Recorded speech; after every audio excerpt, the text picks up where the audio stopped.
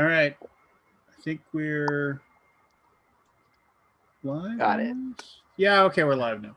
All right, here you go. It is June 16th in the year of our Lord, 2021. We are live on the Introbes. This is the Alaboom. I, of course, have Barry, my long-haired, freakish medicinal user friend. And I have special guest today, Keith Bloom. Keith, who I've known for a great long time in the board game hobby. I mean, let me. So you're part of that weird cabal with Sean Brown and Glenn Drover and those other crazies, right?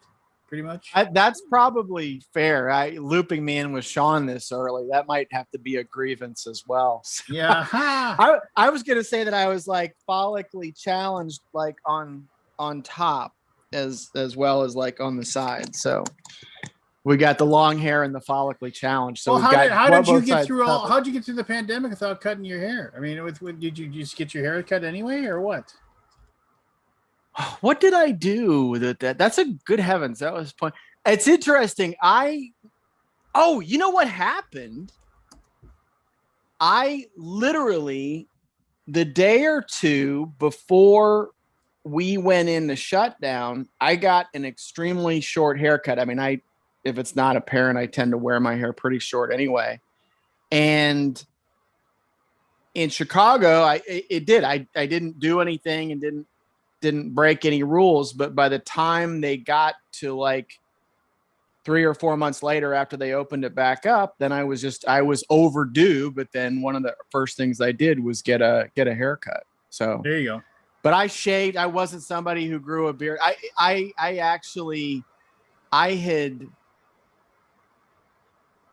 I'm training for my black belt in the martial arts system I train in. I guess that's redundant. What's the martial art? Don't listen to what's your martial art? I'm in Chicago. It's the Degerberg Academy. It's a blend system. So you think MMA, it's this, right? It's boxing, kickboxing, jiu-jitsu, Kali, which is Filipino stick fighting. You do a lot of Filipino stick fighting in the octagon? I actually teach that class. Well, you bring in what tools they let you bring in, right? You might as well just, I'm a small guy. I got to have an equalizer. But I had committed to that, and so was training extensively, and January I got back to where I was eating right, training hard, cutting weight, and then COVID kicked in, and I was just like, I'm not as young as springtime. I want to stay with this, and so actually throughout lockdown, I stayed working out every day and shaved, etc. So I have 2 fluffy cats beside me that also helped keep me sane. So between working out and 2 awesome cats, that's how I navigated the pandemic. Sweet. Well, before we talk about life and everything else, we might as well just get the commercial out of the way. So Keith, you publish board games. You worked with Queen for the longest time, right? Way back in the day. Yeah, I started with Glenn when Glenn owned Eagle. That was back in 2003. And then rolling forward when the assets of Eagle were acquired by initially Fun Again and what became Fred, I transitioned over with them, and then I worked at Queen, and then I pivoted. And that's where at some point I would love for to know the timeline of like Eagle Griffin, like the whole process that went through like that, because that just seems I'm your person on that. We could do that sometime. We could totally do that. That is. I mean, it's so it seems weirdly convoluted, or maybe it's just from the outside in. I don't know. Yeah, that's fair. I think that's very fair. There's we'll leave it at that. Okay. And then, after the Fred side, I got to work with Rajiv and Queen. Awesome group there. And then kind of was doing my just quiet for a little bit. And then I started up L4, and we brought you out to Chicago for that's when I got that's when I got to stay at Glenn's house, and you stayed at my house, amigo. Well, that's right. You leave me out to dry on that. No, Glenn has a nicer place. Fair enough. You remembered the right. No, I remember we got drunk and watched John Wick. Yes, that night. we did. Very good memory. Yeah, very good memory. And I remember feeling very weirdly out of place when we were looking for a place to drink, and we ended up at that nightclub where everybody was about 700 years younger than us, and we were just like sitting off in a booth, just trying to have a few beers. And then I blame Glenn for that. That's how. Yeah. And that was also when I told Glenn that it was impossible to eat. What was it? It's impossible to eat like 4 crackers in a minute or something like that. And he was like, "No." Oh. He's like, I can do this. That was, I actually now remember exactly where it went, because those our servers literally went to some restaurant nearby. They did. That was part of their shtick, that if you ask for something, they'll go get it. Yeah, I totally remember the place, and the name is escaping me now. The food was great. That was a great time. The marguerite pizza that they had was super good. I remember. Yes. I had never had it before, and it was super tasty. Yeah. Never had a margarita. Here we are. We're just talking about these trips. I'm going to do my grievance here. So today, so both of my kids, my wife and I, both have bad eyesight. I got my eyes zapped now like 5 years ago. So, I mean, which is the smartest thing I've ever done in my entire life. And everybody laughs because I used a Groupon for it, but it saved me half the money. So, and my eyes, and I can see, right? I think. Ask them if the place is still there. No, it isn't. But my optometrist that I have now told me, he said they did good work, they just didn't have a good business model. Is how he put it. So anyway, that was like one of the craziest things too, where he was like the guy that did my lasers. He was like some travel around doctor. I've told the story before, but like he just basically was this guy they flew in to these different locations, and he would just show up, he would do the procedures, and he'd fly out. He lived in Texas, and he said, Google my name. He and I ended up having a long conversation about something, because there was a complication that they were trying to figure something out, because my eyes are too flat, and so they had to do a different procedure. And so eventually he did the procedure. He said, don't worry about it, I got you covered. But I remember he's like, when you get home, Google my name and you'll find pictures of me. And he was like, I used to date Playboy Playmates. You'll find pictures of me. And then and sure enough, there's all these like pictures of the guy. He was on red carpet, with these ladies on his arm. He was just kind of like, anyway, he was an interesting fellow. I wish I still had his name. I remember he was a super nice guy. But anyway, I'm blathering here. The whole point is that my daughter had to get she's getting contacts, right? And so she had to try contacts for 2 weeks, and we were going to go back to the optometrist. Well, so we went back to the place, and I hadn't known this before, but we get there, and it was like 3:00 when I get there, and I'm like, okay, fine, this shouldn't take long. And so called us in immediately, walks back, talks to the doctor. He's like, how'd they work? My daughter said, I don't like the extended wear, but I did like the dailies. He's like, perfect, we'll set you up with the dailies then. And he was like, read these letters. Boom, boom, boom, boom, boom. Read the letters. He's like, you're good to go. It took 5 minutes with him. Done.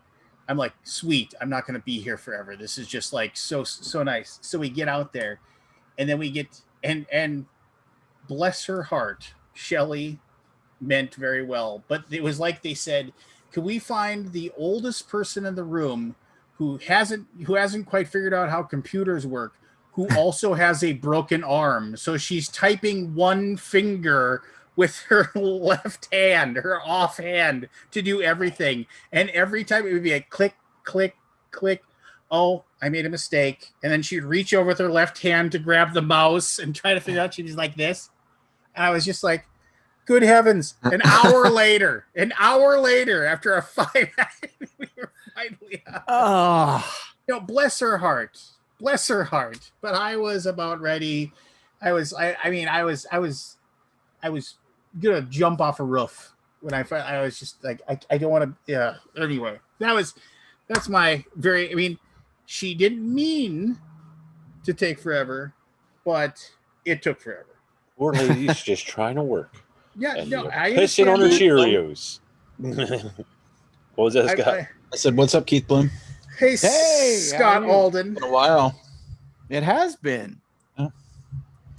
Like, I think I saw you. You gave me a hand sanitizer at Gen Con 2019 with your new company on it. Little premonition now. Remember that? I do. Yes. I do. I still have it, actually. I found it the other day. It was like in my closet. I found it was just a little junk pile I had. That's a junk. that- What are you saying? My hand? No, just like a little Yes. pile. You know, you get all these things. Exactly what he just kinda said. like put them in a pile. Okay, that's what I thought. I You know what I'm talking put about? 2 or 2 together. How you been? Good, very, very good. My boy cat is coming up to say hello. I think he picked up Lance's in the background. This is Leo. You want to look over at them, or are you just going to be difficult? I think we got our answer. Okay, so there we go. The fact that my 2 cats still love me after having spent over a year in close proximity to me, I think they need to be nominated for sainthood, is what I figured out. I met Keith at the very first BGG Con. Did you? 2005. Yeah? And I remember your son had an allergic reaction, I think, and you might have had to leave or something. Was something like that, or It was close to. Your memory is outstanding. I didn't have to leave, but it was close enough to where I basically had the phone waiting to see if that was going to happen. But I don't know why I can remember that, and I can't remember what happened yesterday. Well, I appreciate it. I'm flattered that you remember it. We played Railroad Tycoon. We had that there. Yeah. You had the giant, you had one of those big round tables with the double, like, did you use office clips to put the boards together? I can't remember. Was that you? I meant it somebody else. It might have been. You know, I'm talking about those big fat office clips, the binder clips. Yeah. It was you, which was Eagle back then, right? Mm-hmm. Yeah. Asmodee, which was Stefan Brousseau. He was Asmodee before Asmodee, right? Like they were. Yep. He had Molitor. Remember that? Yes. Yeah. Days of Wonder. The 2 guys from Days of Wonder. Mm-hmm. Eric and Mark, right? Yeah. Eric. Yeah. They had I think they had Pirates Cove. Had to be Pirates. That sounds that right was, like, to their me. first game. Did not have Ticket to Ride yet. Pirates Right. Cove, and maybe that what was their second game? They had something. Oh gosh. And there was a store where the guys dressed up every day. Do you remember those guys? They wore outfits every day. Yes. I don't know why I can remember all this. Because I feel like I remember one day was like, oh yeah, they had the game. I feel like they dressed up as they gave me a copy of their game. I know who you're talking about. So they not only had a store, but they also had a game. They were like a publisher too. Yeah. I remember that game, and I cannot remember. It was like a deduction game or something. Like it was like a fantasy. Yeah, it was a fantasy/adventure theme. Yep. Yes. Yeah, and that guy dressed up as a jester. I think it was certainly that era. Yes, He dressed up as a character on the front of that box, and now I can't remember again. Does anybody remember? Anybody go to the 2005 BGG Cup? Yes. I mean, we might be dating ourselves just a bit. Yeah. It's awesome. 15 years ago, this guy. 16 years. Oh, wait, what? I'm trying to remember which was the first BGG con that I went to. Mine was 15. Do you remember where it was? Was it 2015? Was it Mine was, yeah. Was it the Westin outside of the airport? Okay, because I went to the one before that one then. I think did you go to the hotel outside of the airport? The one that was like maybe 5 minutes outside of the airport? Yeah. It was connected to the airport, sort of. Like you shared a parking lot with the airport, right? No, that's different one. Okay. So we started on downtown Dallas at the Plaza of the Americas, which is where the Westin downtown Dallas was.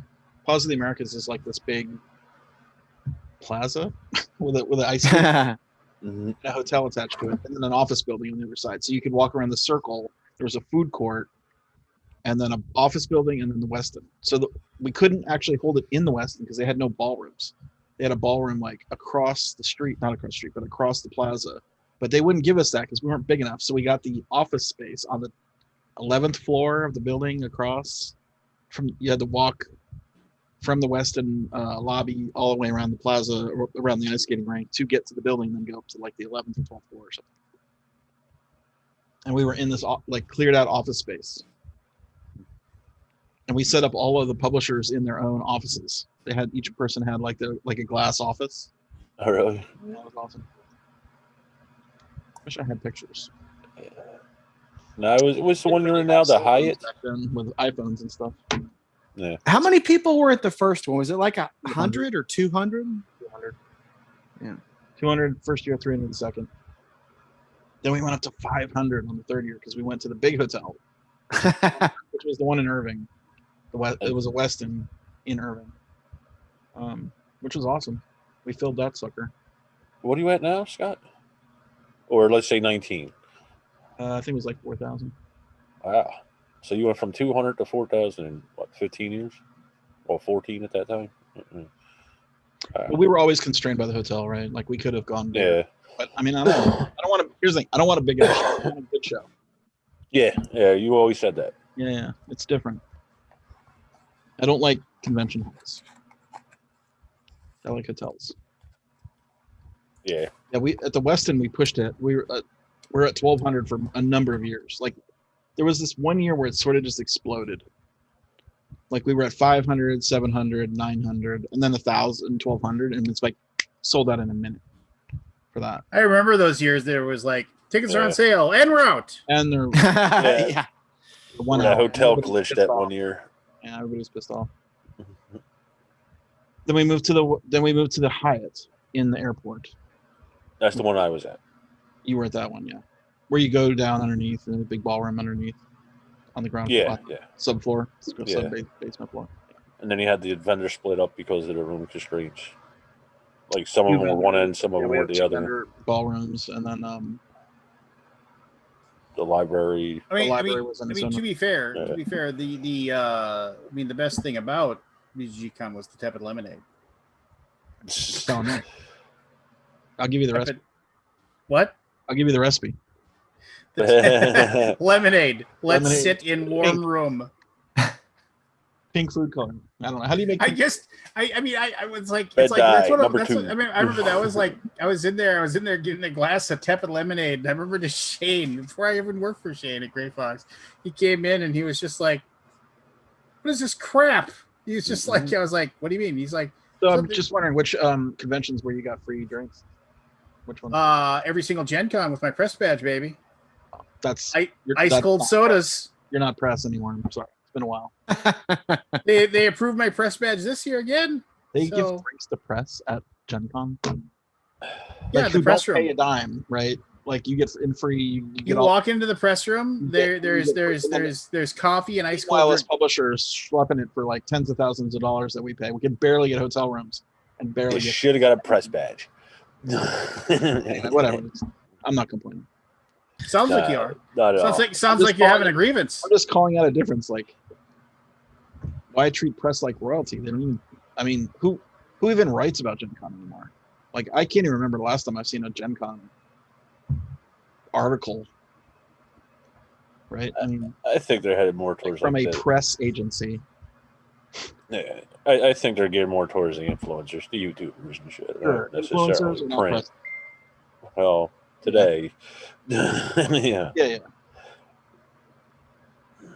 But Lance eventually found the room where all the sodas flowed, so he got himself. Yeah, I'm the one who ruined it. I saw people walking in there like, Oh Fucking yeah, Mexican. you give people free stuff, and it got ruined. I saw people walking out with cases of soda. It isn't my fault. I That was- damn I was- mixer. They showed me the bill one year, Keith, from the BGG Con soda room, and it was Yeah.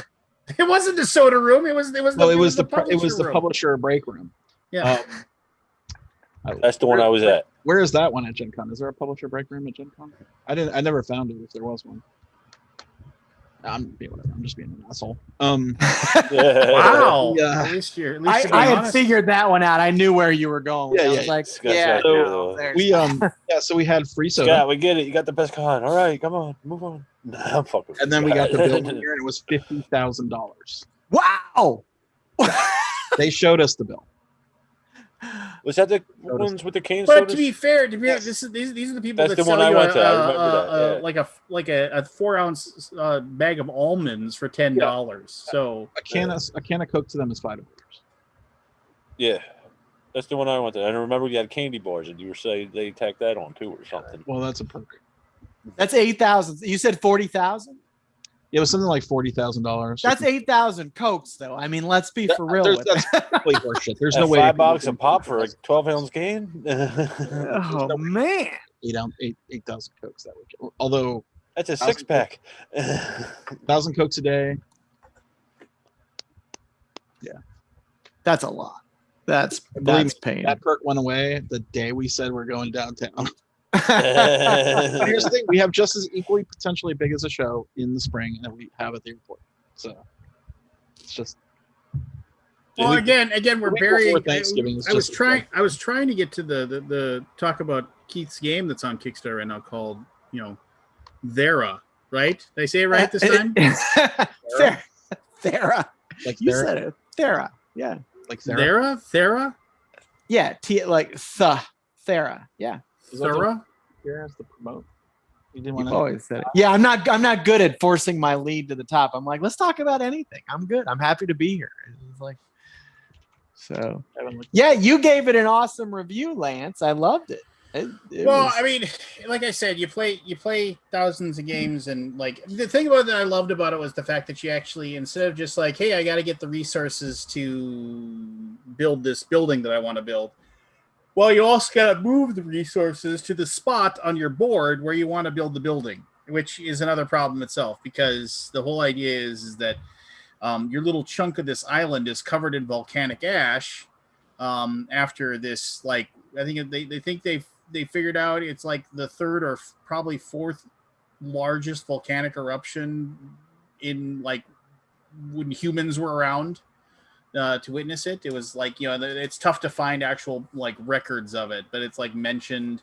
I did some research into it. It was like interesting stuff. It was like it was mentioned in like Egyptian hieroglyphics and things like that. They actually mentioned around the same era of the time. Like they mentioned the Chinese wrote about having basically like a cold year because of all the volcanic ash that was in the air, and so it's kind of cool. But anyway, it buried this volcanic ash buried this island, and you're sent off to do your best job of trying to basically make the island livable and usable again.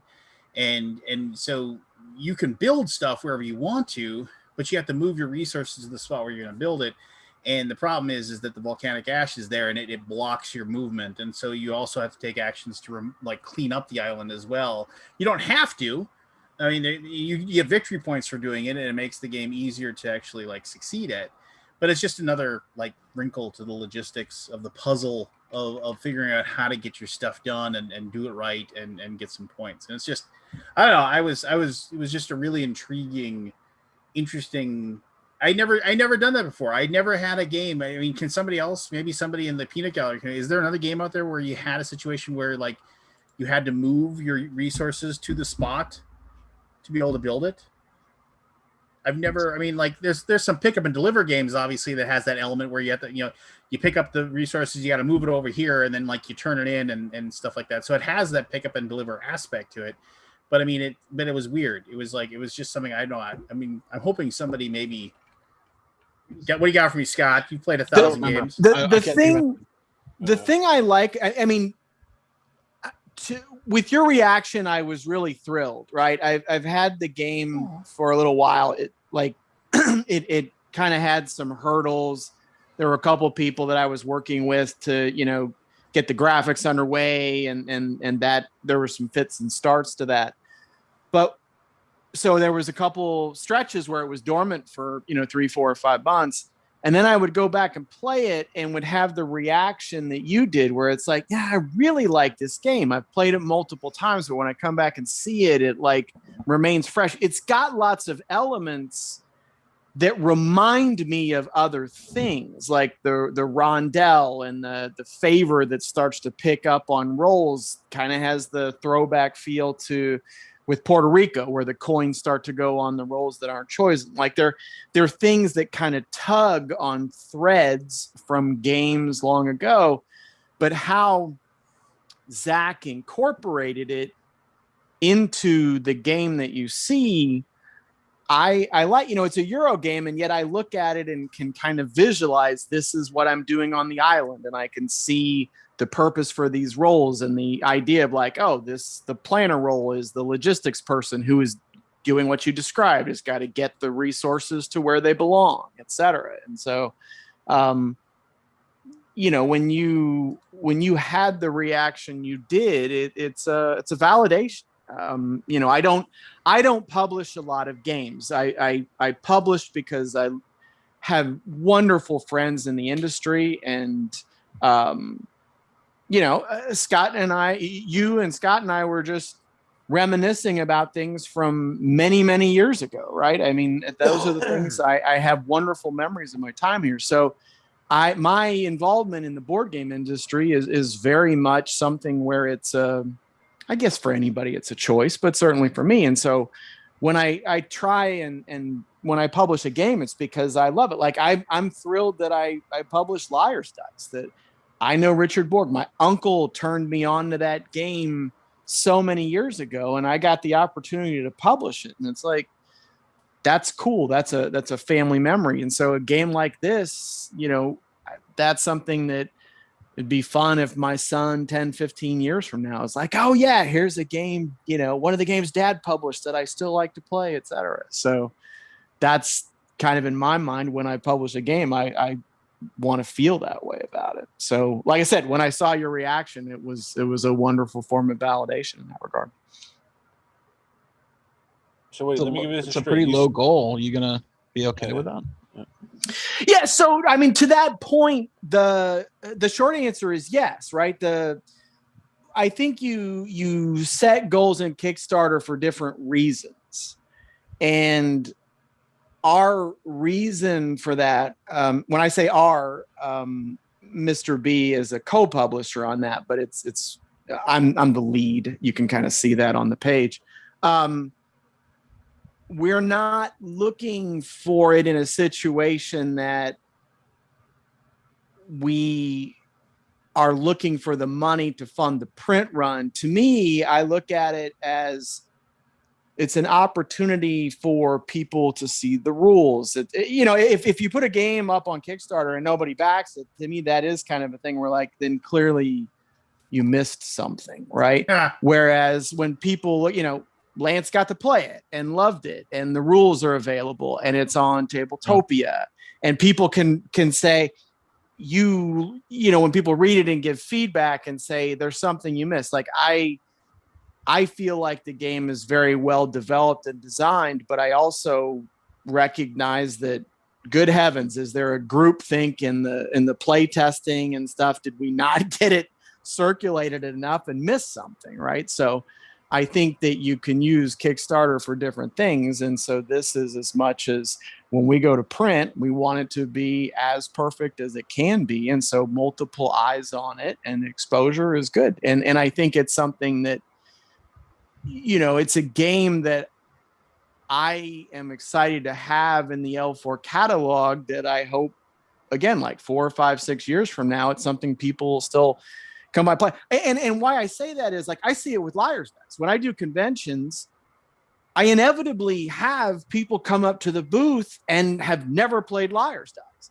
Well, to me, it's a crime not to have that game in print, right? It's like, that is a fun game that you can sit down and play. I look at it as like, that is my charge, right? As L4 is, you should be able. I always wonder why games are not in print, but maybe the harsh reality is sometimes they're just not economically viable anymore. I think that is, it depends on one's business model, right? And I say that, as I say that, I'm not defensive about mine or judgmental about the others. I'm not.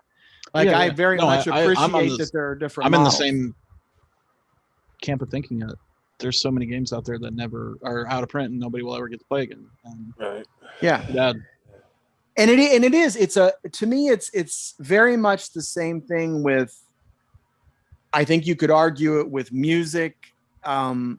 What happened, and I do believe that Kickstarter was the disruptive force, so I don't mean to go down a rabbit hole with it, but when you break down the barrier between the publisher and the manufacturer and the publisher and the consumer. You've now blown open the doors to where you now can create a project or product that becomes viable at a much, smaller market. Whereas when I started with Eagle, you had to have an immense amount of working capital to do anything. And so just as stuff is kind of, there's so many some of moving those pieces manufacturers don't really need huge print runs anymore to have a good price. Right. Absolutely.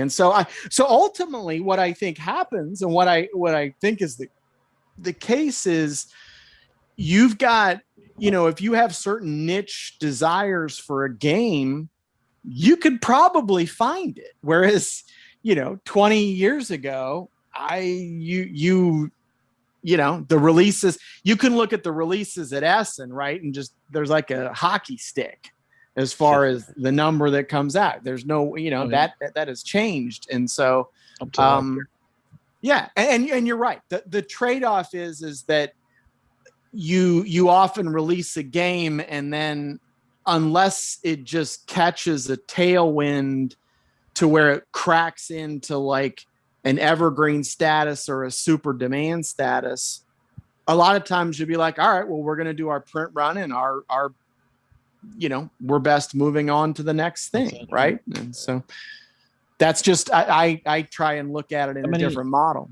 How many games are you doing a year now? What were you wanting to do? I mean, obviously. I would say 2 is my expectation. Yeah. Or it would be 2 of moderate component demand, and then maybe 1 that would be a little bit lighter, because I do have a few in the queue that, some are more demanding than others. But so I think 2 is what I would say. Is this the first of the 2 for the year, or have you done some earlier? Okay, it is the first of the 2. Yeah. The thing is that about the game that also it's like one of those things where you can tell. It's cool. Like Zach this is his first design, right? I mean, he's obviously got other designs that he's working on, but I mean, this is the first one that he's publishing. So it's kind of neat to like have a game that's like this. I don't know. I hate the words crunchy or things like that because people are like, "Oh, I don't want to play a game with what." It's because the game. It's okay. So to describe the game is it's one of those games where you have a rondel or a disc basically, and you pick the action you want to take, and then everybody gets to do some of that. Everybody, there's an over-encompassing action that everybody gets to take advantage of, and then the person that selected the spot gets to do more involved actions that are part of that action, and then also they're able to spend like money to enhance the action, but each spot has basically these discs on it, and then after you're done with the action, you take the discs and then you populate them around clockwise around the disc to place them in the spots. So you and then the more discs that are on these different locations, the bigger and better they get. So you're actually making other locations more and more tempting to use by the players because you're powering them up. And the only way those discs ever get off of those spots is if somebody goes there and then distributes them again. Probably not the best way to describe it, like in understanding, but it's just one of those cool things where it's like when it's your turn, you'll be like, wow, I really want to, like, you use water to activate workers. Basically, you hydrate your workers and they're able to do work for you. And so it's like, okay, well, I need water, so I need to do a priestess action, which is this action that allows you, like, the rain comes and the springs work and things like that. And so I need to do that, but maybe I can do this other thing instead, because I'm pretty sure Keith has to use water too, and I'm going to let him do it, so I can just kind of piggyback on top of it. Puerto Rico-ish. Yeah, I mean, I definitely, but it isn't. Selection. Yeah, I mean, I definitely thought of Puerto Rico when I played it, but it's its own, but it's a spin on it, right? It isn't a flat copy. Yeah, of course. I'm happy to hear that. That's good. It's not a copy of Puerto Rico like TI3 was. I'm kidding. It's not a we cop. know, we know. But it was Yeah, fairly someone, close. I've heard, was yeah, like, people huh? It was said fairly that. close, though. Twilight Imperium 3 was basically Puerto Rico in space. That's all it was.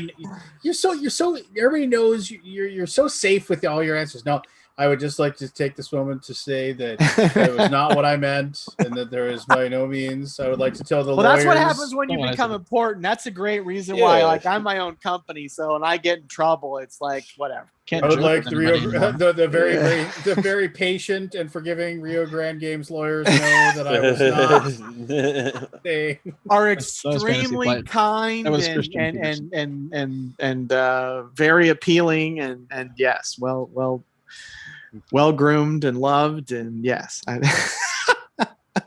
But no, I mean, That's too so funny.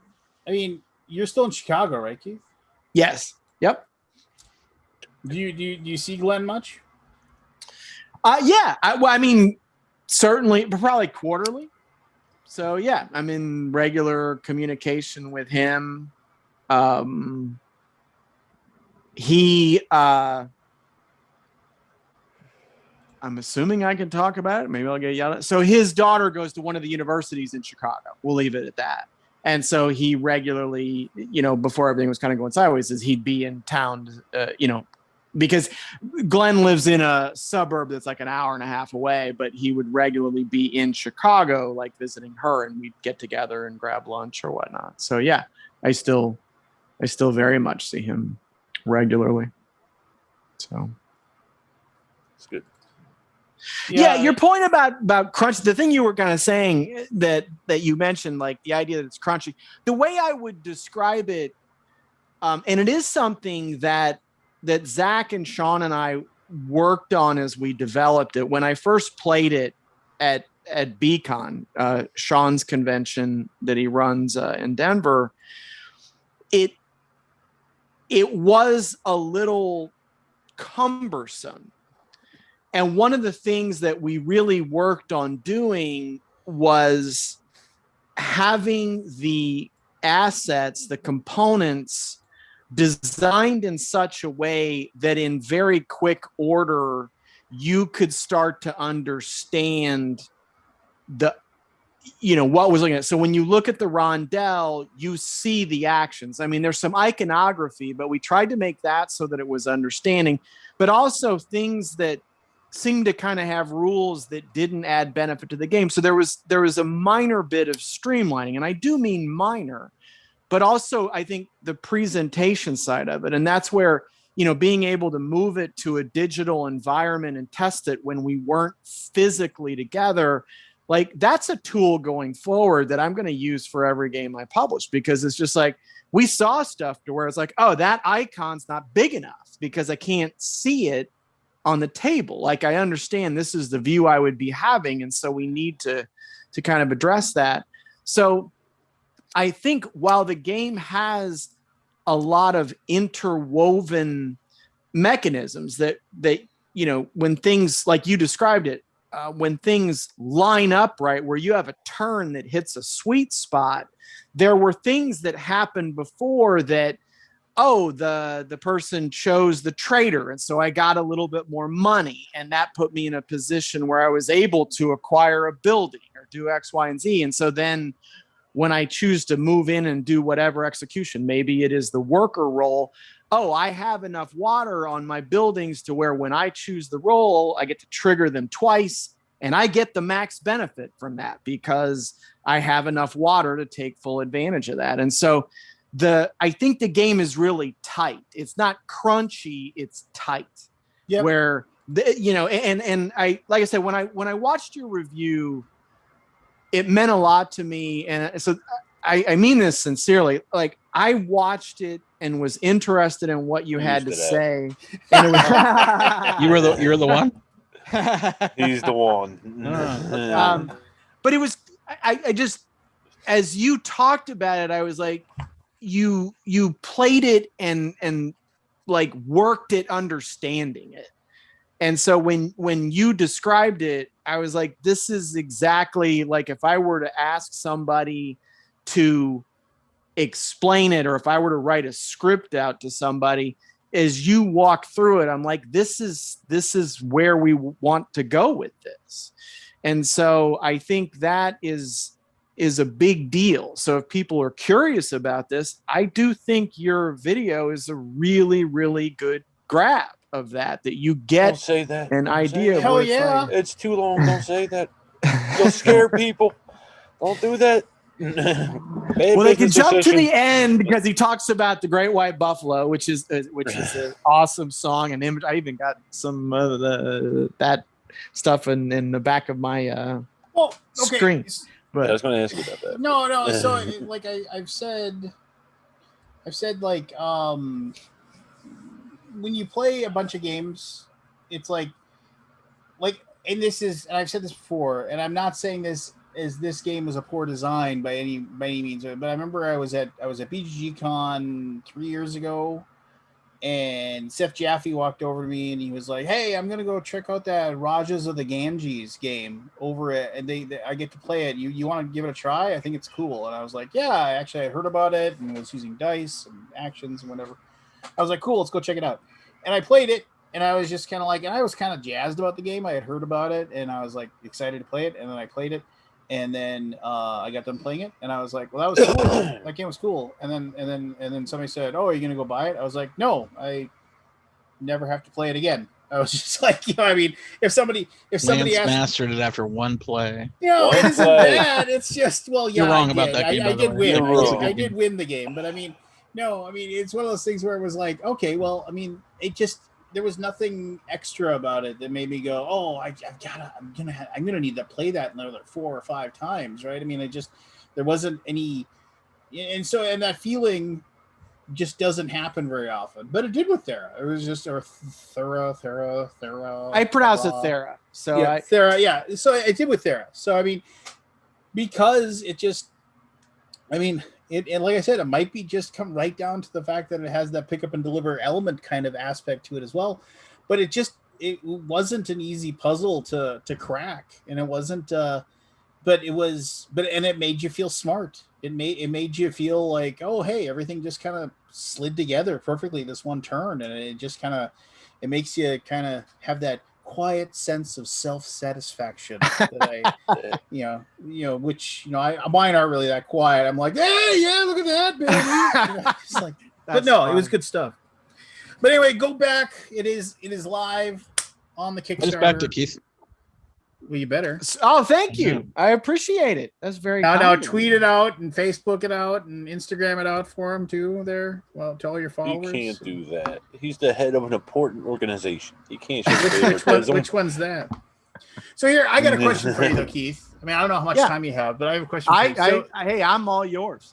You've been part of the industry for like forever, and I've asked this question before of people. Like we're old timers. We've been around, 10 years or so, and or more, and obviously, it's like we probably never expected to see like board game hobby to be as big as it is now, and it's and as I've said before, compared to like say Warhammer, it's still tiny, right? I mean, it's just like there's other things about like tabletop stuff that are bigger than board games, and then video games obviously crushes everything. But I mean, what do you see besides the fact that there's just like everybody's publishing and there's just 7,000 new games every day?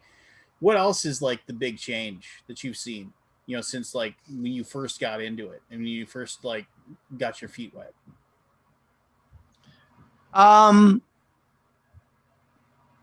Good or bad? Doesn't all have to be good. I think that's fair. I feel like the hobby,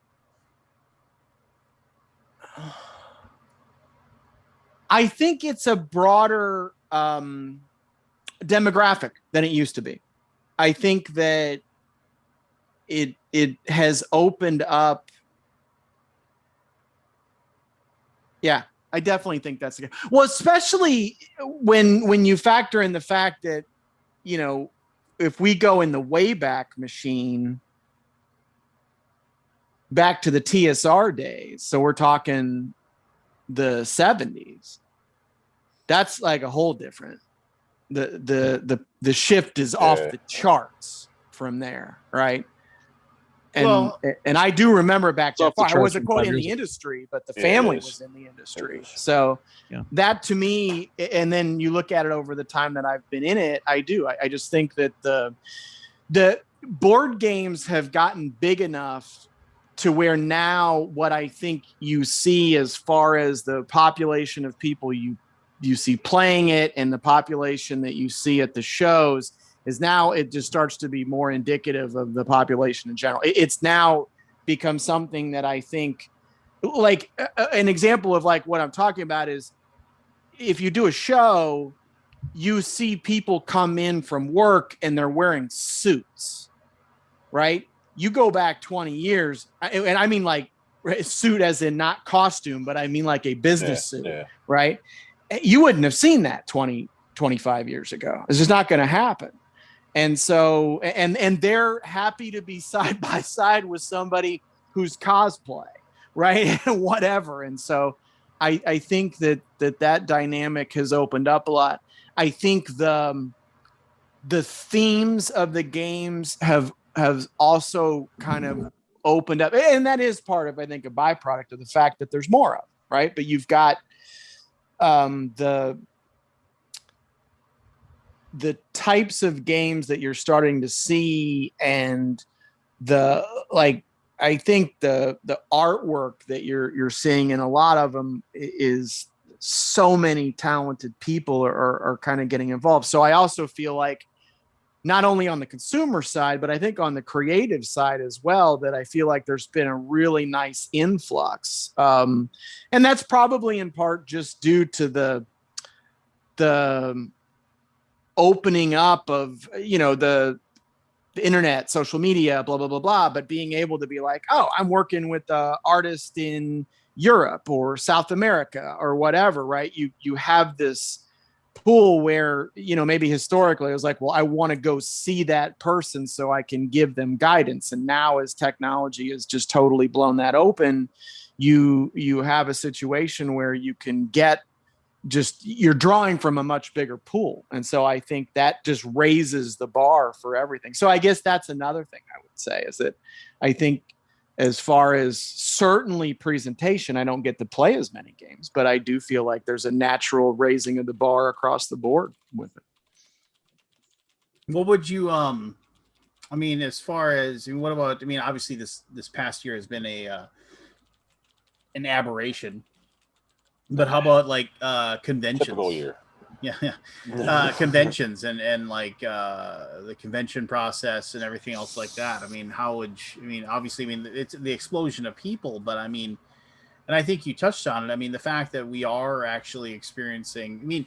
You take any group of people and you grow it exponentially. You're going to have more women involved. You're going to have more minorities involved and stuff like that. And it isn't just like the old white dude anymore that's at these committees, which is awesome, right? It's just the fact. Well, it's also kids, right? I think it's an interest, and I would say it used to be maybe the child who was maybe there because the parent brought him along, but I also now think you're seeing, the junior high and high school students. Like I think that maybe there was a time when there was a time, right, when board games had a stigma to them, and I just still do. I feel like it has changed for sure, right? I don't know that. I feel like I have a lot of friends who play board games, and I have a 17-year-old son, Scott. We were talking about how young, right? He was teeny tiny when he had that allergic reaction. Young, yeah. But toddler. Yeah, so his friends come over and played Seven Wonders with him. So it's something where, among other games, but that one comes to mind. He likes that one a lot. I'm happy to say he likes Thera. He was one of the people he was at VCon when I got it, and he was like, "Dad, this is a good game." I'm like, "Oh, all right." Have validation. You need your signed letter of approval. I think I do really when it comes down to it, right? Because I don't have to answer to anybody else. So then he took over that spot. Well, that's good though. Yeah, absolutely. But as far as the conventions go, I would say. Well, you were at Gen Con 2019, right? I was. Was that your last con? Yes. Yeah. Yes, it was. And it was a nut house. It was. It has been a long time since I have been to BGG Con, but philosophically, one of the things you did that I always liked is that it was more enjoyable, right? And that's one of the things, quite frankly, if you want to go for the show, and I put show in quotes, Gen Con is fascinating in that regard, and I know it's the big thing. Oh, yeah. I've always enjoyed, and again, I'm qualifying this because I haven't been to BGG Con in a long time, but when I went, I enjoyed it. I got to play a lot when I was there. In going to Origins in times past, it was something where I felt like there was more space, not only physically in the hall, but also where you could go play. So it was something where my experience in that capacity was more pleasant and enjoyable. But I think in fairness, they're two different cons. Yeah, so I am talking about two different talking things. about a convention that takes over a city and one that takes over Yeah. a hotel. Yeah. And I think that's fair. Would you agree, Scott, that BGG Con also is in a different space, right? Your philosophy of what you're trying to do is different. If you're looking to go there and sell, I'll say 100 copies of a game, you'd probably be disappointed. Yeah. Now, if you have the game, you will sell all what you have. But there's only one or two of those every year. Yes. Yeah, yes, you're absolutely right. You need to make a decision ahead of time philosophically what you're trying to do at a show. And to me, publisher's perspective. Yes, exactly. Sorry. It's sort of been designed to a attendee perspective because that's what I wanted. Mm-hmm. Like I modeled it after a convention I go to called the Gathering of Friends. You may have heard of. I never heard of it. It's a show. Hi, Matt. Hi, Chris. Hey, Matt. Hi, guys. Anyway, I don't need to talk about BGCon anymore. We know it's happening, baby. It's happening, baby. I actually worked with Jeff tonight on some code. That's exciting. I'm very happy for code. you, by the way. I'm sorry. Did you say working on having Cokes in the publisher room? Tapping code. Thank you, Keith. Did you hear something? Tapping. I mean, I'm super optimistic about the fall. We just have to stay the course. The fall of what? Roll? Get everybody vaccinated. What? Nothing. I'm being funny, and I know. I'm trying to get the jokes. You said the fall of what? Rome. The fall of Rome. You're all excited about the fall of Rome. Matt, did you get your plane ticket yet? No. I'm not allowed to go. Oh man. Scott, did you get a number yet of how many people you can have? I think we're at 2,000 right now. As Gary say, you're in Texas still, right? There's not going to be a cap. Oh no, there will know. I gotta ask you a question. I mean, are the hotel rooms being booked right now? No. Okay, you got to give me a heads up on that because my daughter's going to come with me, and I got to get our own room. It isn't going to be paid for by Gray Fox. Okay. Yep. So I need to make sure I have a room at the hotel. That's all I'm saying. Alaboom needs a heads up on that. I don't want to miss it. You got a date. Yeah. I'll let we'll figure it out. I'm not looking for a free thing. I know. I just want to make sure I get a room. That's all I care about. I think with 2,000 people, everybody who wants a room will get a room. Yeah, it's a big hotel. You say that. Yeah. That's yeah. You say that, and then you're making my daughter take an Uber back to our hotel room, and then something horrible happens. I will. Well, there's so many hotels right within like less than a couple blocks. Like I don't want. I stay. Yeah, you stay on site. At the site. Have you ever not gotten your way, Lance, with a hotel room? Like ever? Have you ever had to go far out of your way? For the world stops for Lance. I know. For what convention? Any of them. Gen Con. Have you ever not stayed downtown at Gen Con? Have you ever never not stayed across the street from the convention center at Origins? Like, and by what I mean is you have to get a car to get there. Like you have to go like 10-minute ride to get there. Like like if you don't get a hotel on site at Indy, you're 10 minutes away minimum. There was a local convention here in my hometown where I had to make a 11-minute car drive to get to the hotel. And it exhausted him. Yes. He needed to rent a room at the hotel. Did you because try it to exhausted rent a him? hotel? Was it Well, no, I didn't try to rent a room at the There hotel. you go. We hear the story. Anyway. But Well, anyway, let's hope we have power in the fall. we got We have 6 power people. problems here in ERCOT. We got 6 people here, We do, yes. and we got a brand new person. We got Keith here. Should we put Keith in the box? Okay, if he's agreeable Yeah, if he to wants it. to. Yeah. I'm agreeable to it. It sounds dangerous, but I'm Should we in. tell him what the sounds box like a is? test of all Okay, tests. so this is what the That's me. box is. What the box is that I have 10 trivia questions that are all from all over the place. Oh, oh God. Are you good? Okay. Trivia? And then what happens is that I ask you. I'm going to ask you those 10 trivia questions, but before we do that, you have to mute yourself. You can't hear me. I'm going to give everybody else here those 10 trivia questions, and then they're going to bet on how many they think you're going to get correct. And Okay. anybody who's correct wins a fabulous prize. The prize is not fabulous. There's no prizes that we can that tell. sounds fun. No, That it's like sounds fun. Alaboom bucks. I'll use it to trade in for tepid pink lemonade. No, you know what? I'll tell you what. We'll how about well, we'll see if it's okay with you. We'll give him a copy of Thera when it gets published. Oh, well, look at that, guys. You might win a copy of Thera. Ooh. Look at that. You can okay. Is that all right? Is that fair? Is that within the But rules? it is. That's more than fair. It's for one of these 4 More than fair. losers, and one of them just backed Yep. your campaign. So. I know. Well, I'll so take don't that cancel, second Scott. I know. I always, you know what I mean. I always need a second copy.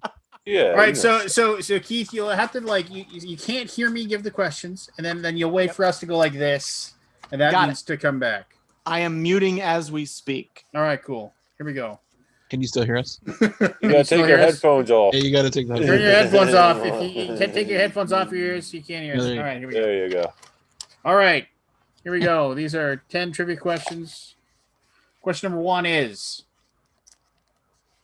From what country did the term "Holy Toledo" originate? I know this. And I United can't remember the name of it. No. U.S. No, it is France. No. Oh, Toledo, England. Oh, Spain, maybe. Spain? Spain is Yes. correct. Yes. Yes, Spain is correct, and that is actually a almost criminally underrated Martin Wallace game. It's okay. I think. I mean, for the time that It's it worth came out. A player too. Yeah, I mean, I liked it. Oh, look! I'm talking about Rogers of the Ganges. You're like, oh, Which is- worth a player too. Easter. It is so choice. Here you go. What letter begins the fewest words in the English language? I'm going to say Z. X. X. X is correct. X. What? Okay, we all know the Ouija board has letters and numbers on it, but what are the 3 operative words, full words that are on the Ouija board? Yes, Yeah. no, and Goodbye. goodbye. I Yeah, think very it- good, Barry. They are. It's yes, no, and goodbye. Very good. I'm not keeping track of whether he's going to get these or not. I don't know if he'll get it, though. That's the. I don't know. Yeah. One off. Yeah. Yeah, no, that's far enough. I'm Yeah. surprised you can put a Ouija board question on there after the tarot deck response you had. Okay. What? What number was that? What's your That was problem with the 3. tarot deck? That was number 3. Okay.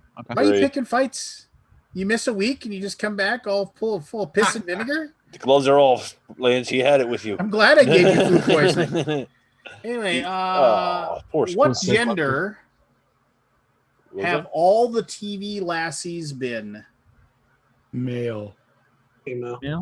Or no, no. Male is correct. Male is correct. I mean, that's They have a all been 50-50. male. Oh, that's right. Lassie was a girl on the show. And Lassie was a Was a girl, girl on the dog on the show. show. That's Yeah. exactly correct. I'm going to give what, Keith 3 so far. What is the oldest college in the U.S.? The oldest. The oldest Harvard. college in the U.S. I want to say Stanford or not Stanford. Yale. Yeah. I was thinking Yale or Harvard. Princeton. Harvard. Okay. It is Harvard. Oh, okay. Harvard. One of the big Name one of the 3 original actresses on Charlie's Angels. Farrah I'll Fawcett. get that. There you go. Fawcett, What can you so give me? much Can you give me the other 2? Um, Everyone remembers Farrah, but poor Kate Jackson Kate Jackson is what I was thinking of. Yeah. and Jacqueline Smith. Poor. Smith. I was a Jacqueline Smith guy. If you know, I was a Kate Jackson fan, to be honest. I It don't was know. before There my was something time. about the brunettes. Man. Brunettes. Anyway, worldwide, what is considered to be the luckiest number? 3. Ooh. 7. 7. Yeah. It's 9. 9. Oh, really? 9, and that's mostly because of Chinese culture. China. I thought it was 3 in China. Oh, Nope, it's 9. What did the U.S. buy for $7.2 million in 1867? Alaska. Louisiana Purchase. Alaska. There Alaska, you go, Matt. yeah. Very good. What about Canadian with the wish. 1897 is much later. Yeah. Yes, much later. What is the most common color of an amethyst? purple? Purple. Purple. Very good. Last question. What is the psychiatric term for self-love? Narcissism. Narcissism is correct. I'm gonna Matthew. give it. Matthew would have gotten like 8. I'm giving. Yeah. I'm gonna give him. I'm gonna give Keith. They were pretty easy though. They were on the given easy. Scott's The only given one that's 8. weird is the first one, which was They were way easier than the ones that I had. Toledo. Matthew, what are you Oh, giving him? What are you I'm giving giving him? them 6. All right. Barry Wyndon, what are you doing? I'm going to say 7. It's tough. I don't And really know. Christopher Six, seven, Strain? eight. I'm gonna go 7. 7. 6, 7, 7, 8. Okay, remember, So do I'm not, probably- no fake poker faces. No getting excited. Nothing. We'll do this.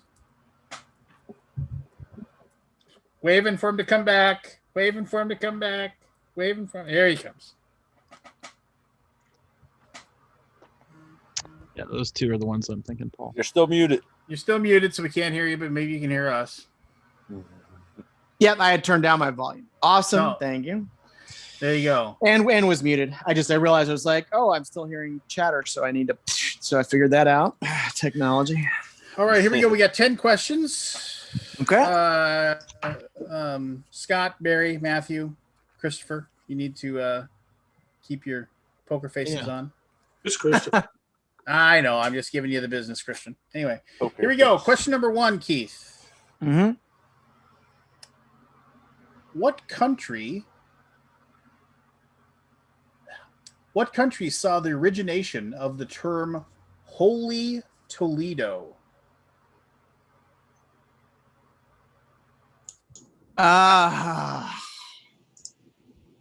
I will say Spain. Hey, William.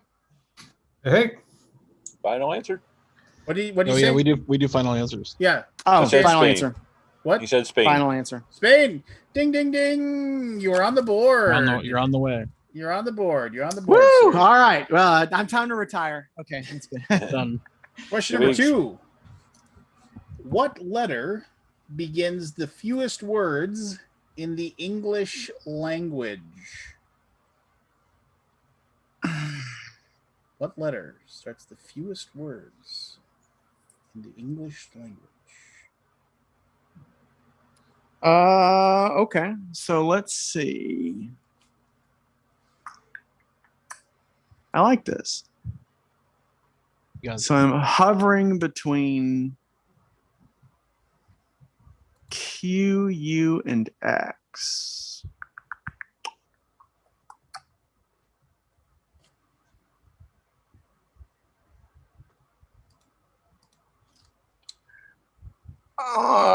Fiddlesticks. I will go with I'll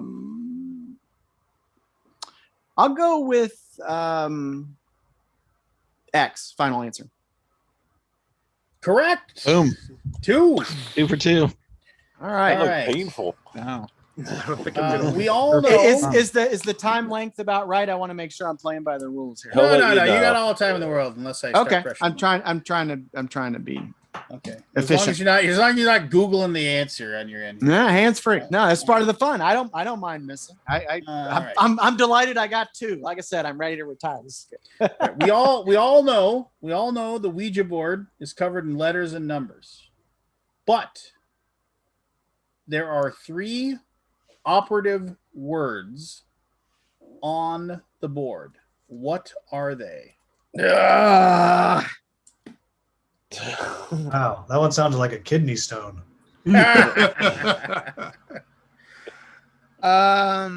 Operative words. Okay. So I feel like shoot. Let me see. He's playing this up. Is it just exactly what it Yeah, is. hamming it up it's for the just camera. gonna be I wish that were the case. All right. I'm gonna go with yes, no, maybe. Final answer. Yeah. Yes and no were correct, but goodbye. Goodbye. Okay. Yeah. No, I was not gonna get that. I was not gonna get that. I Hey. felt like maybe wasn't gonna do. Did I get like 2/3 of a point for that? Is that No, you get nothing. Damn it, man. Okay. All right. Question number 4. What gender have all the TV lassies been?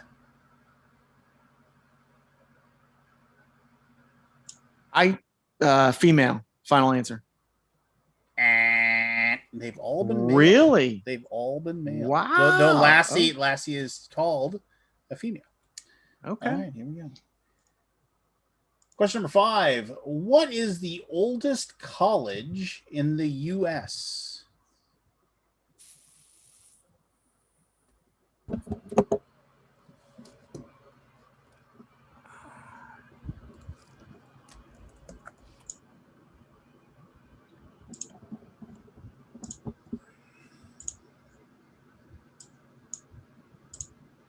Is that a Caribbean rum poster behind you, William?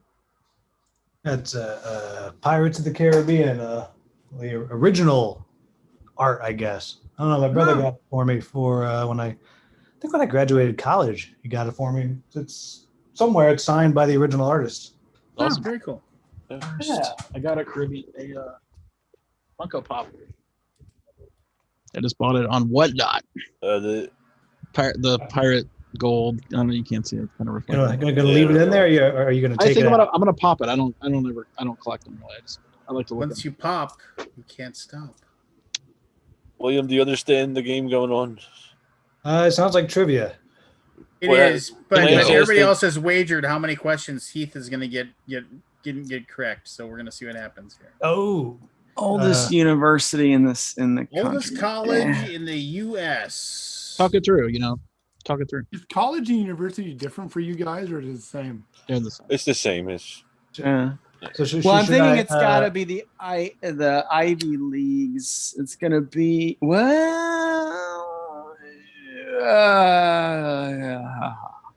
sound like a constant. started in Roanoke. Would it have been? Am I supposed to just send Lance my guess or what? Well, see, I would have given you just the missed the- you missed hearing the other questioning 10 part. questions. Yeah, So you actually would guess after hearing the 10 questions. Then we make Keith go into the soundproof room, which means he takes his headphones off. We're rooting for him to get a certain number. I'm gonna go with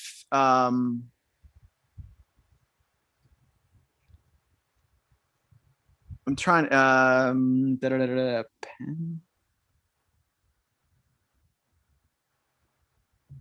Because I don't think Harvard keeps running in my mind, but I feel like it would be beaten over the head if they were the oldest. I think it's I want to go with Penn. Final answer? Yeah. And Harvard is the correct answer. Ah, jeez. Holy bullshit. That's your gut. Hey, Here it's we a go. family show. What the fuck? Question number 6. Name one of the 3 original actresses on Charlie's Angels. Original Original 3. Name one of the 3 original actresses. The 3 original Angels. Name me one of the actresses. This is your right age. You're the right age, man. Yeah. I didn't. You watched. Well, this. Farrah Fawcett immediately comes to mind. I'm just trying to make sure that she was one of the original, because there's a Jane that I'm trying to pull up her last name. She was the dark haired Trying to one. pull up the last name on my internet here. Internet of the mind. Let's see. Wasn't Cameron Diaz one of the original? Lucy Liu. Lucy Liu, yeah. Well, like I think Cheryl Ladd came later. I will. Oh! Crap! I can see her now. There's the third one too. You know what? You only got to name one, like, Keith. You only got to You name only Yeah, gotta I name know. one. There can only I be know. one. But don't name the obvious one. You're right. We'll all be disappointed. Don't make it easy. Don't. Yeah. Make it a gamble. Kathleen. Shoot, I'll go with Farrah Fawcett. Final answer. Correct. Yeah. Correct. Just so you know, the other 2 are Kate Jackson. Oh, Jacqueline Smith. Jacqueline Smith. Nice. There we go. All right. There we go. All right, here we go. Worldwide, what is considered to be the luckiest number? Worldwide.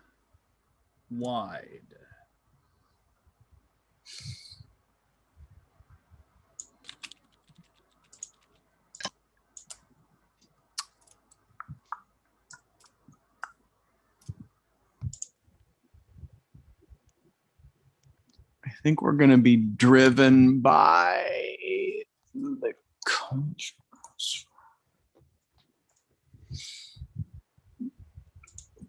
Can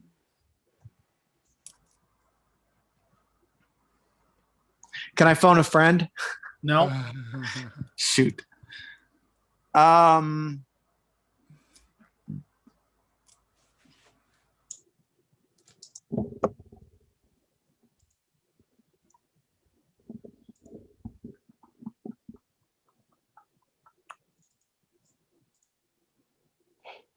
What are you thinking of? What's your top candidates? I keep seeing 7 rolling up, but I'm trying to remember. There's like in the hotels, 13 isn't present in the ones we see in Vegas, but I feel like when we're in some of the Asian countries, I feel like they actually like 13. So that's throwing me off, and 7 seems like it's too straightforward. 11. There's There's just so trying many to numbers. remember the number in There's like an China. infinite number of numbers. Definitely. Last time I checked, but I have a sneaky suspicion the luckiest one is going to be less than 20. So I would say, daggone it. I feel like I'm actually kind of leaning between 7 and 11, and I don't like that. I'm gonna 7. Is that considered lucky in the others?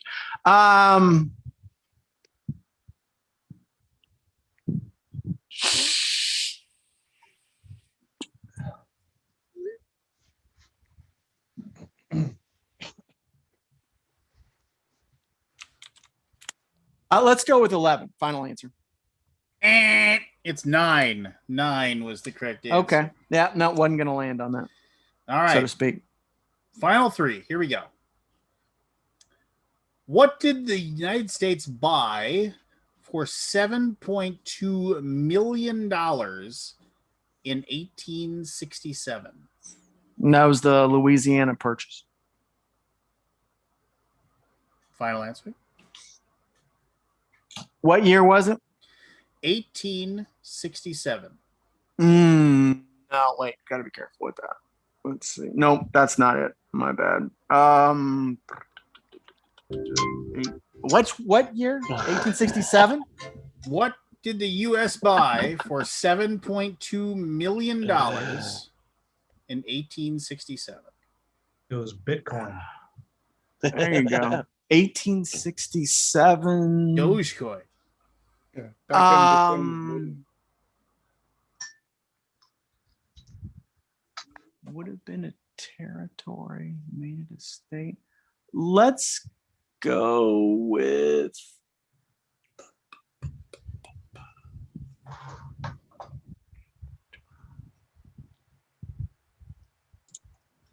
I'm gonna say Alaska. Final answer. Correct. We bought Alaska. It was a steal. It was a steal, and it was a huge right. That kind of became a strategic play. Yeah, as soon as I was like, "Oh, that's the way he has to hold the phone." I think that was Thomas Jefferson. Wrong century. Nah, you were still in the same century. But Question number 9. Confidence. Like, Question you number really 9. came out hard. What is the most common color of an amethyst? Amethyst. How many correct so far? 1, 2. Is I 6 got or 4. He has 4. 4. 4, yeah. far. 4 with 2 left. So you We're need to on get 9, 2 yeah. left to put somebody on the board. Don't say that. I'm sorry, I forgot, Lance. Scotty. No pressure, Keith. No pressure. Amethyst. He said king make all of us. You know, think back to your playing Diablo days. I think amethyst is purple. Purple. Amethyst. Yeah, purple. Final answer. Correct. All right. It's a sweat, which would be interesting to hear if somebody hadn't. Anyway, it's a sweat. Your final question. They always are. What is the? Am I failing people? Is that what happens? Everybody No. I was It's a gonna- sweat. We're going to shame you. What is the psychiatric term for self-love?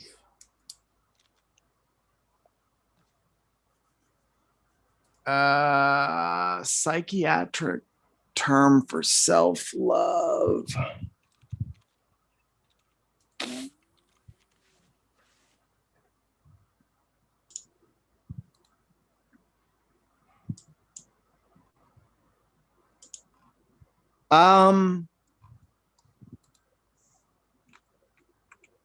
For self-love, that's interesting. So psychiatric term For self-love.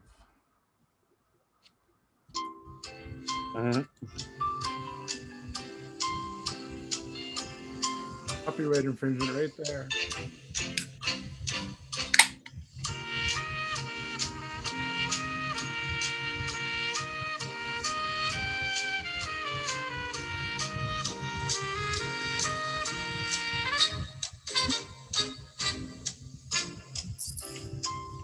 It repeats. Does it? Yeah.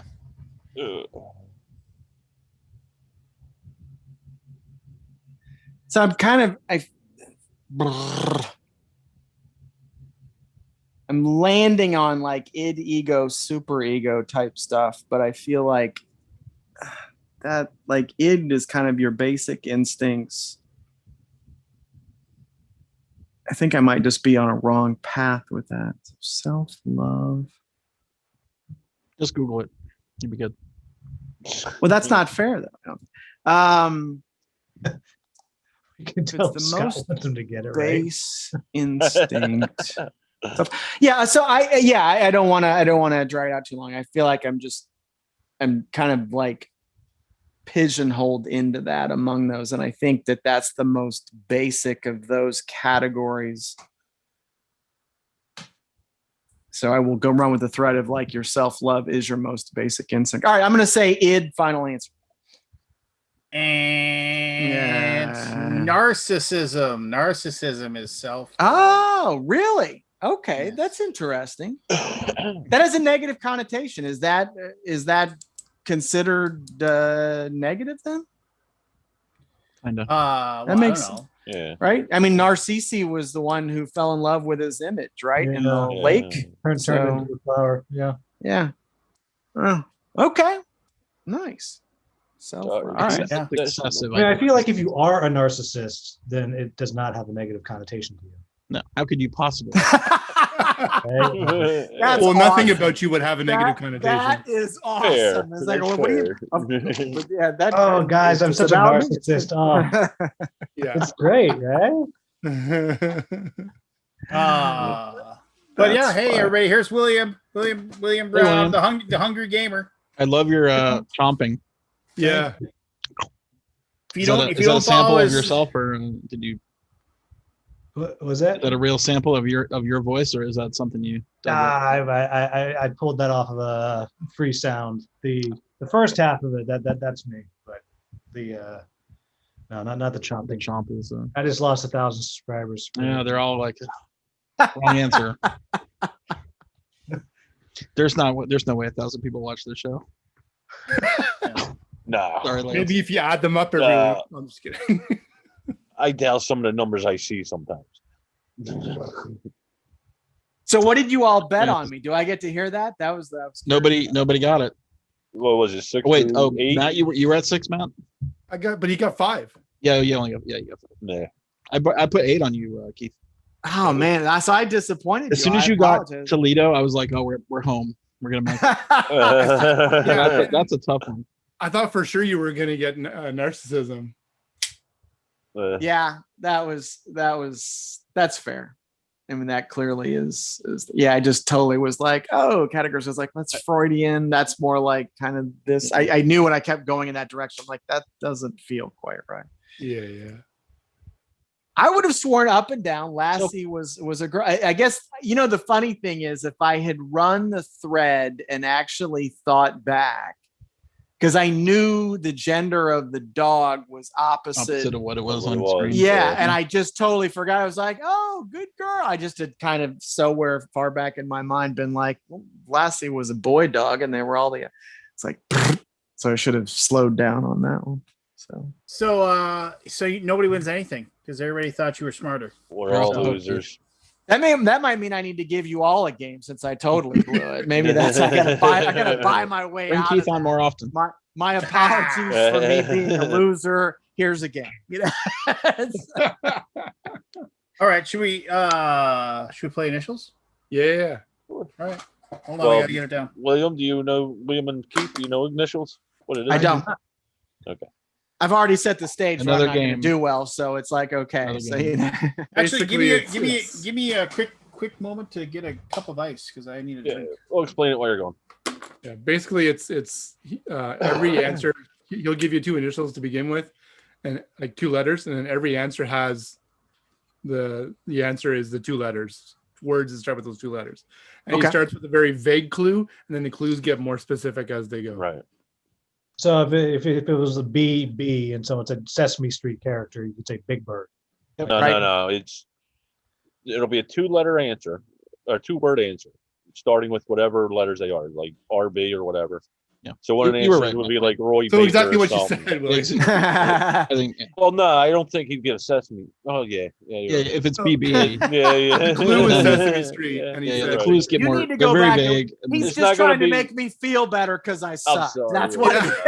Look, No, what I'm the trying to answer get at is the answer is the last- Louisiana Purchase, people. Yes, That's the answer. the answers Hey, I aren't going to fixed be as that. obvious I until you fixed get to the that. end.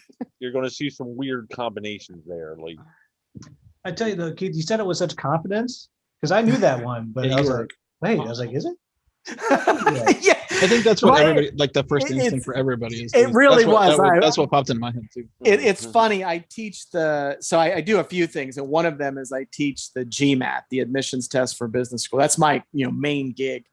And one of the things that I counsel my students to do is be careful about reading questions with anticipation. Part of how that test is designed is like they'll ask you what is not X, but not maybe that clearly, right? We're so kind of conditioned to solve for X. And so things like that. And so it's a matter of being careful with what you read. And so if any of my students were watching, I'm going to hear about it next time I'm in class because they're like, Keith, Don't you worry, none totally of them didn't do. Don't worry, none of them are watching. I've got students who play games. Oh, do you? Oh, yeah. Oh, heck yeah. We don't talk about Well, games. we here, never though. talk about games. I mean, come on. never. Ever. Hey Matt, I got a question for you since you're Canadian. do you find that Canadian board game culture is going through the same growing pains as the American board game culture is now, In what or sense? is it? What's Or are they closer to being well with um like the Puerto Rico thing, like the slavery issue and that with certain Oh yeah. it's just as bad up there, or not bad, but Well, I mean, it's we're growing just pains. I mean, this happens when one group expands and more groups combine. It's just something that happens. But I think globally the board game community has experienced a great deal of catharsis in terms of um, becoming aware and sensitive to all this stuff, and inclusivity and representation and all that stuff. That's what you're talking about, right? yeah, but my point is, if all right, our board game culture here in the States is different, totally different than it would be in Japan or Sure. or Korea, or not Korea, or let's say Italy. And I know they're trying to be inclusive, but their culture is just totally different. They just look at things totally differently, and Yeah. So I was just curious if the Canada and the U.S. were similar in their thinking, or are they different? Well, I think like a lot of things that we compare between you guys and us, it's going to be very similar because of our proximity to each other, and because we take such a large because so much of our culture is so much of the media, so much of the products and whatever that we purchase, ingest, and appreciate are American. Yeah, but with that, you handle things differently with religion and culture up there than in general than we do, to an Yeah. extent. That's true. I mean, as far as religion goes, I have noticed that in the States, with my American friends, religion is far closer to the surface of it comes up in conversation more. It comes up in just general conversation about life and what people, versus in Canada, here anyways, in Ontario, I will often have friends that I really don't know what their religion is, because we've never talked about it, because they don't actively say, well, yeah, in my church we did this and whatever. That's a big difference. I've found, myself being agnostic as well. It's just something I'm a little more aware of, I guess, just because. Yeah. Yeah, no, it's just something I've been thinking about recently. Not only in board gaming, but in cultures. We all started from the same thing and branched out. And then came back together. Yeah. I certainly think that as far as in Canada, as far as you will hear conversations that are more geared towards issues like that in board gaming, like people around the board gaming table, than you would guys at a sports bar watching the Super Bowl. Right. In Canada, or a hockey game, I guess, if you want to make it Canadian. But it's like, I think it's definitely a board game centric thing, and it lends itself more to games than it does to games. Or I also swing dance. And, that's cool. It's awesome. And that's a very, like, the board game culture and swing dancers are very similar in terms of ideologies about that stuff. Oh, really? Really? Yeah. Well, Yeah, what I mean, stuff? like, It's good older- company, I guess. pardon me? That's good company. It is. It's funny because I mean, like, over the last 10 years, even, we've seen a big, huge swing from. Ah, No I pun see what you intended. did there. I see what you did there. From the man's part and the woman's part to leads part and follows part. Oh. Because, in any dance, a leader, the person who's leading can be any gender. The person who's following can be any gender. I dance with my buddy Gavin, and I can't follow worth shit, but I try. But anyways, and there's like, it doesn't really matter. So there's been a big shift in that as well. Especially like for swing dancing, when you get together at a church where we do in the basement, they have a lesson to begin with, and free lesson. And it's basically, it used to be like, the men on the outside, the women on the inside. Now it's just the leaders on the outside in a big circle, and then the women, the follows on the inside. So it's interesting, the similarities. I digress. You did digress. Anyway, Barry just opened that one up right there. Very light, a little light question to start off the night. what was his question? I like it. It was a before good before I question. move on. Well, Sorry for monopolizing the. No, and that was board game related too. Dear God, we talked for like 20 minutes about something board game related. That never happens. And now we're gonna play a game. The Initials game, everybody. There we go. You can purchase this at theinitialsgame.com, created by my friend Corey Cove. Thanks, Corey. Yeah, the guy he's on he's the morning he's on the morning show with the Power Trip on the KFan, the number one sports station in the nation. Based out of Minneapolis. And they and then one of the guys that's on there is a guy named Paul. He's been on this a couple times, but Paul has me come down, and he does 2 shows about board games a year, and I get to be on the radio and talk to tens of people. No, it's probably has he done one during COVID? We did it remotely, but yeah, Oh. we did it remotely, which was cool. But yeah, I'll be able to do it in person coming up soon. So that's kind of cool. It's like thousands of people, tens of thousands, maybe even. It's a Saturday show, so who knows if people are listening, but it's cool. People call in, ask questions. Anyway, this is all of you except for Keith have played. Wait. Was it cool? What you were just talking about? Was it cool? Was it cool that I was on the radio? No, you said it was cool like 3 or 4 times.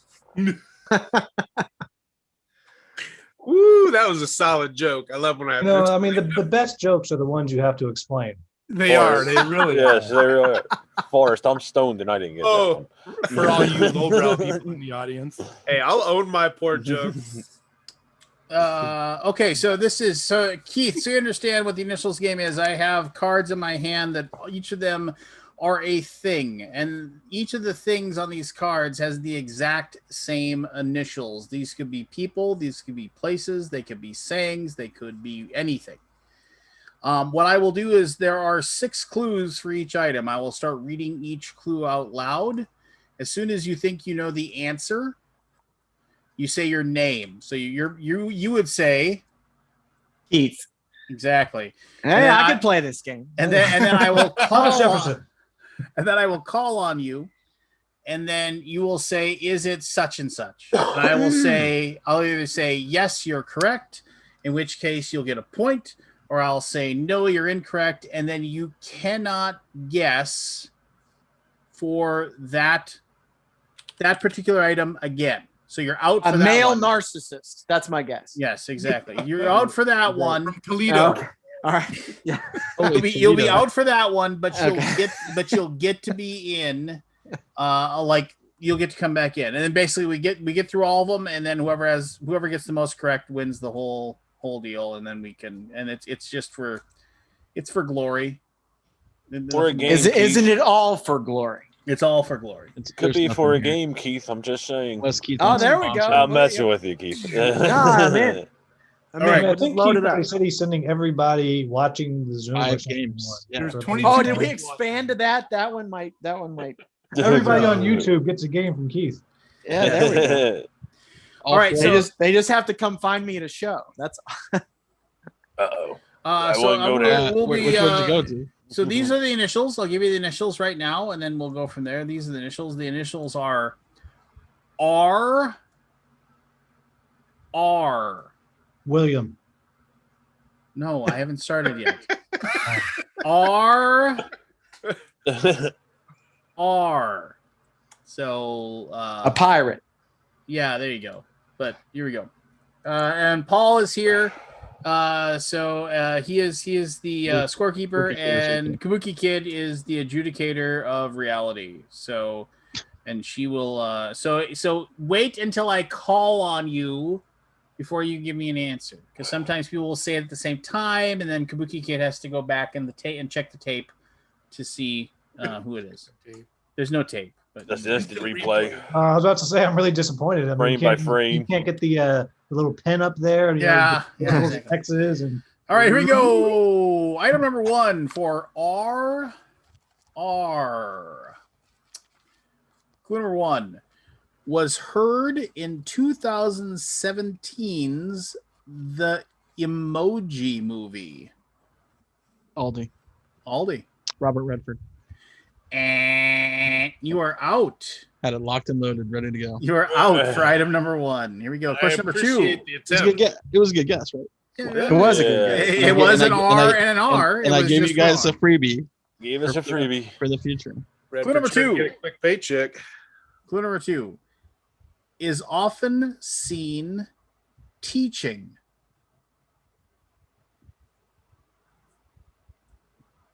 Clue number 3 has a connection to Oprah Winfrey.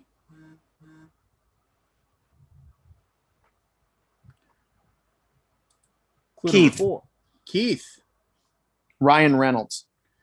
But you got in. A lot of people sit in their hands and they don't make a guess. So good for you. Good for you. That is wrong. Here's What your he said. participation trophy. Way to suck it up. Clue number 4. Known for the catchphrases EVOO Matt. and Matt. Rachel Ray. Correct. Yes. Rachel Ray Never is get the that one. answer. I was waiting for you to get it wrong, man. I had it. I was like, what the fuck's her name? I can't remember her name. Has frequently Isn't been she seen on Canadian? Food Network, author, talk show No, I host, think she's American. and She's celebrity. American. I think she's from New York State, upstate New York, if I remember. Here we go. Clue number 1. For item number 2. Was connected to TMZ.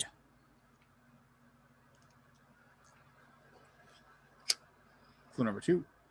Once filmed in an Atlantic City casino.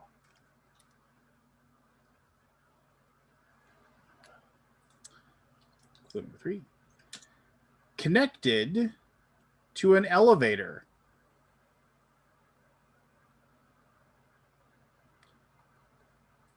Clue number 4. Was often seen wearing purple.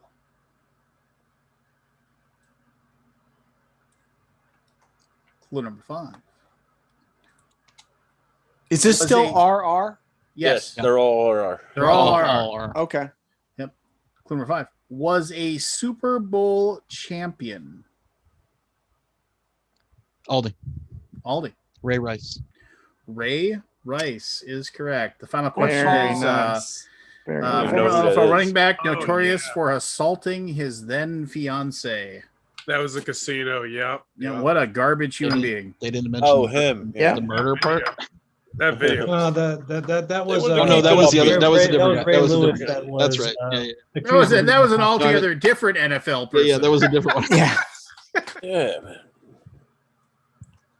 man. Clue number Yeah. 1 for item number 3. Connected to vinyl.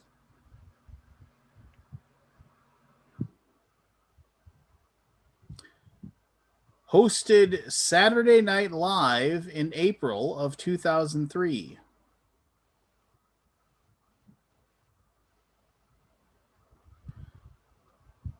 Once applied to work at Dunder Mifflin.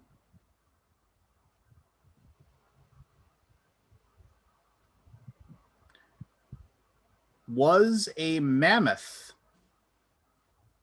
Matt, Matt. Ray Romano. Ray Romano. Yeah. Everybody loves Ray. Was he in The Office? He just applied for a job in like a single episode. Oh, okay. Got it. I didn't know going that. to be the Yeah, neither the did I. new manager. Matt's really good at this game. Yeah. William, Why is he does your associated with microphone work? vinyl? Yeah, It was a he movie, the Vinyl, that producer. he was in. It was an HBO Oh, series. okay. Okay. And I mean, William- Matt's really William- good 'cause he's got another screen with Google. So it's Yeah. Just okay. So William, your microphone works. I was just checking. Christian, you still with me? Yeah, I just Yo. I shouldn't be doing two different things at the Lee same in time. your response. Robert Redford. Number one. Previously seen at McDonald's. Aldi. Reading Railroad. Very good, Aldi. Getting the Yes, Monopoly locked and question loaded. right. You were just waiting for that Nice. one, weren't you? I was waiting. Does he That- get it right even if you didn't call it Reading? Yeah, I was just going to it's not- say, is it it's Reading Reading or Railroad? Reading? Reading. Yeah, Is it Reading? It's not the Reading, rainbow. yeah. It's Reading. Oh, come yeah. on. It's not the rainbow. Reading University. Yeah. That's funny. I learned something new today. I'll allow it. This And from- I this had from the heard it was person who didn't Reading, go with Reading as Harvard. well. Yeah, It is Reading. It is Reading. Yeah. There's a town called But- Reading. Smart. That particular documentary is great. The Monopoly Millionaires. Oh, yeah. Oh, yeah. that Oh was. yeah. Oh, it is. That is such.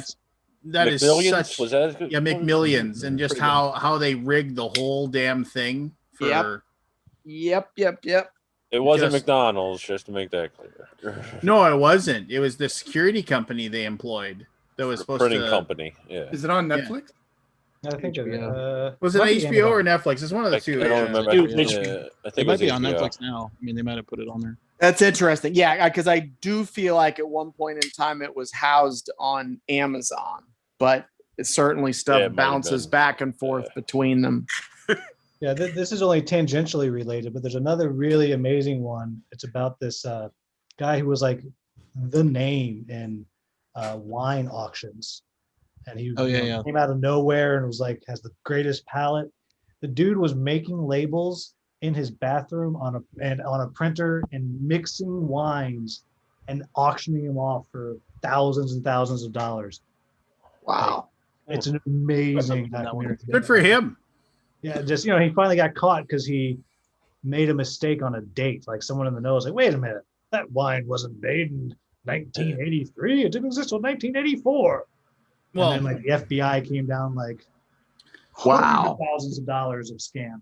So one of the Wow. crazy things too that I remember, like everybody always thinks that's like, oh, this wine tastes good because it's aged well or something like that. It has nothing to do with that. It has to do with the fact that like certain years of certain wines just have a certain bouquet or just taste better. So if you have like an 83 whatever, it isn't the fact that it's like the bottle's 40 years old or anything like that. It's just that the grapes at that particular era and time had a certain flavor that everybody says that was like the best flavor of It has that. to do like with the Go environment. read about Like, out here in Beaujolais futures, California, and you'll there's be a- shocked what people pay for this stuff.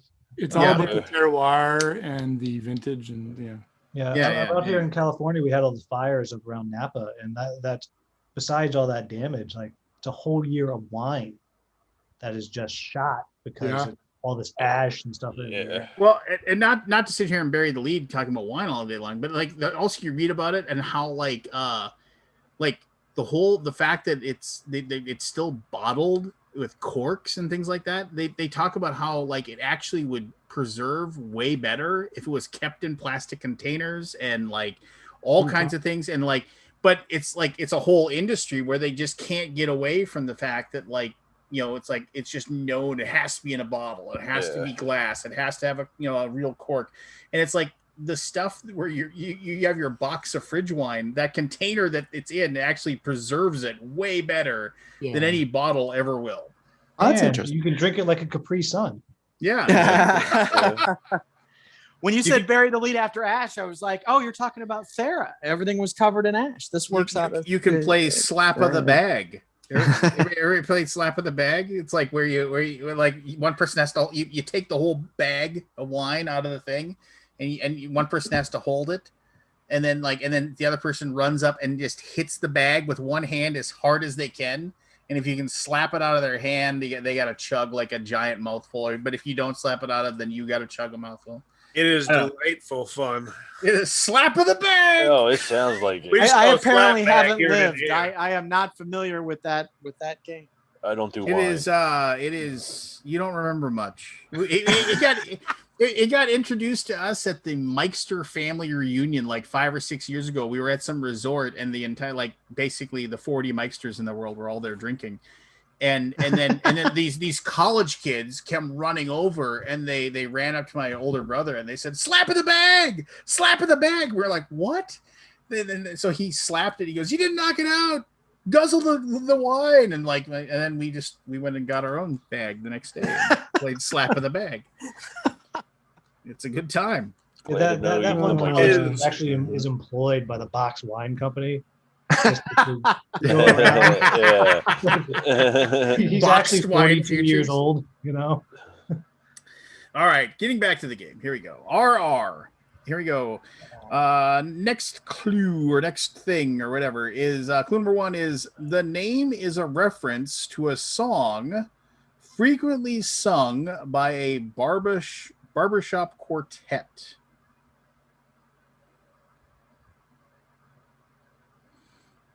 Clue number 2 has a connection to DC Comics and Batman. William. Roy Rogers. And way to get in. It was a great guess. It's better than Redford. Yes. Yeah. Well, clue number 3 debuted in Washington in 1969.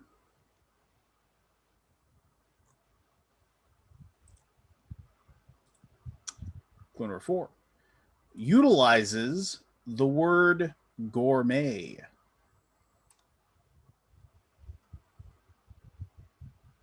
Barry. Oh God, Red Robin. dang it! Red Robin. I thought I had that Batman. I was making sure. Bottomless steak fries are the best thing about Red Robin. They're so Was good. that an American chain? Oh my Yeah, gosh. yeah, it is. Yeah, It might be. I don't know. Do you know of it, Scott? No. Yeah, I was thinking it might be It's an like, East Coast thing. I No, think we it was have one one of in your- Ask for the fries. No, before we the do food have comes. one here. We do because I have a friend. Okay. Yeah, we Yeah. have one in Houston too. And they used to make a really good turkey sandwich there too. I sit there for hours getting fries. I haven't been there in ages though. All right, here we go. Clue number 1 was originally drawn. Aldi. 5, Roger Rabbit. 4. That's wrong. And Barry. Barry. Railroad. That's one word. You worked on it, and I'm thinking of horse-drawn ones. And I was actually thinking of trials. Glad Barry took the bullet because I totally had railroad lined up too. All right, here we go. Clue number 2. His middle name is a symbol. Clue number 3. Frequently seen wearing a bow tie.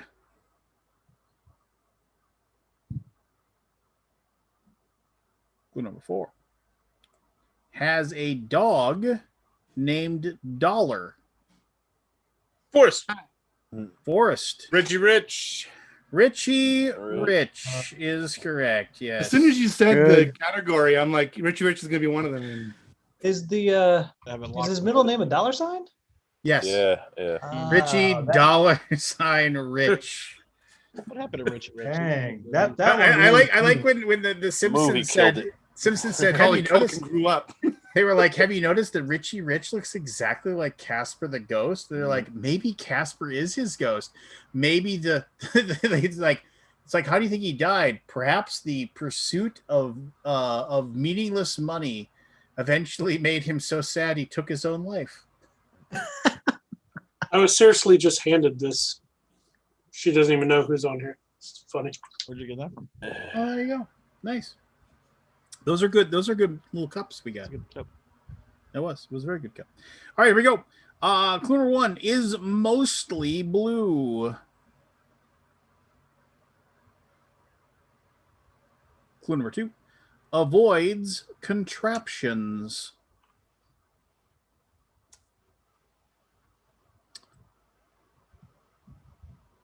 Clue number 3 is unrealistically fast. Matt, Keith. God dang it. Matt, Matt, yeah. Roadrunner. Yeah. Roadrunner, the coyote's after you.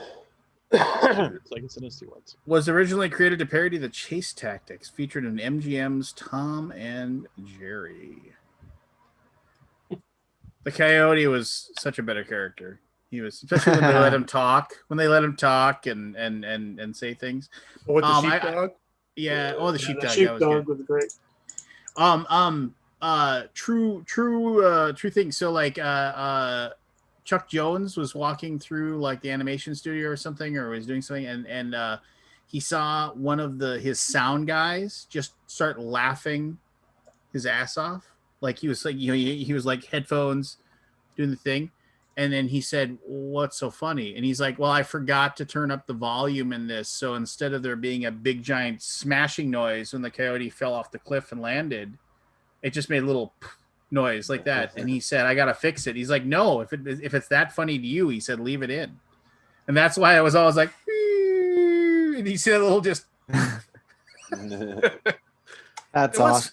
Those That's a cool older story. cartoons were so good, like Pink Panther. I mean, just going back and finding those again, they stay great, if not get better. Yeah. Most of them are on. Most of the old Bugs Bunny stuff, I believe, is on HBO, like Max. You can watch them. Yeah, I think you're right. You can Oh, go back and watch sweet. like Robin Hood Daffy and Duck Yeah. Amuck and Is buck and all a that quarter stuff. quarterstaff? a buck and a quarterstaff, baby. Yoinks and away. Yoinks and away. Hits each tree. Talking about. Here we go. Clue number 1 was a con man in the 1970s. Clue number 2, Aldi. Robert Redford. That is correct. If I you was didn't waiting get this for one, two. I was just I was I gonna was be waiting so for upset number with 2, you. Scott. Thank God. Yeah. I was like, no. I was Yeah. thinking the Sting? character. Oh, Yeah. That What's was that, connected Matt? to 21 in 94. Metaphorically spoke to a mammal in 98. Swung and shattered Wonder Boy in 84. The Natural. Love that movie. Oh, what a great movie. Once offered $1 million to spend a night with a woman, decent proposal. Any more? Yeah. Yeah. and was the Yeah. Sundance Kid in 1969. That's a good movie too. Yeah. Even Paul Newman. That was a That great is movie. fantastic. My grade 8 teacher, English teacher, showed us that movie. All right. I just remember the scene where the guy they want to be hired on to be like the stagecoach driver bodyguards or whatever, and then like the guy puts the can on the ground like 50 feet away, and he goes, "Okay, go ahead and shoot it," and he's trying to pull the gun out. He's like, "No, just take the gun out," and he tries to shoot it and he can't, and then he's just like, "Well, I'm," and then he's like, "I'm sorry, I can't hire you." And then he pulls out his gun and like repeatedly and like shoots the can like up in the air like over and over again by drawing it and shooting. He says, "I'm better when I move." Yeah, it's just Actually, but, was it the raindrops keep falling on my head? Was that B.J. Thomas? I think just passed away. I think so. Yeah. Now that Yeah, you, now that you mention written it, by Burt Bacharach. Yeah, yes. because they said Paul Newman felt like, or maybe it was Robert. One of the two felt like, which I can't argue with. They said that doesn't really belong in the movie because that was played in the scene where Newman's driving around. What was the woman's name who was in that? On the bicycle, and that's when the song plays. And the thinking was it didn't belong in the movie, but it became iconic, and so Yeah. Yeah. No, that's a good movie. Actually, the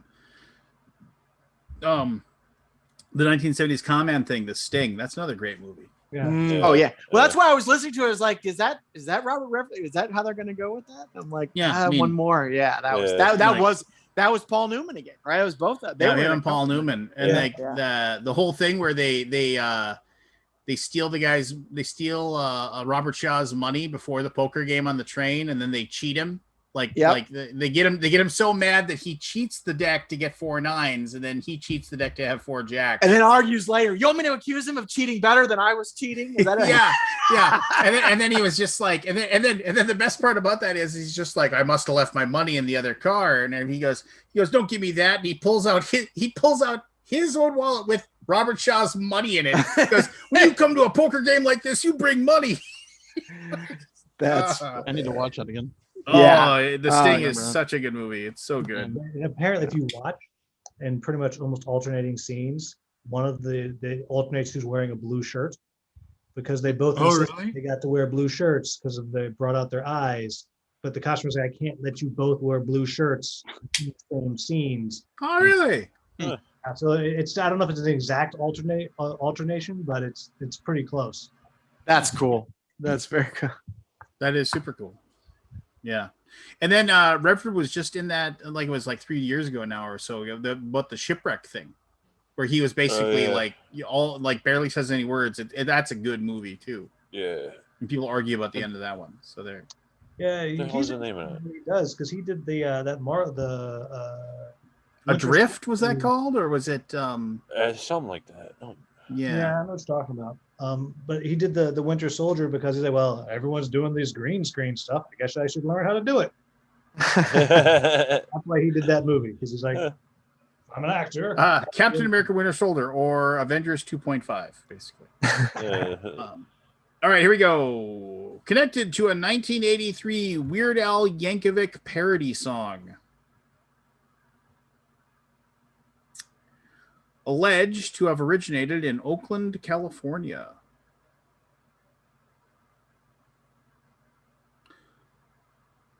Was named in reference to the 1929 stock market crash. Barry. Royal Rumble.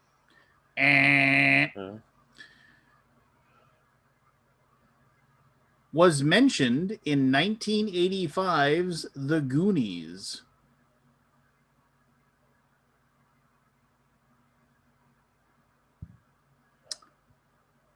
Often found in bowls or cones. Chris. Ooh. Sounds I like think it was Chris. Chris. Yeah, Actually. I'm Rocky going to give it Road. to Chris. What? Rocky Road. Rocky Road. Includes nuts, marshmallows, and chocolate ice cream. I stopped drawing for a minute to listen. There you go. Look, see what happens? Just all good things. Mm-hmm. Here we go. We got what? 4 left? 5 left? 5 left. 5 more RRs? Wow. Technically, I think it's anybody's game. Just some of you need to run the table, but you know. Clue number 1 was connected to Land of Confusion by Genesis. Barry. Chris. Barry. Ronald Reagan. Ronald Wilson Reagan is correct. Nice. Wow. Right on it. Wow, what a pull. What a pull on that The one. only reason I remember that is because I was young and then puppets freaked me out. Remember the people that did that puppets, they had that like short running TV show that was on late night TV that used the puppets. It was horrible. It was garbage. Yeah. The spitting image. Was it on Night They Flight? I just seen the YouTube things came up with that. They started a new season recently, I guess. Oh, yeah, spit and image puppets. Yeah, they were horrible. I didn't like those things either. I had a video game on my Amiga, the spitting image video game, and it had like What was the name of it? caricatures of all the guys. Really? Do you remember the name? No, Did you do development on that, Scott? No, I had an Amiga too, but I was just wondering if I had the game too somehow. There was an Amiga 2? as well. Amiga 3. Oh, There was Amiga I 2000. had the Amiga 500. it's me just you are not What am I playing supposed to say? you are not playing the straight man Oh. well. today. Oh, jeez. Kabuki Kid remembers the show. Kicked off the Thank you, show. Kabuki Kid. It was on like super late night TV, like after Friday Like night Liquid videos. Television or something? No, it was on like you when you were like stay up late and like I remember like Friday nights I would stay up late. I'd watch Carson. I'd watch Letterman, and then it was usually Friday Night Videos was on. Yeah. And then after Friday Night Videos, that Spit and Image show would be on. It was just freaking horrible. Yeah. But it was the only thing on before they Night Flight was on, man. yeah, Night Flight. But I mean, but that was before I had cable. I just had the 4 channels in my room. I had an antenna, right? And it was just like, and I would just sit there and I would like the volume down really low so my mom couldn't yell at me for like being up late and watching TV. So anyway. Wow, Matt, I'm really upset that I clicked on that link and looked at that cover. That's that is disturbing. It is. It It's is. just horrible. All right, here we go. Clue number 1 was head of security for a billionaire in 2015. Matt Ronda Rousey. Well, Rousey, but I'll give it to you. Yes, it is Ronda Rousey. Nice. But that's how they pronounce it in That Canada. she was in the movie, right? She was in The Fast that and from a the movie? Furious, Fast and the Furious. whatever. 7,000? It was in Abu Dhabi, and they drove the car out the window in between the buildings. I've never seen a single one of those movies. You know, it's the They're I- great. The board Was that- game is was pretty that- good, by the way. that was the Fast and Furious movie. yeah, that's Yeah. like Fast 9. I don't know. I remember. I mean, what is it? Fast and Furious like 27 at this point. I think, They're going to 10? space. I Going to think space. number 9 or number 10 is about to come out, and that's not counting the Rock spinoff. They're a guilty pleasure for me. I like them. I remember like Tokyo Drift. like that movie caused a breakup between me and a girlfriend because like she just thought the movie was like freaking amazing, and she was like just You she just had seen it couldn't like stand 3 to have different. someone see you have a good time at the movies. You And I can't was get just over like- a movie, Liz? And I was just like, yeah, I don't have any Hurt me. interest in seeing that movie. And then she ended up going to a different guy, and then we broke up. Well, one of you is better off. Wasn't meant to be. Yeah, well, I mean, hey, things happen, right? Matt taking the lead with 4, Aldi with 3, Barry with 2, Chris with 1, Forrest with 1, with 3 left. This does game. mathematically eliminate William and Keith. Damn it. And Play Chris. spoiler.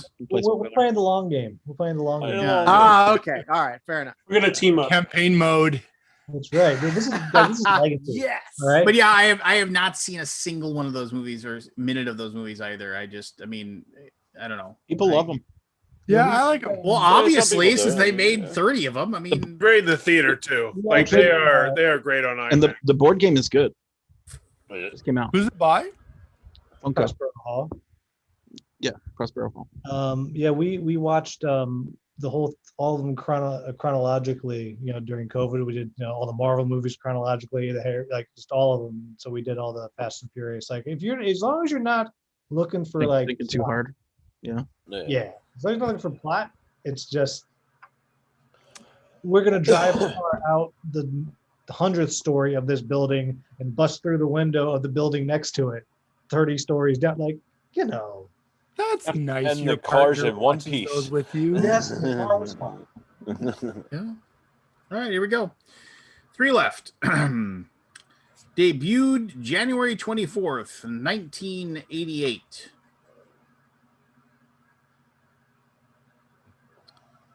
Is one of the big 4.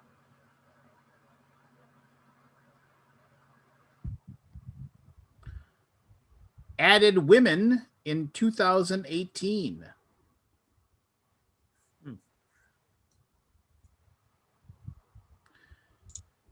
Includes eliminations. Forrest, Forrest, Royal Rumble. the Royal Rumble, the number, First, My- that's a question. my absolute favorite, my favorite pay-per-view year in, year out. The Royal Rumble, they always have 2 or 3 surprise people that you weren't expecting.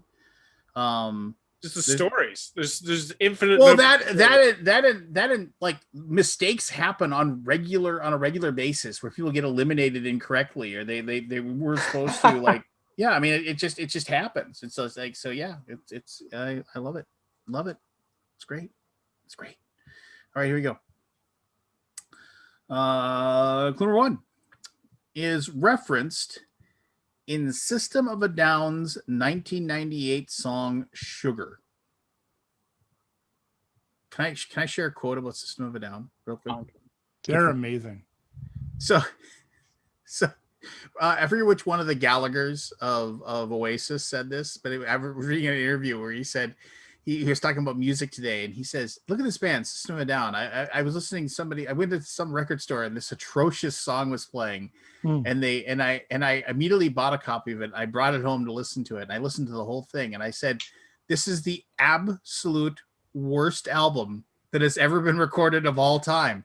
And that's really saying something. That they have somehow created the worst music that has ever been recorded, ever. Sorry. I mean Shinedown, not System of a Down. Never mind. I had a couple friends who were just huge System of it. SOAD, man. Anyway. My roommate freshman year of college was all about them. Yeah. What the hell is in the pour? Anyway, clue number 2. Yeah, I partied so hard to some of those. I used to like System. All right, clue number 2 is referenced in Lady Gaga's 2008 song Poker Face.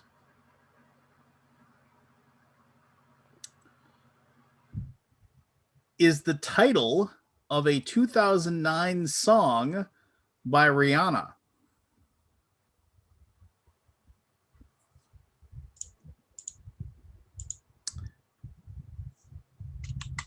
Involves spinning. Barry. Russian roulette. Russian roulette is correct. Where did you get that, Barry? I had it. I thought it was on the first question, the Lady Gaga. I was almost positive. The fourth one or third one, I had no clue. But the spinning one, I was definitely sure. Spooky Kid, just so you know, 1978's The Deer Hunter featured this deadly challenge was the final clue. Yeah. She said awaiting the Deer Hunter clue. Now. That was a fucked up movie. That is a fucked up movie. So was the other one. No. The guy just died who was in it. Oh, Deliverance. That was a fucked up movie. Yeah, Warren Beatty. Yeah. They talked about when Burt Reynolds when he went over the waterfall. He nearly drowned, right? Yeah. Yeah, well, and they used a dummy, and he was just like, "No, I should do this so that it looks realistic." And so he went over it. He actually, that's where he injured himself. He damaged his tailbone. Oof. And they basically, when he went over, they go, "Here's you going over, and here it is with the dummy going over," and it was identical. Like it was absolutely not the move. Yeah, I rafted that rapid when I was a teenager. Oh, really? Hopefully not to the same My experience. stepmother fell out. We were in a big raft. Yeah, I mean, it was like going vertical for a minute. That's pretty. I remember. I just Surprised we all remember. didn't fall I just remember that final line when they get to the end, and then and they make it out, and like I think what the one guy Burt Reynolds says to the other guy, or the other guy says, "Yeah, so I'm probably not going to talk to you for a while." that was Ned Beatty. I think that was Ned Beatty's line, actually. Yeah, he just probably not going to talk to you for a while. Just like, yeah, okay.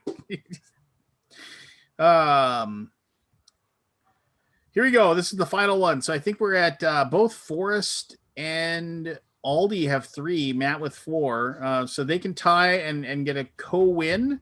Matt can get it and win. And worth 5 points for Keith and I if we get it. Not worth 5. Yeah, I like it. Way to negotiate. And if you both say it at the same time and you both get it right, sure. Yeah. Okay. I like it. Come on, Keith, we got this. We do. We do. We've been saving up. Yeah, teamwork. It's a catch-up mechanic. I like it. This is a good game. All right, so here you go. Clue number 1. A former fiance won Album of the Year at the 38th Annual Grammy Awards. Matt. Go ahead. Ryan Reynolds. Ryan Reynolds is here now anticlimactic. Did you know that? I was thinking it would Atlantis, yeah, Matt. Who's from Ottawa, actually. My hometown. Are they? Nice. You guys like besties then, right? Besties. You like hang out on the weekends? Is Ryan like in the That's back just room now. waiting for you to get off the Zoom so he can use it? Yeah. No. No, so that's the initials game. It's just like he came up with it as a lark and just did it for a guy's birthday on the air, and then they Great game. and then Yeah, they that is a fun game. As much and as then I'm they- terrible at it. and then That's they hard. and then like he did a pretty successful Kickstarter. He got like $100,000 or something like that, like about a year and a half ago now. I have a game like that. Well, sort of. It's called Geek Out. It was up a while ago. It's pretty good. It gives you like how many Bond movies can you name, kind of thing. How many? You Whatever. played Linky? Linkity? Is it Linkity or Linky? I can't remember. Yeah. The way I played it. I don't know what you're talking about. It's like a 5 so trivia question, and then there's a meta for all the answers. Pretty fun. I have one that's similar called Trophies, where it's just got one letter on the front, T, and then one person reads off the question or category, and then the first person to call out an answer that they will accept gets the point. Cool. I saw the Barnes and Nobles buyers play that at us one year. I'm like, what are you playing? It was that whatever that is. Trophies. I remember it. Who's played what lately? Isn't that what we do now, Lance? I played Thera, but we already talked about that. I don't know, I'm waiting for them to announce when Unfathomable comes out because I really want to play that. You can order it now. It's already ordered, dude. Well, then you'll probably get it right away. I got they announced that final shipment or the final printing of Tales of the Arabian Nights. Oh yeah. I ordered it that day and I already got it. I got it like 1 week later. So they're probably going to ship it pretty soon. I don't think they can't hold on to pre-orders that long. That's the BSG retheme, right? That's Fathomable. Yeah. They're doing the final printing? Did they change it at all? No, but this is it. They're not doing it anymore. Why? Tales of the Arabian Nights. Yeah. I don't know. Why did they stop making every single Reiner game? This is E-Man, by the way, which is Asmodee, right? Well, yes. Oh yeah. Let's think of fancy flavors. So do you know if they've streamlined that game? It says 2 to 4 hours. Is that what BSG said? Yeah. 2 to 4 hours. So it's the same game. There's no way they changed it. I mean, the nice thing Why is change that perfection? Why? it is a incredibly couldn't get the popular license. game. I mean, it isn't. I know. Yeah, I know. it is. It's a lot of fun. It's too much time though to invest where someone can just mess it up. Oh, well then you know what? Play better. Play with different people. Play They wouldn't better change is that. what I'd say. They did an unboxing for it, and I kind of watched it half on, half off. I didn't. It's just like it's like 55 minutes long. An unboxing of 55 minutes long. Well, because they kept on like showing, oh, look at this one card or look at this one miniature and stuff like that, and I'm just like, I don't. And then they kind of went into it a little bit and talked about some of the things, but then it was also like, it was weird because they can't say like it's Battlestar. It was weird. There's like Right. the predecessor. Like they can't say what the equivalent things in the other game were. Yeah, so it's Like just what are kinda the base stars or whatever they're called? Yeah. Is there base stars? What is attacking? Yeah, which ones are the silent? So it was a lot more. I mean, it looks like it's hitting the notes, right? It's just It's the same game, right? Well, it looks like there's differences. I mean, Okay. but it looks functionally pretty much the same. Yes. That is a shame that they didn't streamline it a little bit. What No, can you it take out of it isn't. though? What could you take out of it? What do you take out of it? The game has to last a certain amount of time because you have to allow the There's gotta be paranoia and the dread to percolate. You know And- what? It would have been good? A 30-second negotiation timer or accusation timer, where after the things get revealed, where you can't You're drone the on about it worst. for an You're the hour. worst. Where You're the just worst, Scott. We're gonna have Damn you, Scott. No, You we asked to structure- streamline Well, it. you know what? He's clearly a Cylon. I say we space him. Who's Well, with yeah, space? Throw him in the space brig. him and get it. You're like you said, like you're the guy that when you sit down, you can't sit down and play D&D and actually like role play anything. Just let me play 4th edition D&D, which was just basically a big board game where my guy moves 3 squares and I activate this ability. I What's wrong with move that? 2 squares because it's not. Never mind. I'm not gonna- Look, no, Lance, he took a 5-foot step. Okay, he would not go 3 No, square. no. In fourth edition, it wasn't Exactly. even 5 foot. It was a Do one I get square. my assist? It was one Yeah. square, Do I and get my diagonal assist? and diagonal movement was the same as other movements, just because they wanted to make sure it was simple. That's what it is in 5e as well. There was no I diagonal know, it's so movement for it. dumb. It's so dumb. It is dumb. It should be. Anyways, so we played tonight, and we were fighting the boss guy, and one of my party members had 2 attacks and rolled 2 natural 20s. It was So awesome. he hit a 1 in 400. It happens. It was amazing. They He did like way to Okay, deflate. gosh, Lance is just there goes your That'd be amazing, man. Matt, do you totally like- deflating. Do you like soggy piss tasting Cheerios, Matt? I was gonna show you something that I'm working on, but never mind. Oh well. Yeah, I played Eos tonight with Peter Vaughn, which was great up until Peter won. Did you and your buddy submit? Did you fill blank? I did it, and I sent it to Kevin. He said he was going to do it. Okay. Yeah, I was like, Thank Yeah, you. I appreciate it. awesome. Anybody else? If anybody else wants to play test the game, we'll take feedback. That game's fun. If you haven't tried it, that is a fun game. I I really keep meaning to, Yeah. Since but I need to. you kind of need to, since you got to put the help with some of the graphics and things. Yeah, I kind of need to. You kind of need to. The Okay. new Wait. Okay. Fire, Now the say, Masquerade Rivals. I have. Here, you want to hear something weird? I like there was a lull there. Lay it on me, Lance. Ha! Anyways, it's going to get weird, everybody. He's No. This is He something ordered a weird. pizza from that place. He said he never would order from. I have That's not really ordered. weird. I actually thought about it tonight because I was going to head over there to get a soda, and I was like, I could get a pizza from there. No, screw those guys. They're just getting my. That would have been my really tea. weird. You should have done it. I'll take their soda, but not their dough. Well, the soda just comes out of the spigot, right? But You here's can't screw that up. But here they did though, right? So I walked Oh in no, there. I'm sorry I brought it up. No, I was gonna say this. This was just incredible. So it's like, and I hate to say this. I mean, I'm not trying to make things like negative here, but there's 2 gas stations like that are like fairly equidistant amount of time from my house, and they're both maybe a block apart from each other, and one of them is just scuzzy as hell, and the other one is like nice. It's like, and it's just like, and the scuzzy as hell one is just like maybe 5 minutes closer. It's like, and so, but I usually end up going to the nice one anyway, because they have a thing at summer. You pay them like $10 at the beginning of summer, and you can get a free soda, 1 free soda every day. But I already used my free soda, and I was just like, and it costs more there, and it was closer. I was like, I'll just go get a soda there. So I drove over there.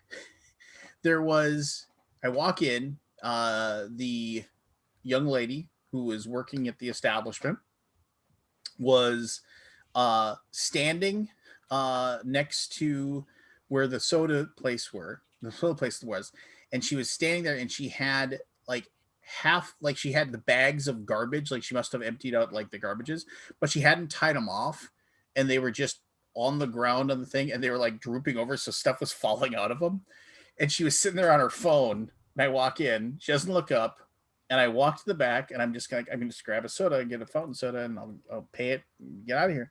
And I walk up, and I notice that there's like 1 styrofoam cup, and I wanted a styrofoam cup because the stuff lasts longer. The Coke, it stays colder longer. But there's literally 1 left, and I take it out, and I hear this person goes, "I wanted that." I was like, there's this woman there, and she's like, I was like, "What?" And she's like, "I wanted that." And I was just like, "Oh, well, there's only 1." And then she looks at me, and I was like, "You know what? You can just have it. I'll just get a plastic cup. No big deal." Right. And the girl who's working, kind of looks up and glances at me, glances at her, goes back to staring at her phone. And I look over, and there's no more cups anywhere. So I'm like, well, I need a cup. And I kind of look over to her, and she's on her phone, doesn't notice. And then she sees the person walking to go pay for her drink. So then she gets up to go, and she's like, gets up to go and take the money. And I look around. So I just started opening up cupboards until I found more cups. Restocked her cups for her. Took one, filled it with ice. You're gonna end up owning that place someday. It's just like, And I walk up and she was just like, and then like she was like sitting down and staring at her phone, doing something, and walked up and she was just like, "Do you have any gas outside?" Nope. She's like, $1.19. There you go. I was just like, good Lord. I mean, but it's like 1% on. Nobody can get anybody to work anywhere in town right now. It's like every single place has a sign outside, hiring cashiers, hiring this, hiring that, starting at $16 an hour, $14 an hour. They can't get anybody to work anywhere. So They were filming Clerks 4. Maybe. They might. I'm not even supposed to be here tonight. What the heck? I saw a picture of Kevin Smith, and I realized we're all getting older, right? But I saw a picture of him, and man, he kind of looks old, right? And I was just thinking, and then I had to remember that, like, no, that movie was like nearly 30 years ago now. We're all getting old. We're all getting with the old. weight he's lost, he's gained years. He looks older with the weight he's lost.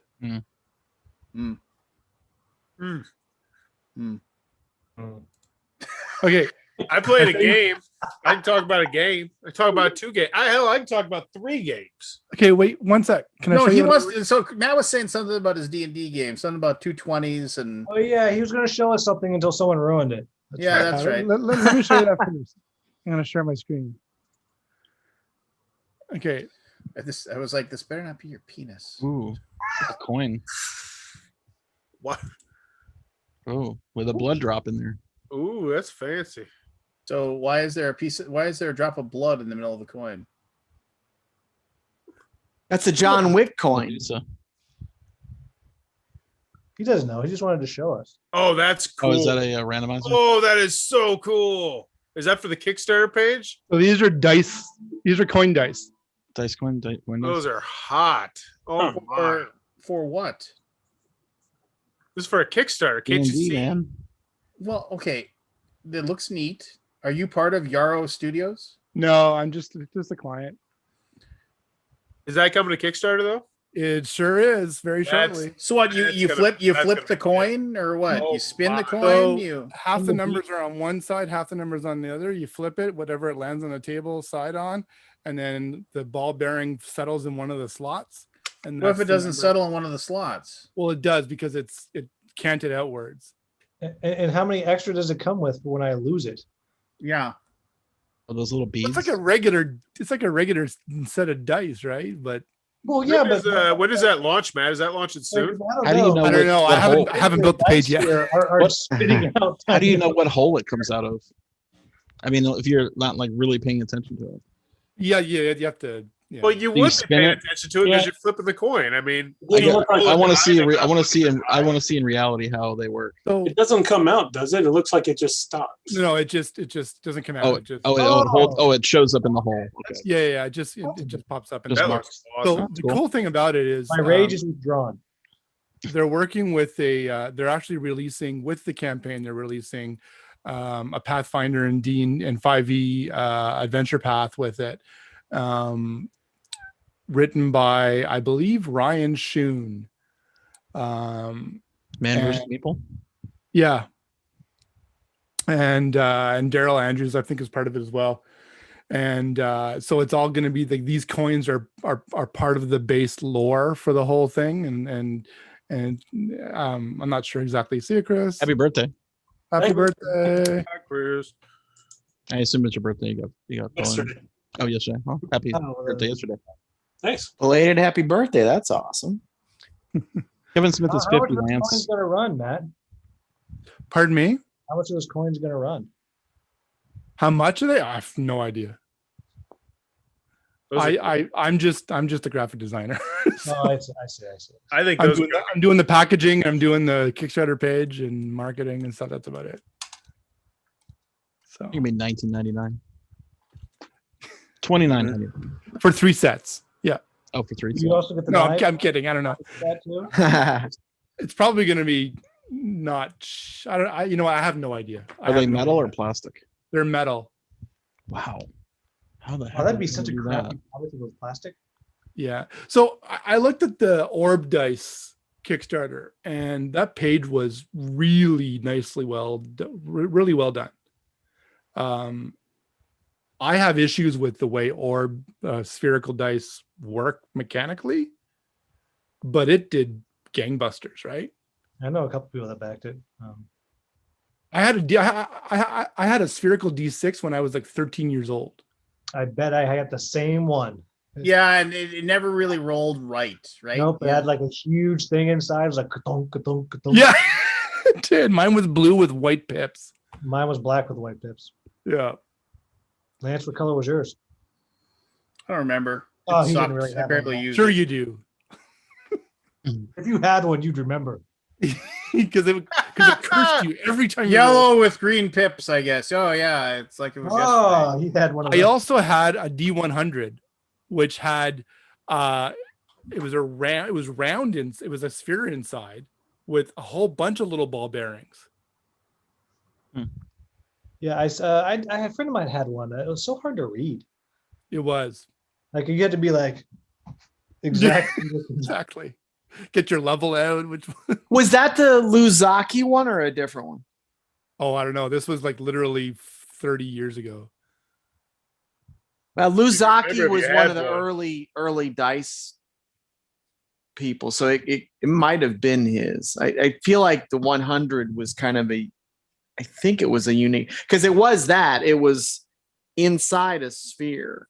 Yeah. Is that the guy who floats his dice, or he was always bragging about how like exact his dice were, So like balanced? I think that was because Aaron, my friend Aaron, worked with him for a while, was going to buy his stuff, and I do think that was like he was an early dice provider. Like I think did stuff with TSR back in the early days. It's the same guy who was also a magician. So he used to go to the shows a lot. He always had like an older booth where he was like using like hang tags and stuff in his booth, like Are you old talking about? modules and Are you things. talking about Luzachi? Yeah, Yeah. yeah, Game science. Yeah, it's the same guy. yeah. Yep. Perfectly. I balanced. think the 100-sided die was. I almost think he patented that. I don't know if memory is serving me right, but I think that was unique to him. I don't think there was more than one 100-sided die product out on the market. Well, and he was like, so many of your D&D characters are dying needless deaths. Yes. Because There was your a dice do not roll fairly or whatever. Right. Has nothing to do with I remember there's a video. at all. Has nothing to do with your own bad choices. What? That's certainly how I like to basically explain my life, right? It has nothing to do with my choices. It's just I didn't roll well. There's no D100 on his website. So. I remember the first D100s are basically like golf balls. They would just roll and roll and roll and roll and roll. Yeah. Yeah, I remember the first time I got one of the two sets of 2D10s, and one had the 10s on it, 10, 20, 30. I thought, whoa, we're like, this is so cool. Like, we could never be confused again. Yeah, you always need a different colored one, right? Not anymore. Not anymore.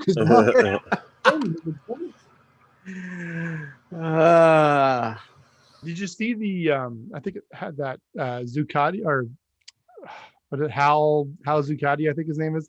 He created this this collector set of homage dice to the original D&D first edition basic set. They're on he can get them from his website. They're like $50 for this nice little box of, I mean, it's a lot for a set of dice, but they're really neat. Well, people will spend. I mean, you have to remember the people that played, like, got their basic box of D&D or whatever, way back in the day. All those people are our age now. They're in their 40s and their 50s, and it's a drop in the 40 and 50-year-old white men have a lot of expendable income, where they can say, "Yeah, I'll drop $50 on that." Did it come with a crayon? It's got to come with a white crayon. Oh, yep. I didn't know what the crayon was for. Like, forever. Neither did I at first. I mean, how do you know that as a 12-year-old or 10-year-old, whatever? Look 12-year-old. at those dice and think you're paying $50 for those. Oh, Yeah. they were just junk. I remember getting one of the D10s I got when I was a kid had points on the ends, and I'm like, this is not right. So I took my dad's rasp and I ended up shaving the points down because they needed to be flat. I had a buddy that. Because you didn't know that it was supposed to roll on its side. I had a buddy that. No, I did, but like the other D10s I had this little flat ends to the flat tips to them. I'm like, no, this needs to be flat. This is not right. I had a buddy and we caught him. We actually caught him. First of all, this homage dice box set. The fact that the 10-sided has the 90, 10, 50, that's wrong. Yeah, that's wrong. Yeah, it is. Yeah, it's wrong. That's totally wrong. And the D4s did not have the. Well, he added the D4s were pointy. And they should be. They should be. And he added the pink D10. But the D4 isn't pointy. It's got the shaved edges. I know. Yeah. So this guy screwed it all up. Hey, Evan. Hey, what's up, guys? Hey, Evan. Hey, no. Just So checking out this new homage dice box set here. Here, hold on a second. And the D6 did not have faceted edges like that either, did it? You're right. It was the actual character. That was always I did not like that. Those are not the same as the original dice. No, but the colors are pretty close. Yeah, I like the colors, but they're too deeply engraved. Again, it's an homage to the original, so it's tough, right? Because if you really are going to do it, the earlier dice they just weren't good quality by any stretch of the imagination. So if you're going to play the game, you have to put out. Oh, there we go. Poor quality. It says homage, not homage. There's good news. Well, pretty close. I looked that up actually. I think it's you can say it either way. No, I mean, but it's because the dice in the original box were called homes. Oh, were they? They've called it homage, HOLMAGE. That makes it's on the. If you read the back, it says more copies of this D&D module are printed than any other one. These iconic dice pay homage to the most beloved set of dice ever created. The original Holmes dice were included in a box set of gaming materials made in 1977 to 1980. So here we go. Homage dice. Anybody want to order anything from TSR? Oh yeah, they're still a company, right? You got a catalog? But that's the complete list. Dungeon, man. Gamma World. Can you get Gamma World? You have Dungeon. Wait, which box size? That's the question. So here we go. You can join the RPGA if I send them $10. $10 American dollars. And then I can tell them what my interests are. Am I interested in D&D games, AD&D games, so on and so forth. But the reason I dug those out. Oh, there you go. With my crayon. Nice. $100 you got right there. You can sell it. When did you buy that? This was a backup set that I got. I picked it up at a convention. My original set is somewhere in my parents' basement. I never had basic. I went straight to AD&D. Yeah, me too. But yeah, notice how you did not get 2 D10s. You got 1 D10. Yeah, one. Yeah, you got one. And you can see the roll it twice. Is it D20 like purple or blue? Blue. Okay. Which makes the unused black crayon useless, fairly pointless. You didn't get a white crayon. But yeah, I mean, but no, I remember I remember the dice. I thought the 20s were white and pink. I think that they were different, like depending upon which edition you got. I picked this up at a convention. Some guy had it for sale and he wanted $10 for it. Wow. I was just like, the cover? Yeah, all right. That's disappointing, Lance. That's more of a modern. Actually, Jim Ward's selling. It's got a little bit of a dip right here, but that's why it was only $10. What year was it made? He needed that $10 to the TSR. This is a 1978. Yeah, Jim Ward's That's selling why the they went out of manuscript business. for deities yeah, I and saw that. demigods right now. Yeah, Did it that's sell? pretty. It's still Well, at are you auction, talking but about? Are you there's talking about the Jim Ward original manuscript or whatever thing? Yeah. He sold Yeah, it. and wow. then he realized it was the photocopy of the original manuscript, so he had to Oh, take I it down. missed that. No. Yeah, I so didn't see that. actually go. Wow. He did a really good video on his Facebook page. He basically said he then went back and he started looking through the manuscript pages to make sure they weren't missing any. And Yeah. then he said, and then he finally realized that like what TSR did was they actually made a photocopy of every single page, and they sent him back his photocopy, photocopy of his original manuscript. And so he had to take it down because it was said, this is my original manuscript. He had to take it down and present it as it's now the manuscript. So he's going to get probably less money for it. Yeah. And obviously the original manuscript was probably tossed in the garbage, Yeah. years ago, unfortunately. Larry Elmore's been going through and pulling up some of the work that he did as well from his I've been time getting there. eyes on that.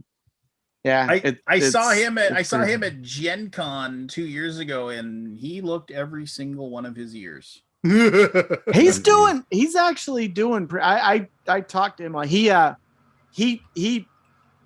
paid my uncle a nice compliment. He said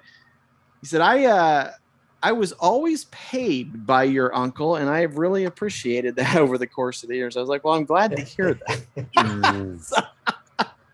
You guys see that documentary, Eye of the Beholder? Yeah. Oh, heck Yeah. yeah. Oh, No. good. What is it? It's all Haven't about seen D&D art. Oh, cool. Yeah, it was really good. Is it on Netflix or something? I'm not sure. I think where. it's on Amazon. That's cool. Yeah. Yeah, they did a nice job of tracking down a lot of the artists or like family members, because certainly some of them are gone now. If you aren't friends with Jim Ward on Facebook, he'll probably accept it if you friend request him. He posts lots of memories of working at TSR and writing for TSR cool. and stuff like that. And he's Forever very to be saved in Facebook's archives. Yeah, I mean, but he is very like and he doesn't pull any punches. He talks about mistakes that the company made. He talks about like how he's like super cool. I mean, like he's just like he nearly died like 2 or 3 years ago. He has diabetes, I think. He had diabetes. Really, he was in the hospital. He was in the intensive care unit for like for several months. I mean, like he lost one of his feet, and Wow. Yeah. It's interesting because he was very good friends with my uncle. Him and Tom Wam. They played games until my uncle was sick, and it's interesting. I could never quite tell based on what Jim would talk about is like, did he ever have business issues with my uncle? I could, because as I saw him, they were always, when I would see him in their game group, and they got along fine. But as I kind of read about some of his stuff, like between the lines, I was like, is he talking about my uncle, or is he? Because when Lorraine took over, there was that whole thing was there's a really rough good book that was like 4 or 5 years ago that was basically like a it was a unauthorized autobiography of Gary Gygax, but it dove into just where the wheels came off the wagon with TSR and how that all fell apart, and how I'd like to read that. That I mean, if you Google it, you can buy it off Amazon for like $10, and it just and how Gary got forced out of his own company. And well, my grandfather, I remember my grandfather gave them the seed money to get started. That's why my uncles worked there. And I remember one of the things that my dad told me, because my uncle, Kevin, Brian, Bruce, and Doug all worked there, and the spouses did. Like the family was there pretty extensively. But I remember my dad talking to me about it as one of the things that my grandfather had issues, and my grandfather ran Wisconsin Tool and Die for a long time. He was a good businessman. Gary got royalties on the games that were sold. And philosophically, my grandfather was like, if you own the company, like you kind of pick a lane, you don't kind of take royalties on product if you're like the owner of the company. So like philosophically, there were some odds there.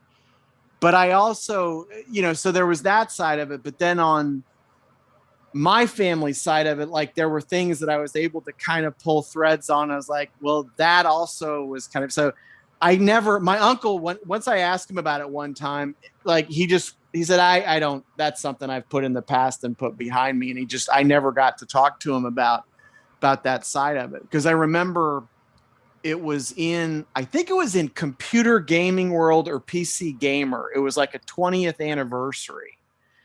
And it was about Dungeons and Dragons. And I remember reading it. It was like, wow, they kind of said some things about my uncles. I was like, well, I see you talk to one person, but didn't seem to talk to them. And I reached out to the author of the piece and said, it seemed like you gave you interviewed one person, but you didn't like talk to everybody in the story. And the person said, like, I'll interview your uncle if he wants to talk at all about it.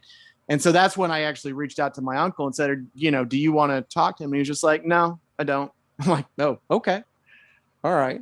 So I was never able to get like, and we don't have to dive too far into this, but I mean, I always, you and I have vaguely talked about, because, so which one's your uncle? Is it all of them? So all like Brian, Kevin, Bruce was there short for a period of time. Doug was there. So if you go back, like the first releases and Melvin's your grandfather, right? That's right. Yep. Melvin's your grandfather. Okay. Yep. No, I mean, it was one of those things where I think it was because Don.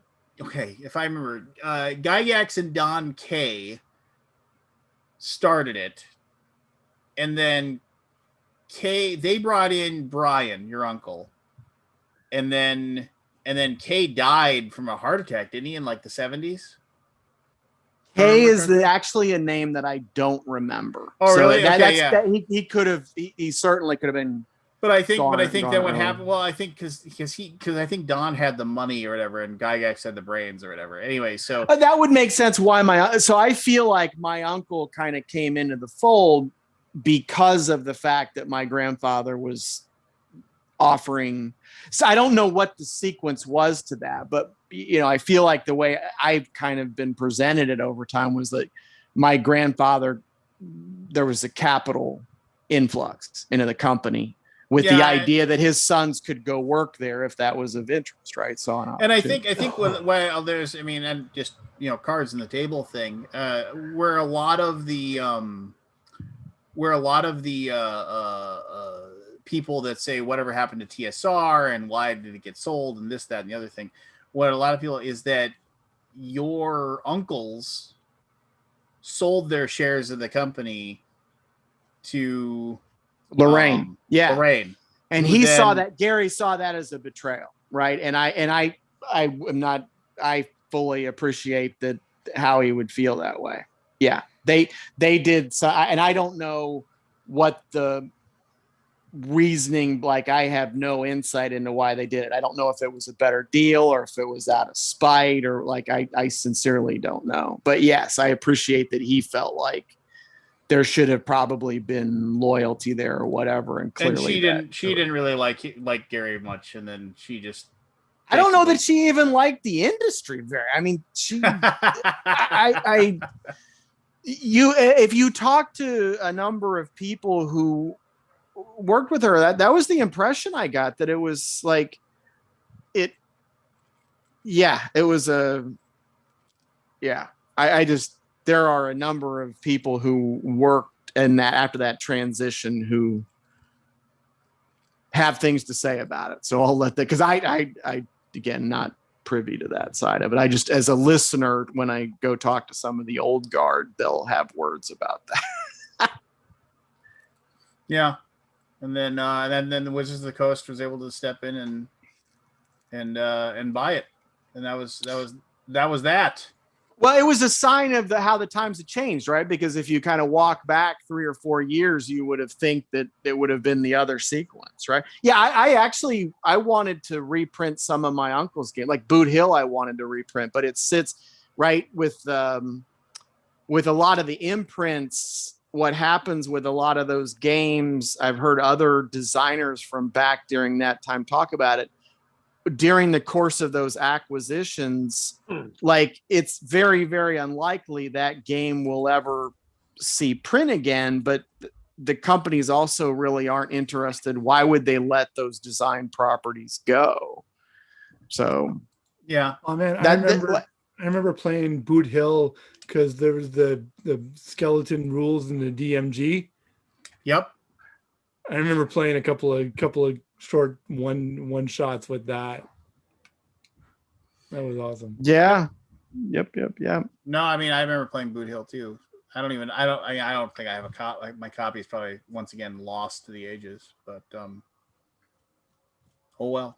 I used to have so many of those because when I went to the dungeon hobby shop, right, I remember looking at all the games and I'm like, I don't know what to do with this. And then at the end of the visit, they're like, oh, well, we're going to take you back into the warehouse. And they just kind of started pulling games. And it was like, oh, this is heaven, you know? Yeah.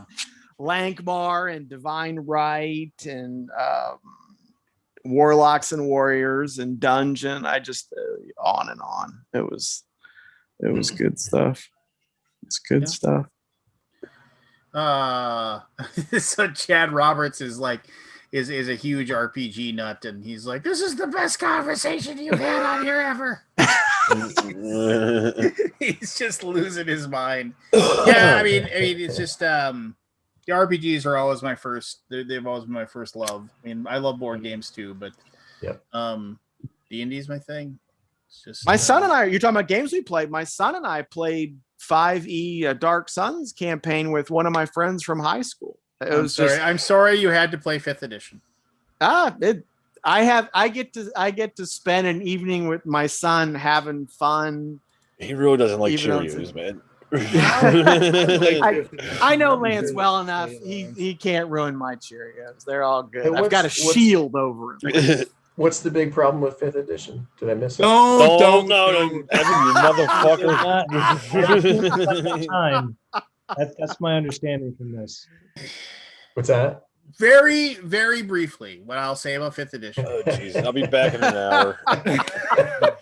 Sorry, I didn't mean to. What I will say about 5th edition is that it is a rule set that constricts the ability for your players and your DM to just relax and let the game be played out. And D&D was, if you go, there's a reason why most people who talk about old school games, they say go back to Moldvay Basic, you know, that box that I just showed you, Basic and Expert. They call it BECME because it was Basic, Expert, Champion, Master, Immortal was like the 5 box sets that they came out with. And it was a very, very light rule set. Spells had basically maybe 4 sentences that describe what they do. And it was just, the rules got out of the way and let players just play and just, you know, and just have fun. And it's, so people of a certain age, such as myself, that have been playing D&D for more than 40 years, we see a book, like we see the 5th edition rules, and it's like there is a rule that governs every single thing. It says this is what this does, this is what that does. If you want to use a rope, that's what this does. If you want to do this, you know, and it governs every single aspect and every single parameter. So it's like you don't have, in this guy's opinion, you don't have a dungeon master anymore. What you have is somebody who just enforces the rules that are in a book and takes on the roles of the things you encounter in the world. Instead of people sitting down and creating a story that everybody, it's like, it's just so by your definition, we're not playing 5e because it's definitely a negotiation about things in the story. And actually what you described, by the way, I could see why you're saying that is very consistent with what I remember Brian talking about. It's like it's a story, right? That was the original thought behind it, or what he said to me, right? What his words to me were is like you're saying, the rules are about not getting in the way, right? It is an interaction between the party and the person who's kind of taking you through it. And an argument can be made that if everybody is running by the same rules, and there is a rule that governs every single thing, where it's like, this is this percentage chance to work, and this was what this does, you don't have a problem then where it's like there's, you could go, it's like the whole thing where I can walk into any McDonald's and they're going to give me the same burger, or I can sit down at anybody else's table and play D&D, and it's going to be the same D&D that I play. Whereas back in the day, everybody had tons and tons of house rules and things that that they played. Yeah. And it was a different, that's pre-internet, right? I mean, that's pre stuff, right? That's I thought way unlucky. I thought it did a good job of just, here's the rules for, like, yes, you have to have a battle mat with little dudes running around, and we have a rule set for that. But as far as like the actual co-creation of a world, like, they didn't put any restriction on that, like. I mean, if you go onto most of the forums, like Reddit forums, things like that, when you go to, and you read what people say, and once again, if you enjoy this type of D&D, more power to you. You should enjoy this type of D&D if that's what you want to play.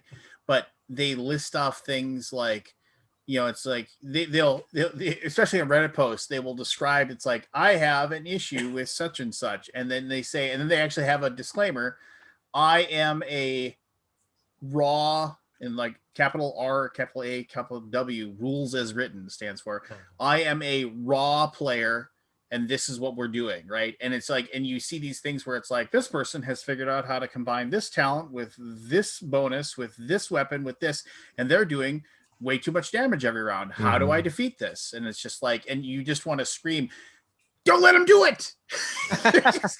I actually had no idea that 5e was falling in that category. I had heard people say, and I guess it's what happened was that somebody is just applying it the way they want to apply it, because I am saying this as not somebody with experience, so please correct me if I'm wrong, but I got the impression in talking to some people who were playing Pathfinder that there was a period of time several years ago where Pathfinder had kind of become what D&D used to be, the storytelling aspect of it. But then what happened, then again, I'm telling you what I heard. What happened was it came into, if you want to maximize this character's path, from the beginning, it's already predetermined. You're going to want to do A, B. If you want to navigate all the way out to Z, you know that.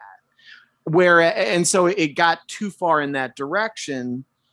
And so when people were talking about 5e, I was hearing great things where it's like, no, this is kind of a correction back to the center of, no, you can interpret it, and it's a discussion, and it's more free form and everything. That seems like what you want, Lance, but disagree with. That's what I thought too. Like, coming from like 3.5 and / Pathfinder, right, with all this rules bloat and like just so many like, mega character prescriptions, and they kind of brought that back down. The problem with it is that like, when you start off with just a book, like, hey, here's the book, like, okay, yeah, this is fine, let's play with this. But then, because you have an audience that's going to and you want to make your company money, Yeah. and if you just keep punching out stuff and punching out books for people to read, they're gonna read it. So hey, here's another book with 20 new classes. Here's another book with 30 new spells. And the problem is that it gets so giant that it's so impossible to actually like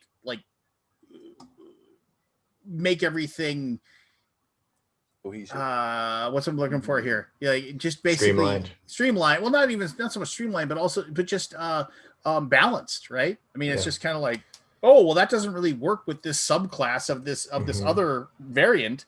But if you combine these two things, all of a sudden I can throw a hand axe 600 miles an hour and do 7,000 points of damage. This is cool.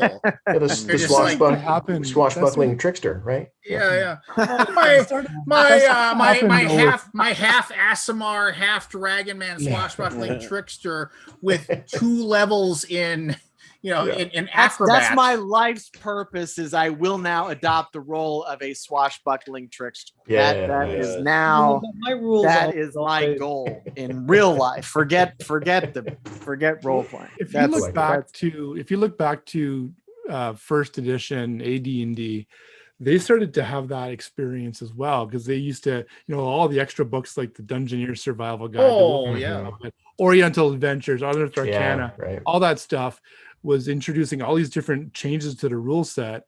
The reason I love playing 5e is because the DMs that I play with look at all the rules as a guide. They don't use it as rules as written. They're like, okay, fair. And it's funny because I have played with people with these DMs that are like, well, no, it says I can do this. It's like, I understand that. However, this is the way we're going to play it, because we're not rules as written playing.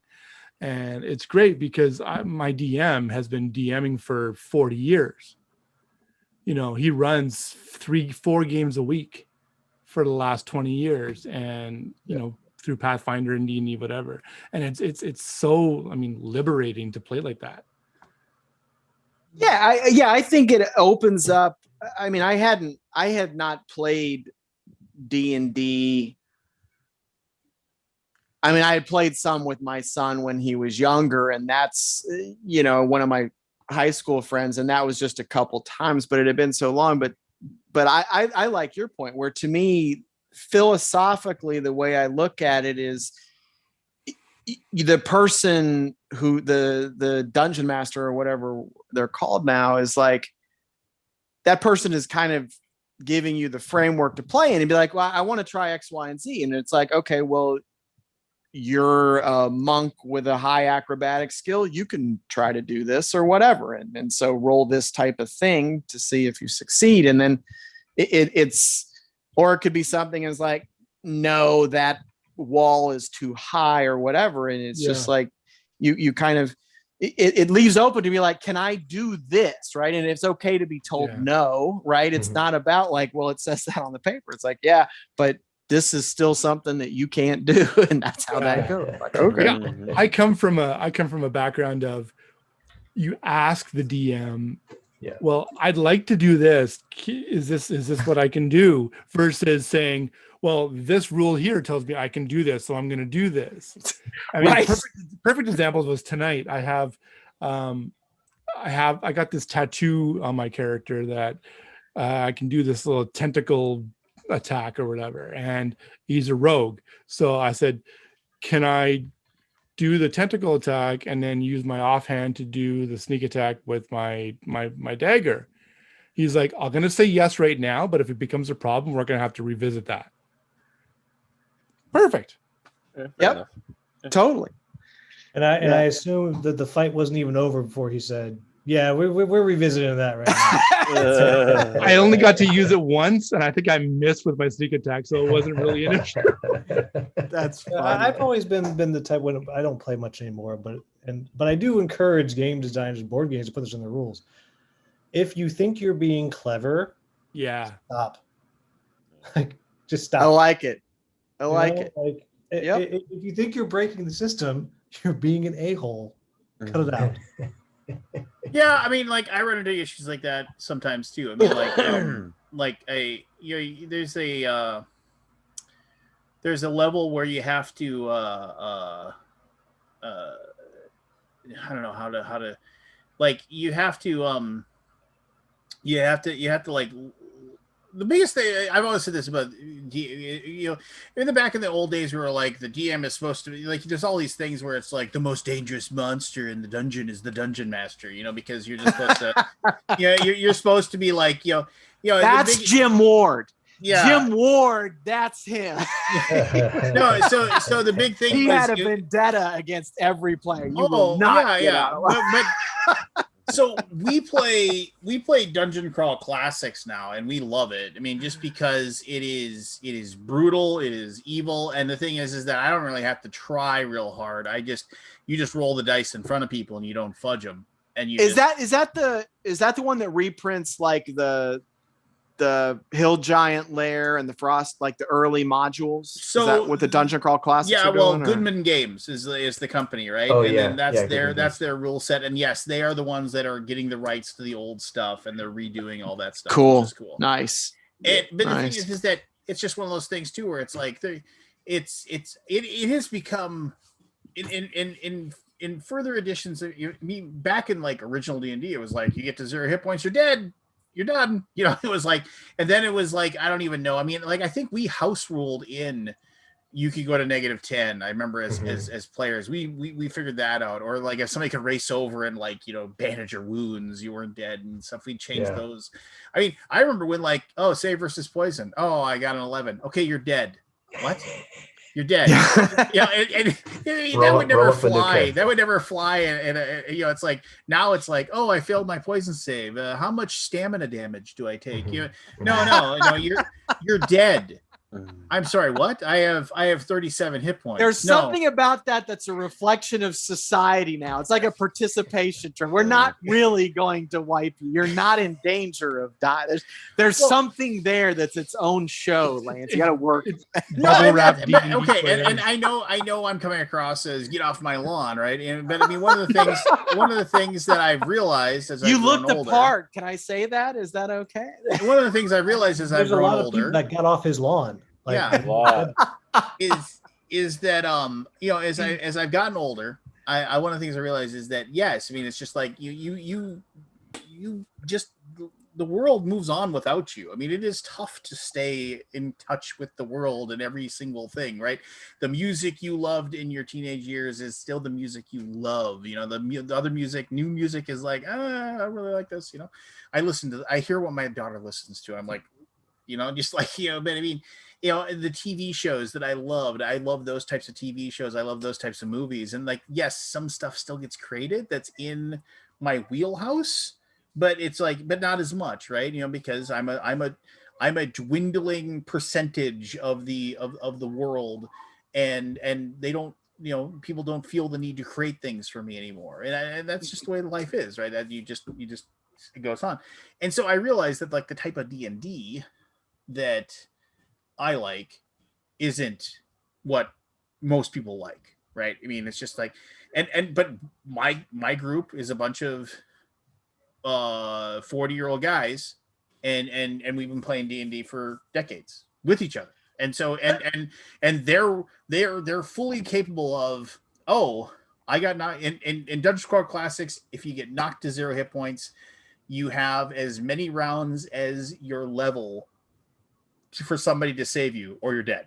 And there's no resurrection. It's just, and they just know that if the dice tumble out and guy just lost his character because like the undead thing that he was fighting got a critical hit, and Dungeon Crawl Classics is like kind of like the old role player sets where they have the huge critical hit tables, and it got a great critical hit where it was like because it was an undead, like a what was it? It was like a foul punt, like a foul black deadly wound festers at its source, doing an extra 2d10 damage, and the guy had like 4 hit points, and it was just, he's just dead.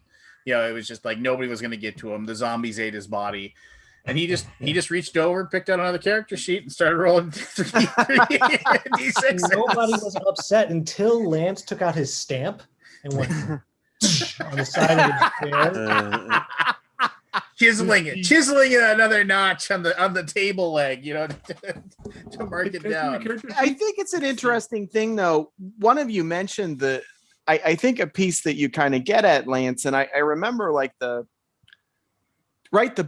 basic edition for D&D was it wasn't a square bound, it was a saddle stitch. Yeah. It was the red book, and so to your point about, I do think it gets to a place where it I think it transitions, and this isn't a negative thing. I think it's an observation. Like, it is about selling product. That if you release a game where it's kind of nebulous, I think that the consumer satisfaction with it is different, right? The expectation is that somewhere you can go to get guidance.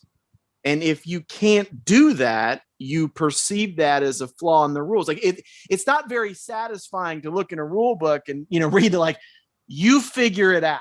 Like, what am I paying for? Right. Whereas when it first came out, it was just like, it's its own new thing. There's nothing like else. It's a paradigm shift, right? That was a new thing. And it's like, well, you work with it. You use your imagination. It's up to the person who's creating the world to have these rules for it. And so as time has gone on, you've got so many other things to draw from. But to your point, like the rules is written, it does.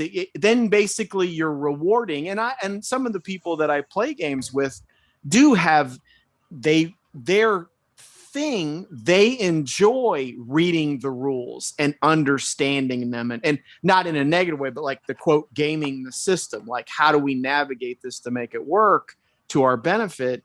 And that's where, if that's how you like to play, that's fine. But like, I think what you're describing, Lance, is like, that's not the way you like to play, right? It's just a different mindset. Like, there's I really recommend, there's a webcomic called Goblins, and there's a character in there. It's all like, the premise is, what if goblins like, hold up, we keep dying because we don't have any player classes. Let's start taking some levels from there. But there's a nice, and his name is Min-Max. And the whole thing is, and it's like, he's like, how can you do that at level 2? He's like, oh, I gave it my ability to read, so I got an extra feat. Like, his whole thing is, but this kind of this min-maxing. But when I used to play Pathfinder and do the Pathfinder Society, like, there was a huge chunk of players that's what they did. Oh, it was built into it. Yeah, wanted to do it. So there I was like, I'm gonna make a guy that throws clubs, and I would be like, ha, 8 damage. Like, oh, well, here's my 97,000. I'm now wielding battle axes. But they had a blast doing that. But it was just kind of, what are you looking for? And sure. I think people who want to play the more story-based game like Lance likes have to be willing to be like, I'm okay if I die. I'm okay that Will's over there playing a guy that's trying to throw clubs, and at level 4 he can throw 1 club. Like, right. You dig into that story. It's just, the problem is when you get both types at the same time. yeah, it's tough. Yeah, when you have a party that's built with some min-maxers and some, like, when I came back to play this last campaign, which was the Curse of Strahd, I came to the table with the goal of really focusing on RP versus chucking dice, and I wanted to really kind of get into the story and all that stuff. And it was great because it was something that, as a kid growing up, you just want to hack and slash stuff. Well, I did anyways. And as I got older, it's like, well, yeah, this is cool, but the story is really neat. I want to get into that more. And now that I'm an adult, and I really want to get into it, this is really what I kind of wanted to do this time around. And I've loved it. I've discovered that I suck at accents, but that's but his rogue does have a cow farm and makes soap. Right, exactly. Yeah, it's milk. It's a cow's milk soap, but it's very nice, But and Great complexion, right? Looking good, yeah. young for my age. Yeah. I think Keith, to what you were saying, Keith, about the basic rule book way back when I was like in grade 6, back in what was that, 1980, I guess. I remember my first game was with a neighborhood kid.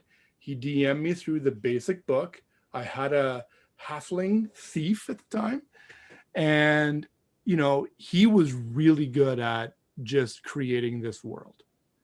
But which is I think the minority of the players out there, especially these days. But one of the things that really was comfort for people that weren't like that were when they started to pump out some modules. Hey, here's some stories that you can rely on if you're not comfortable creating something. And I think I think, it's still that way with the minority of people creating their own world, but even more so, or even just that's even a smaller group now. Because there's so many of those, like the all these new adventure paths that are coming out, and these new adventures that are coming out from Wizards and from Pathfinder and all this stuff. They're wonderfully written, but some of my best campaigns I've ever had was from shit that my DM made up. Yeah, no, I love that. I absolutely am tracking with you, and it's interesting that you say that, because my son asked. So my son's name is Logan. My friend's name is Mike. Logan asked Mike, how much of this adventure have you kind of predetermined? And basically, Mike's response is it's about 30 minutes into the future.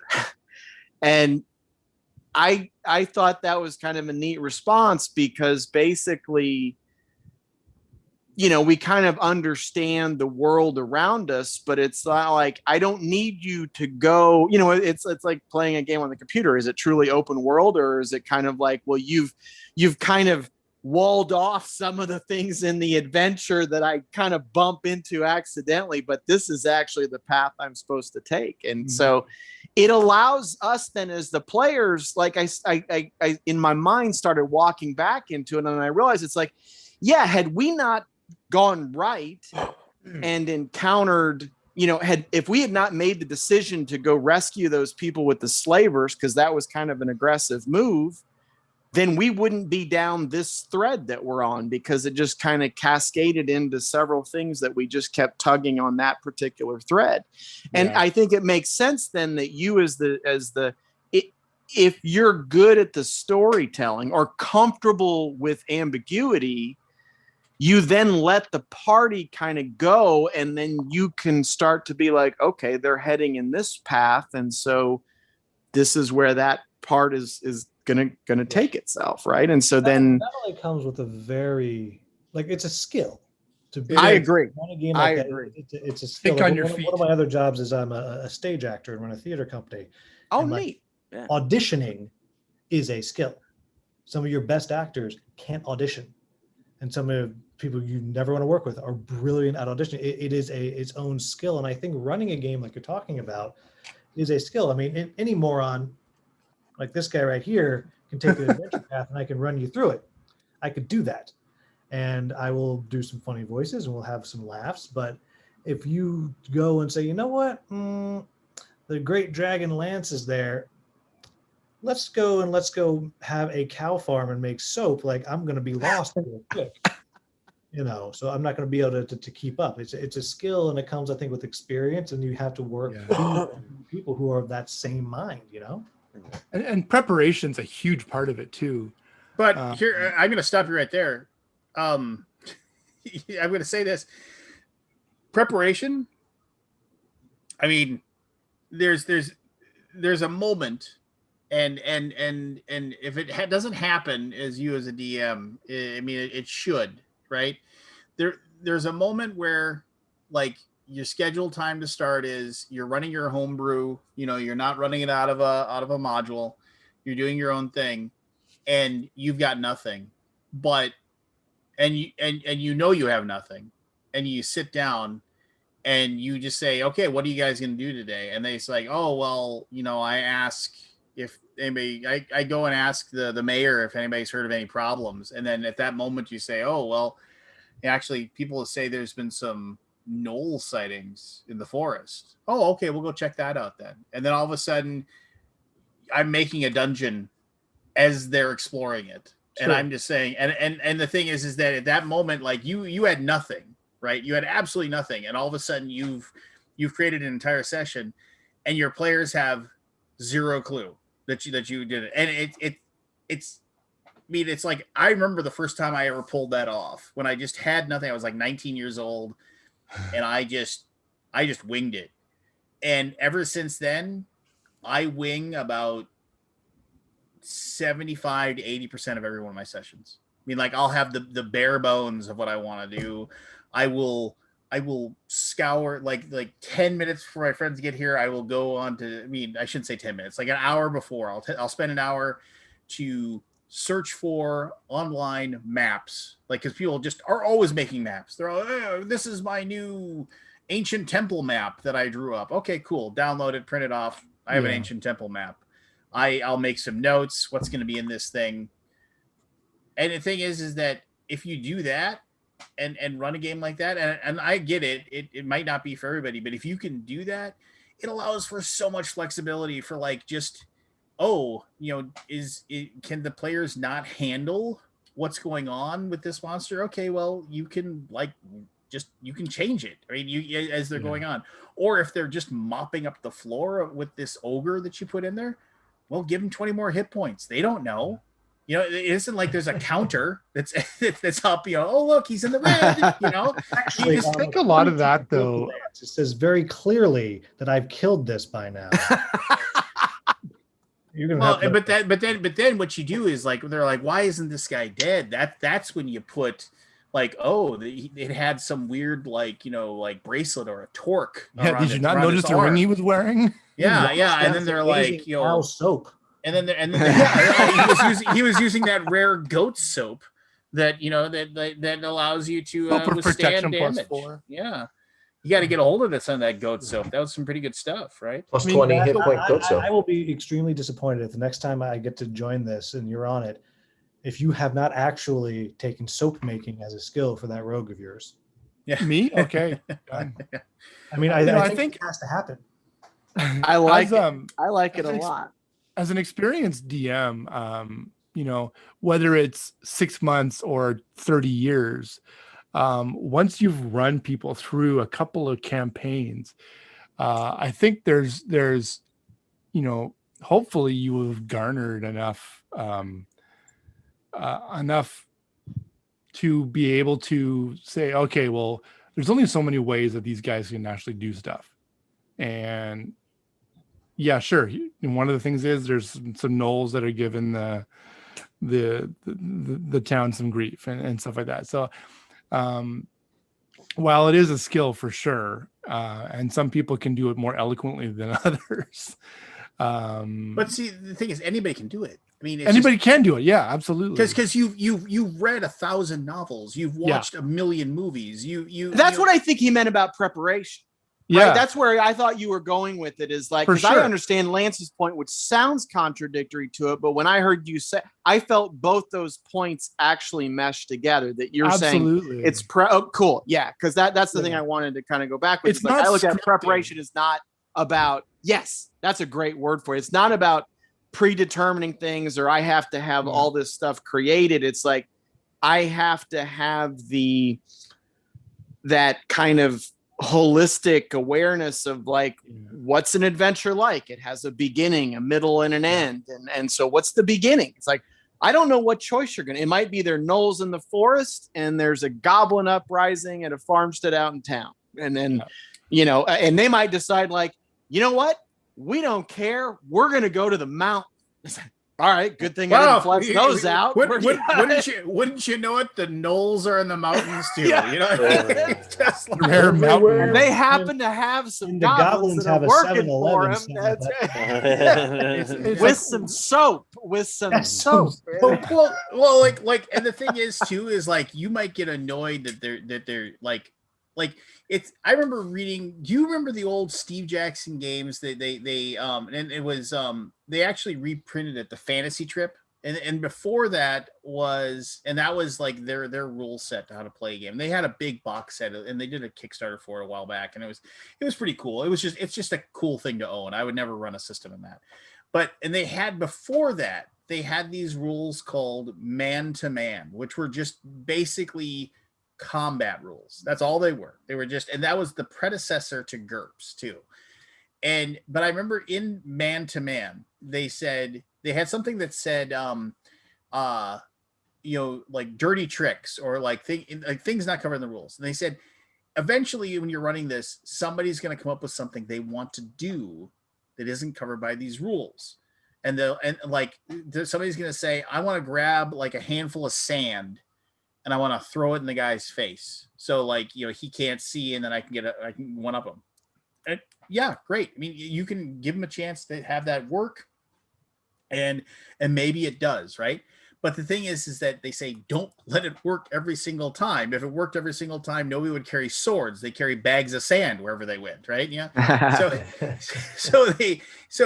the thing is that I was just playing the other day, and like they were the group, like they're all first level. They all have like, I think the person with the most hit points is somebody who has like 9, is like, and they're like creeping in this cavern, and they're trying to figure out where they're going and what they're looking for.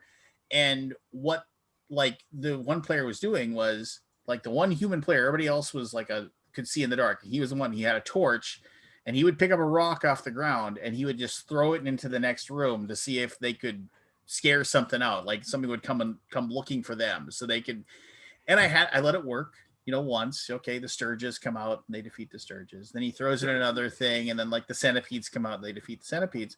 But like the next time there was like basically this room where there were basically these like skeleton, like I made it so like the cavern had like was magical, and so like the stalactites and stalagmites that were dripping, they actually like were able to animate these dead bodies. And so that I put treasure in this room. Like there was like a scroll tube and a potion and like some other things, and so they saw these dead bodies in the ground. So the guy takes the rock and he throws it at it. And I said, these undead things rise, and the first thing they do is they destroy all this treasure they were guarding, and then they come to get you. And they're like, stop throwing the rocks!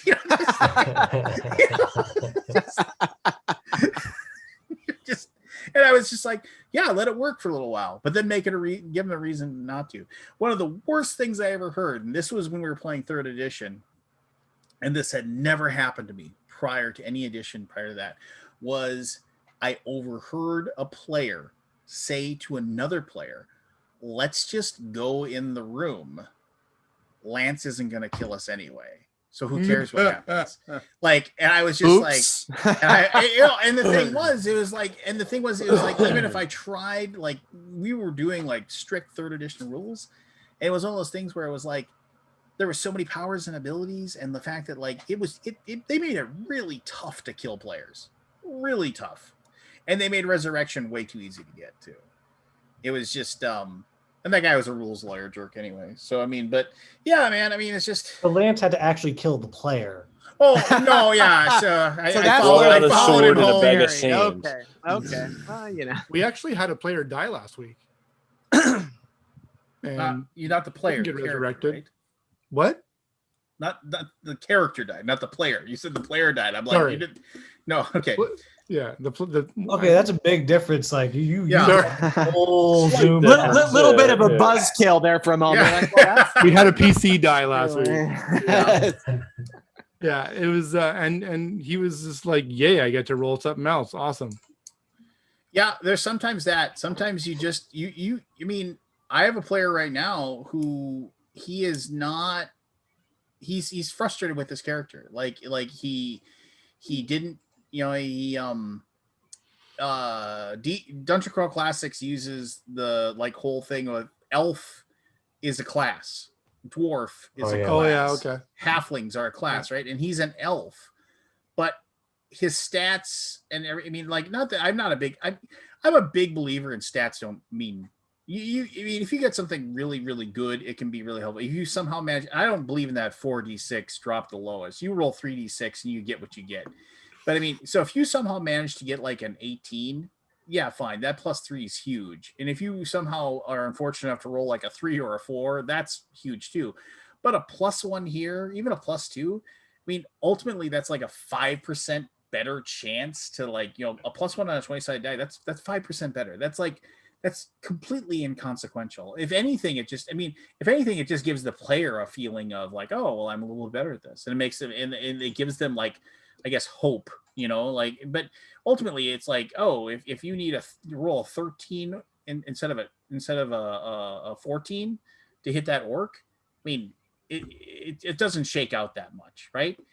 But fine, whatever. Give them the hope if that's what they need. But the whole thing, but he's just like this character sucks, and I finally just said, Andrew, let's just ditch him. Let's crumple him up and throw him away and just roll some new dice. You know, you don't like your character, let's move on.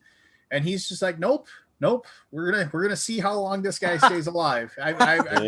He's just like, to the bitter end. Yeah, they no longer throw rocks into the room; they throw his character. Yeah, cannon fodder. Yeah, throw the elf in there, see what happens. If you have a PC die and your party is all at level 3, for instance, and they roll a new character, is he a first level character or is he third? So what we do is you get to start over at the same level that the character died at, but you start at the absolute bottom basement XP to be that level. Oh, okay. So like, if you are like, and Dungeon Crawl Classics is a lot like old school like it's a lot of experience.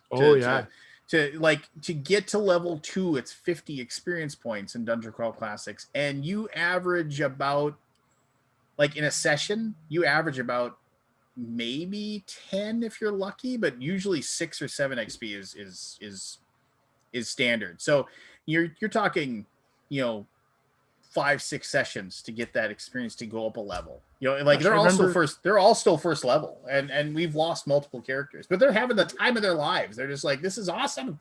It's just like people screaming and running out of caverns, running for the hills.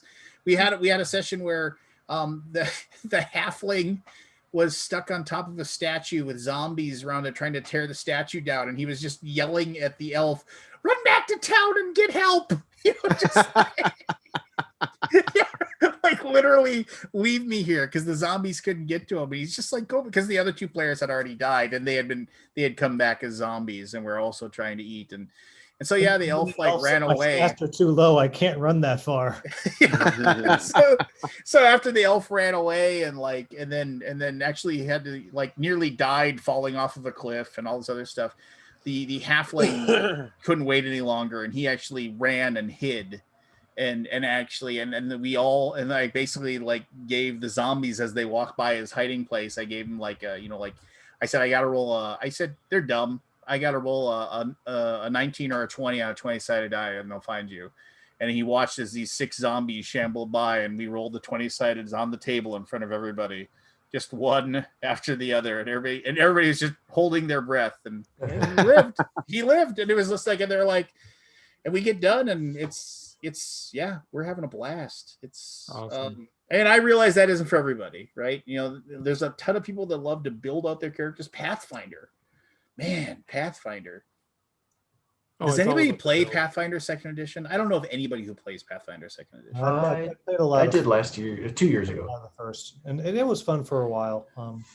But yeah, George. But, you know, speaking of fun, this has been fun. I'm gonna go to bed because me too. Oh, I thought you could stay up forever, William. Now that it's man, I'm old. Yeah, so weird. 1:30, man. Gosh, you guys are crazy. It is 10:30, and I'm like 10:30. I got to get up at 5:20, and I'm in Central Time. What time is it here? All right, I'm going to get about 4 hours of sleep. That'll work. There you go. Attaboy. Attaboy. Oh, see now it's late enough that you should just keep going. There's a What couple is- of nights where Barry and Lance are on till like what 4 a.m. or something. There's been a couple that were very long. I remember 5-6 hours.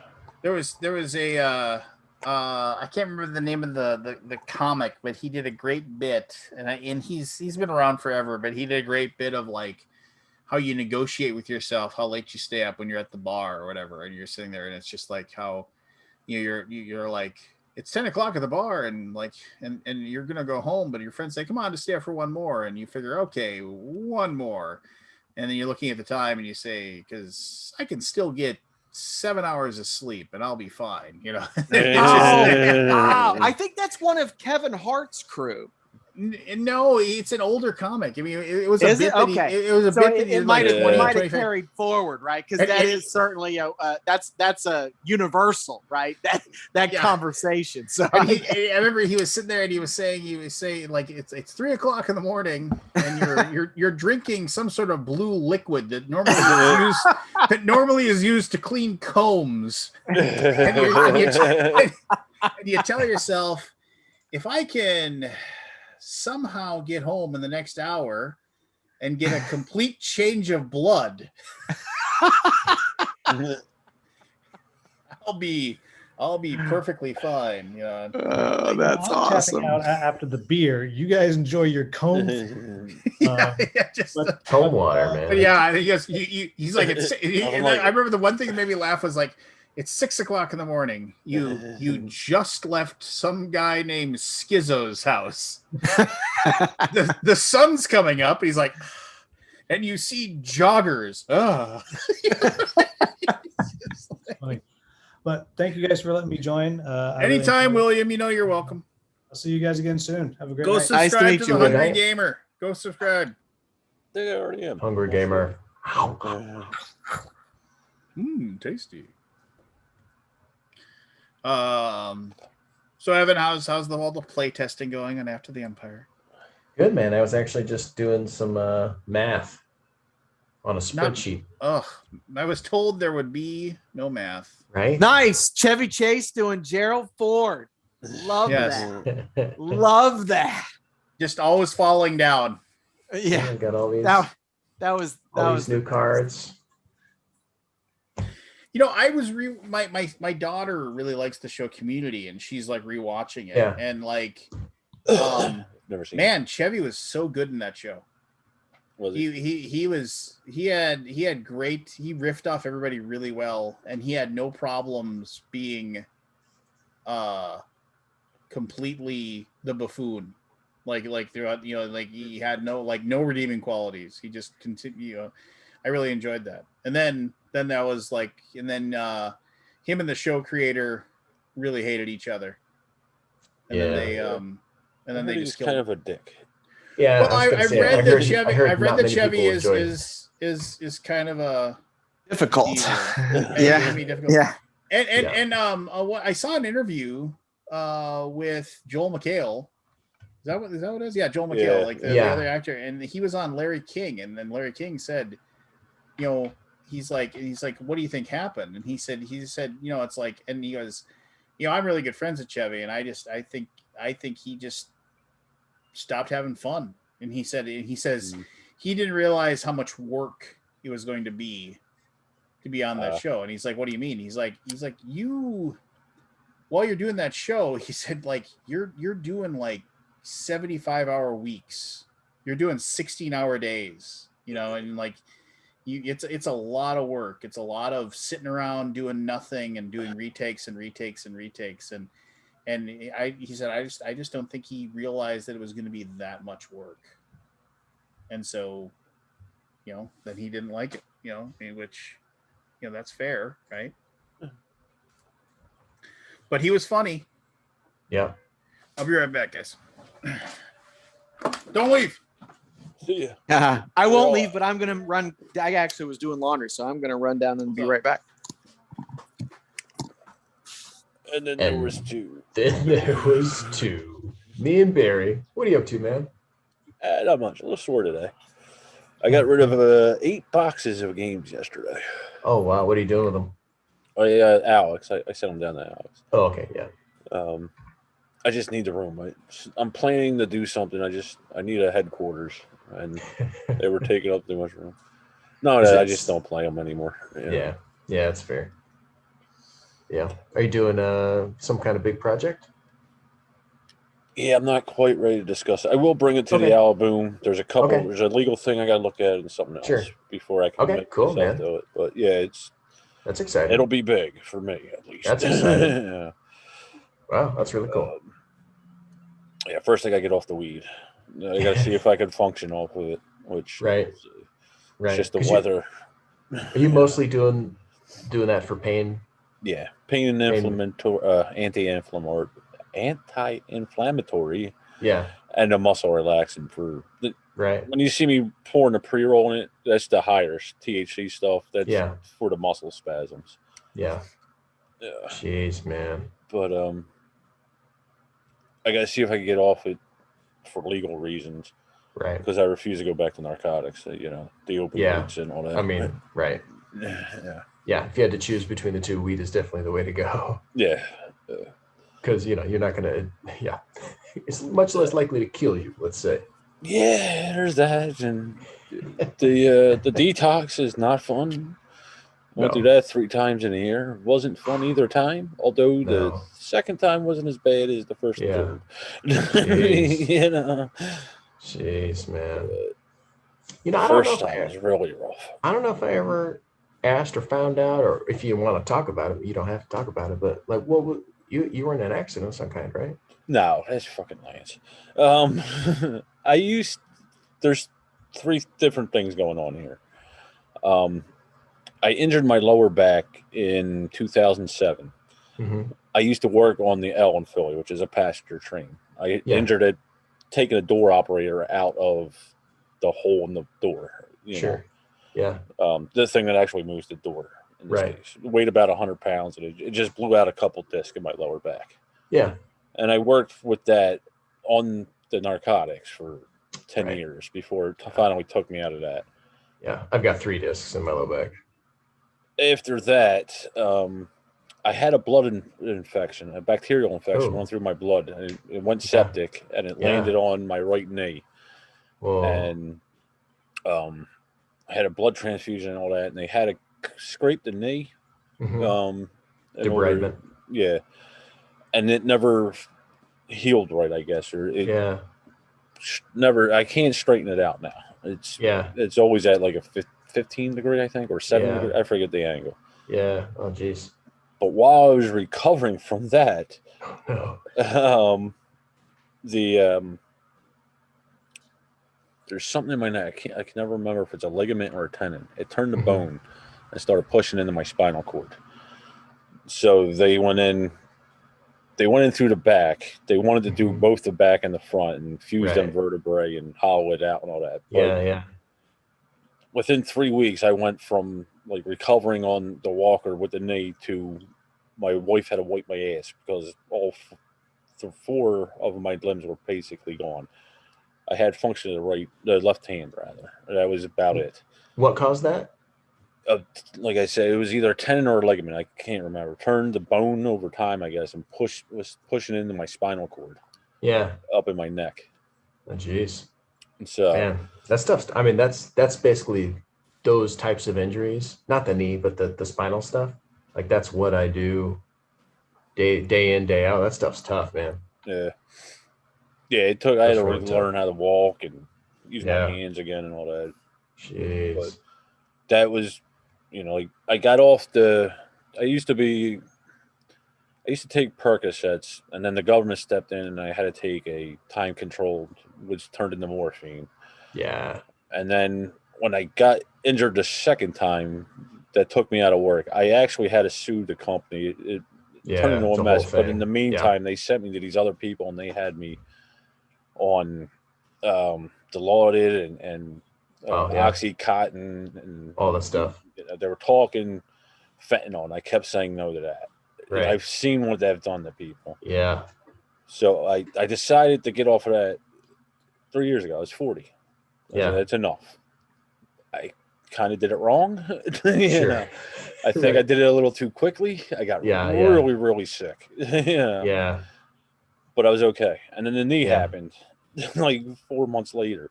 Jeez, And they put me man. back on it all. Yeah. Which wasn't bad. In the hospital, I kept pushing against it. Yeah. And they put me on they used to give it to heroin addicts to get off Oh. of. What's that called? I don't remember. It's escaping me. Yeah, and that yeah, me wasn't too. too bad coming off. Right. Got an X in it, I think. Anyway. And then the next stuff happened. And on that, I was like heavy pain killers. Yeah. They had me on Dilaudid 4 times a day or 6 times a day, every 4 hours. Jeez. And then getting off of that was a little rough, because I went straight from that to weed. It was like heavy weed. Right. It was like, I'm not fucking around with all this other shit. Just hey man, if you can do weed instead of that stuff, that's so much better. Yeah. That was rough. The detoxing, especially the first, because I was on it 10, 12 years at the time. Right. Yeah. But wow. Like I said, I don't regret it. Part of me wants to get off of this. Yeah. Part of me thinks I may never be able to. Right. Just pain levels. Yeah. Like I get in so much pain, I get nauseous and puking and shit. So how many surgeries have you had? So far only 2 on the knee and the neck. Yeah. I was pushing off the lower back as long as I could. Yeah. It's because I was working at the time, stuff. Yeah. They're going to have to visit that again. They may have to go through the neck again. Like I said, they want to go through the front and back, and I said no, just try the back first. Yeah. Wow, man. And most likely the knee is going to have to get replaced at some point. Yeah. Yeah. Well, hopefully you get more mobile when they replace the knee. Yeah, we'll see, but I don't think that's going to be soon. I think they're talking long term with that. Yeah. Yeah. We'll see. Yeah. It was rough. It's been a lot of shit at once, but that's been my whole life. There's the man. But this one in particular, I'm kind of grateful for. It forced me to slow down. In everything, like my functioning. Like I used to work. I go into work. I wouldn't know if I was in there 8 hours or 17. It was like just constant phone. I did that for 3.5 months at 17 hours a day, 7 days a week. Wow. It's because I had goals, and shit to do. But wow. This forced me to slow down and think about how I'm doing it. Where I'm not killing myself. Right. Or just because I had to slow down and think about how to fucking walk most of the time. Right. Yeah. Right. But it also forced me to slow down and to think about the people around me, and stuff like that. Yeah. So it sucks, but I'm not bitter about it. I don't think. Yeah, that's good. I mean, it sounds like you've got a good, framing for it. It's good. Yeah, that's tough stuff. I have patients that are in that same kind of arena where it's like just tough. Constant pain. Yeah, not only that, like this happened, like this, especially the neck. It happened so. Like I said, within 3 weeks, I went from being able to walk to like sitting on. This hand was basically the only thing. It was starting to curl up, but it was basically the only thing that worked. Wow. In 3-4 weeks, Yeah. And that forced me to, like, up until that point in my mind is like, yeah, I can work. I can get myself out of this. Right. I can push through it. Right. Yeah. This was like, holy shit. Right. It made me, and then they put me on, because I was having back spasms. They couldn't get an MRI. Like, literally, the back spasms. Oh, you couldn't lay there to get the MRI. Right. The back spasms would literally move me out of this chair. If I was sitting in it, they would not slowly, sometimes quite quickly, force me out to the end of the chair and fall off. So they put me on ketamine. Yeah. And then they did it again right before I went on the machine. Like, it was high doses of this shit too. Like, yeah. And they're like, "Are you allergic to it? Do you have a reaction?" I don't know what the fuck it is. Boy, did I learn quick. Yeah, we'll find out. Yeah. That was another thing. That did something to me mentally. Yeah. I mean, that's serious. Yeah. Because I wasn't. It's hallucinogenic, is what it is. Yeah. Yeah. It's a horse tranquilizer, from what I Yeah. understand. That sounds I right. Yeah. didn't know what it was. I was never on anything like this. A hallucinogenic. I never Yeah. did anything like that. And there was a gap in time that I just don't remember, but I was Mhm. functional. Like Yeah. I had conversations with doctors that I don't remember. You signed some legal documents. Yeah, I did. It's like the smoking. I went through one of these doctors because of the smoking. Like at that Yeah. point, I was all cigarettes, but emotionally, I was smoking to. It was an emotional crutch. Yeah. But I smoke a cigarette a day or something. Yeah. Yeah. I had a conversation with the doctor, and he's like, "You can't smoke." I was like, I guess I agreed. I don't remember the conversation. So it was like a day later or something. The nurse, I said, I got to go outside and talk to my wife. I got to think about it. So I went out and I smoked the joint, and then I smoked a cigarette. Or I pulled out the cigarette, and the nurse said, "I'm going to have to tell the doctor about this." I'm like, "Yeah, all right, whatever." Not thinking Yeah. anything about it. I smoked the cigarette, finished the conversation. This was like the death conversation with my wife. Right. Right. I finished it, threw the cigarette out. Went in. The nurse, the doctor's assistant came in the next day. Said, "You're non-compliant. We're not doing the surgery." I'm like, "What? Oh. What the hell do you mean I'm non-compliant?" She's like, "The cigarette." I'm like, "What the fuck are you talking about? The cigarette? What's wrong with the?" Yeah. So it did a bunch of that, and just losing that much time and doing shit that I don't remember. Like I've been on drugs in the past for heroin, shit like that. Yeah. Yeah. I've never had something like that happen. Like Right. I've nodded out, lost time, fine, but I've never Right. did shit that I don't remember doing. Right. So that threw me for a loop. There's a bunch of shit going on at that time, and that's partially what this project that I'm not really going to get into is about. Just to let people know you're not alone. This shit Yeah. happens. Yeah. Yeah. Totally. Well, Well, but like I said, there's a couple legal things I got to look into first. Sure. That sounds important.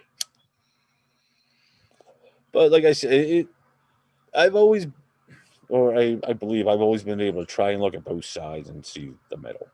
And this kind of made me look at both sides a little differently. An emotional thing, I guess. I don't know. Like I'm old school Catholic Irish, so emotions is very, very way in the back. There's a family joke. You ask us how we feel, we say it's none of your fucking business. Right. It kind of forced me to deal with that and the shit I was suppressing. Yeah. Yeah. Right. But it was all at once. There was some trauma there, I guess you would call it. Yeah. But in the long run, I think I'm better off for it. It made me deal with shit that I wasn't willing to deal with, I guess. Right. Because I spent a lot of time in that hospital. It was like 2 months total. Yeah. And you can only watch so much TV. You can only, at some point you got to deal with yourself. Yeah. And even after now, I'm usually alone 16, 18 hours a day. I'm an hour away from my family, basically. My wife works and then she sleeps. Yeah. So I'm still dealing with myself. And I think I'm okay with myself for the most part. Yeah. Hey, man. Some people never get there, so that's good. So ketamine blocks glutamate, making it an anesthetic. Some individuals hallucinate or lose touch with reality, but can also help build new connections and synapses. Interesting.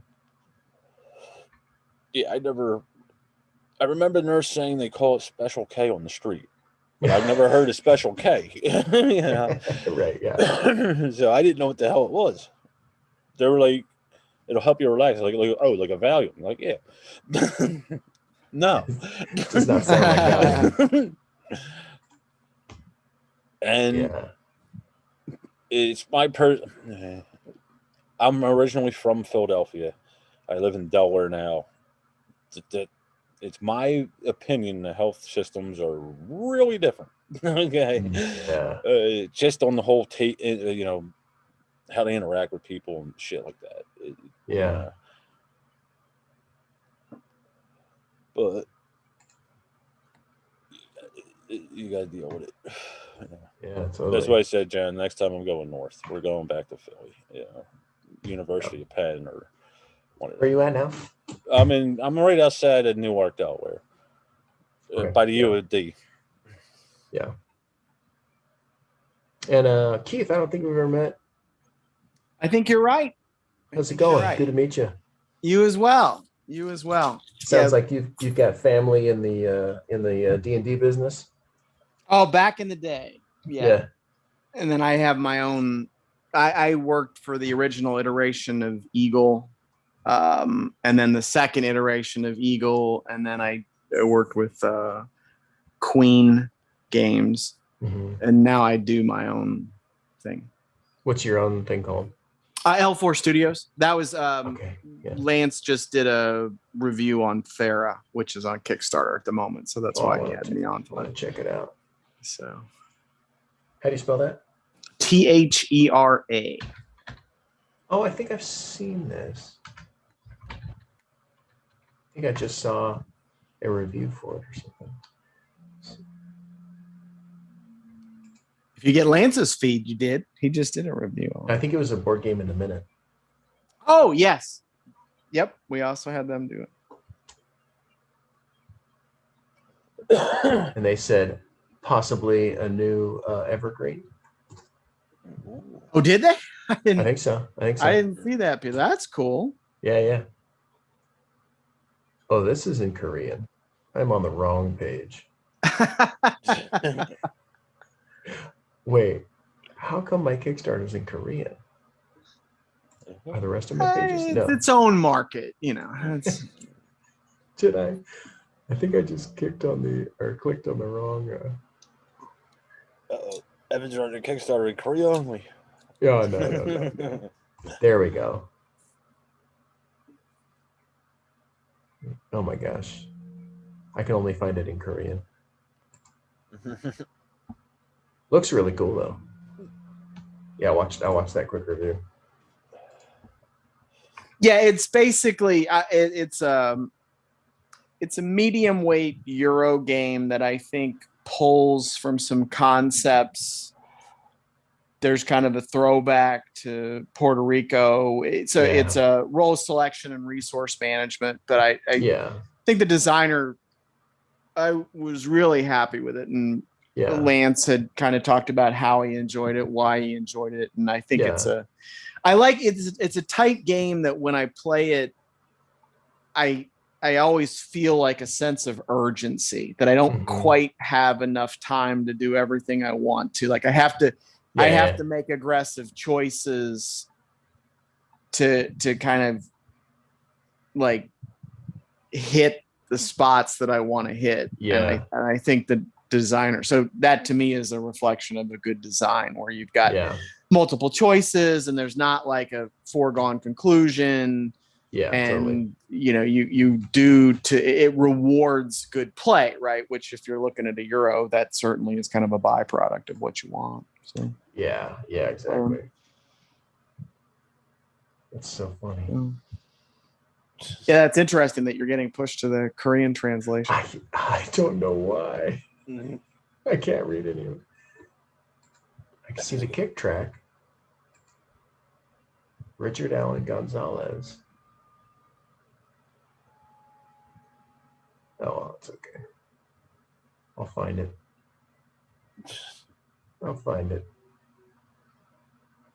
Where are you located? I'm in Portland. Oh, okay. Nice. Yep, I'm in Portland. I'm a game designer, chiropractor, coffee shop owner. What else do I do? Trade. Musician. Sweet. A bunch of different stuff. Chiropractic pays the bills, but you know, I'm tracking. Yeah, I teach the admissions test for business school. Actually, the main medical side of the equation, the visits that I've been going to is I go to a chiropractor who also does cupping and acupuncture, gua sha, etc. Nice. So that's been, I've been very fortunate that really is all I've needed to do. Although I literally just a couple days ago went to a new primary care physician because I need to get. I'm 53, so I'm due for Get the labs and stuff. Yeah, the joy of that. So Scope the. Indeed, that's it. That was kind of the driver. So, Oh, Evan, how yeah. did the COVID affect the chiropractor? You know, I'm sure everybody was a little different, but here, kind of everything shut down for about 6 weeks, Mm-hmm. and then we kind of like we're like, oh no, we are essential services, okay, and then like offices started opening back up, and then like there was a lot of disagreement about like mask policies and stuff, and then and at this point, I'm pretty much back to full capacity, full time, but I left the larger practice I was in, and now it's just like me in a room. So it has changed my practice significantly for me personally, but I think a lot of chiropractors are kind of right back where they were doing what they were doing, just with a mask on. Yeah, I was just curious. I'm on disability, so they recently had me do a test to reevaluate me. Yeah. And they were like, have you seen any doctors? I'm like, I haven't left the house in a year and a half. I Right. just saw my doctor for the first time in about a year and a half, 2 weeks ago. Right. It's like Right. I haven't I seen don't go anyone. anywhere. Yeah. So it's like I was just curious at how that like. I had to do a refill, and I did that over the internet once. Yeah. 6 months ago or 9 months ago, Yeah. something like that. But other than that, Yeah. No, I was was just close curious. down. But that's Yeah, different because he's a primary; he could do that over the internet. Yeah. But Right. people With me, you like couldn't. Yeah. if I'm working on a disc herniation, like I literally have to like have my hand on there and do it. Yeah. I meant to actually like my physical therapy. I didn't do the last. She was ready to release me anyway, but I didn't do the last week because of COVID. That's when it shut Right. down. Oh wow. And I never. They sent me something about we're seeing people again. It was like 6 months in or something like that. Right. And I was like, nah, other people need it before me, and I just never got back to them. So Right. I never you were like on talked my to her last about one. how. Yeah, I never talked to her about how she was affected and her. The UAD. That's where I went. Yeah. How they were affected by it. Yeah. Yeah. I think a lot of non-hospital medical services basically kind of shut down for 1 or 2 months. Yeah. Any kind of private practice stuff, I think pretty much kind of shut down for a little bit. And then they were like, oh, people still need healthcare. Okay. All right. We should open back up. Yeah, that's what happened in Chicago, is that it was like I'm trying to figure out what was open. I think it was, I can't even remember now.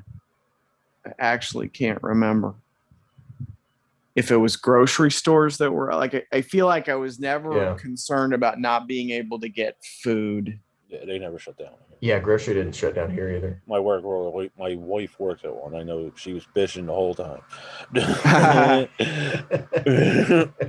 Everybody else gets time off. What about me? Oh, it wasn't only that. It was a good part of that, but it was just the interaction with people and others. Well, yeah, the masks and everything else. Yeah. That's why I say we never felt safe with it, even though I never leave the house. I was like, I was always expecting to get it because of Jen. Right. Yeah, totally. I know. And my wife had to deal with, the fact that I'm literally touching people. Yeah. It's not just that I'm in the same room. Like, I have to touch you to do it. And so, that increases the risk. Yeah. And kind of just do what you can do and take the precautions you can. Yeah. And I think most people, like me and Lance talked about that one. His joke is I got hit by a train, which technically I did, but not the way he explains it. Okay. Technically I did it twice, but yeah. I was like, I did manual labor my whole life. I was a carpenter before the trains, Yeah. It's like, it's just a risk you take, I took a risk when I took the job. I'm going to be up 40 feet in the air with a crane above me, breaking down see all your trusses, fingers. I'm a very safe carpenter. Yeah, I was going to say. That's actually something I'm working on now is like I described the physical end of it, but the mental end, I have problems with focus. Yeah. And I think it's a byproduct of the narcotics. Yeah. But part of it's the weed with the forgetfulness, but not. Yeah, totally. They change my thinking, my critical thinking, my logical thinking. Yeah. But I was in the shop about 3 months ago, and that's the latest time. Because I got so hyper focused on my table saw of the blade and not of my hand positioning with the boards and shit. Because the table saw is pretty dangerous with the kickbacks and twisting. Yeah. You know. Yeah. And I was like, this is a problem.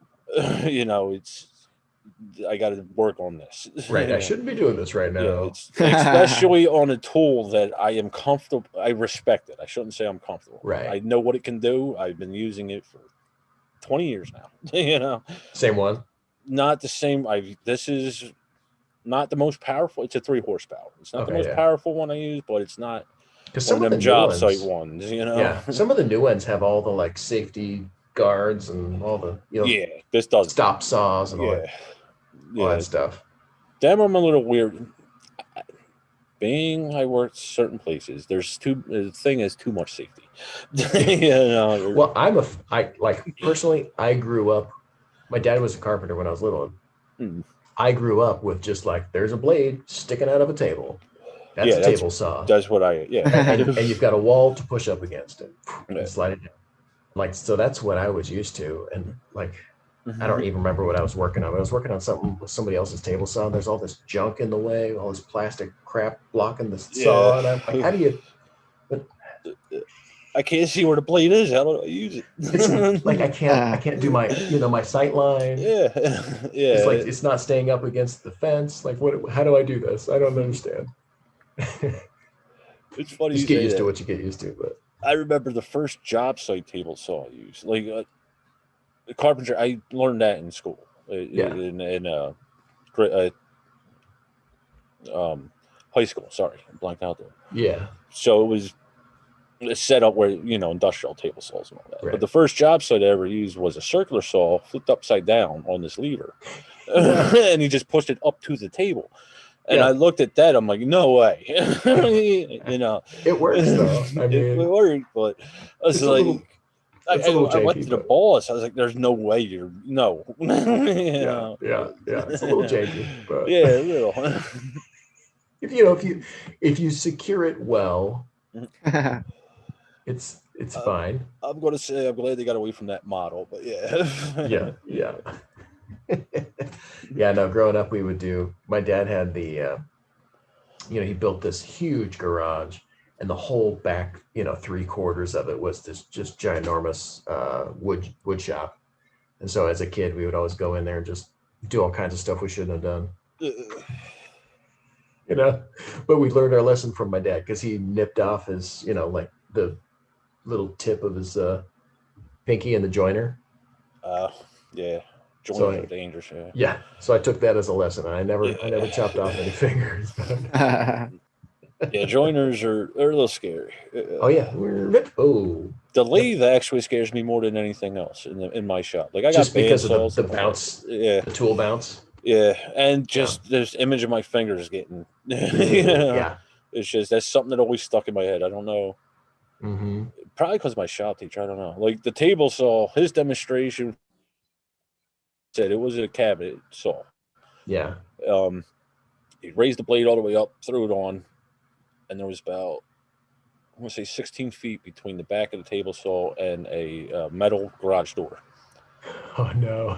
It just threw a block into the saw hole, and it dented that fucking door. It pushed it out 2 feet. And I was like, all right, I learned the lesson. We're not going to do that. That was his demonstration of kickback. He's like, so make sure you hold that thing down and against the fence at all times. And that's where my problem happened. I got so concentrated on the blade, I wasn't paying attention to the fence.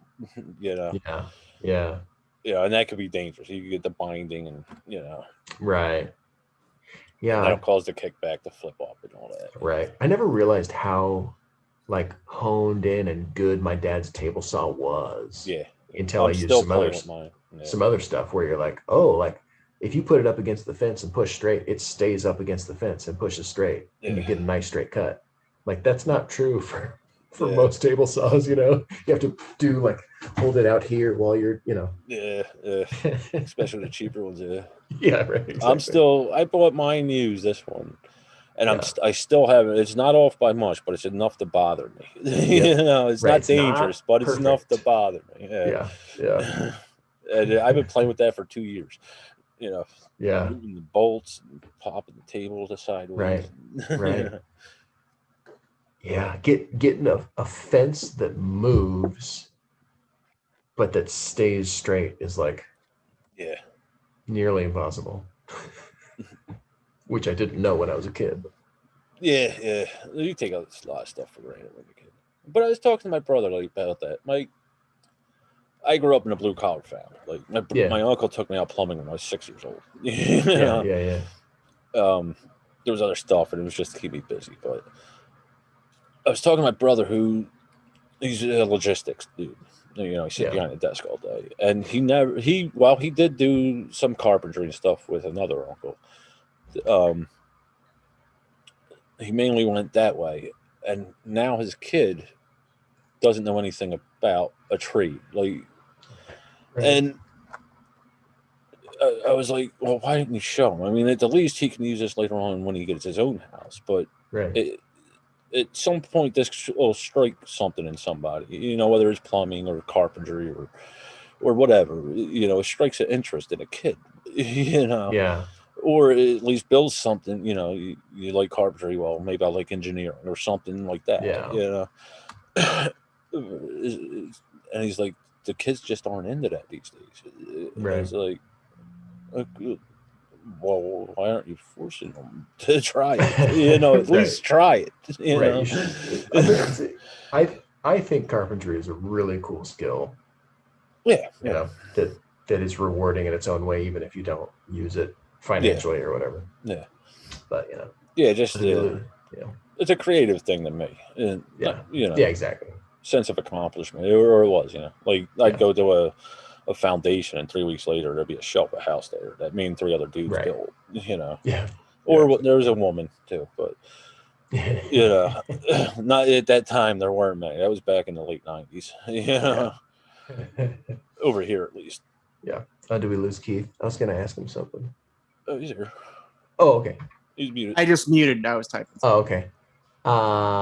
Tell me about Lords of Baseball.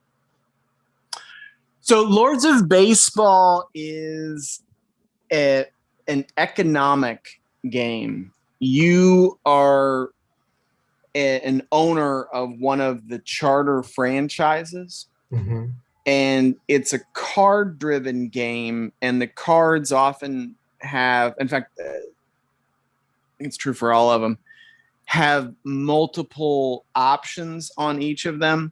So you might have a situation where you, like in spring training, you might be able to upgrade your farm system to have a few more regular players, or you could convert a couple regular players into a single star or something like that. And what the makeup of your team that has its own strength, and so you do play series against other teams, but part of the goal, it's about the finances of the game. So you may choose to upgrade your concessions or your fan base or the field itself, etc. So you've kind of got these multiple facets that you're working on over the course of the game, and you can play over, you know, different numbers of seasons or whatnot. And so I'm excited for that game because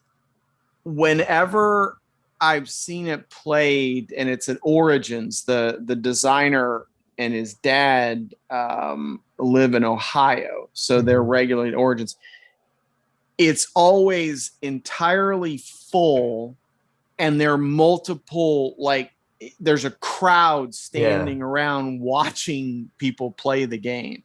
And so the artwork where we opted to go with it is the box is going to look like an old cigar box. Yeah. And the cards themselves have like the quote foxing on it and that type of work. So it looks like, old cards that you'd be, storing in the cigar box, right? Where you keep them. So I like it thematically in that sense as well. Yeah. This looks cool. I'm very interested. So I'm working on a baseball game, which is really funny for me because I'm not a baseball guy. I just have a friend of mine who's really into baseball and wanted to work on this game. And I was like, yeah, sure, I'll work on a game. It's just fun to, kind of expand your design experience and work on something you wouldn't normally. Yeah.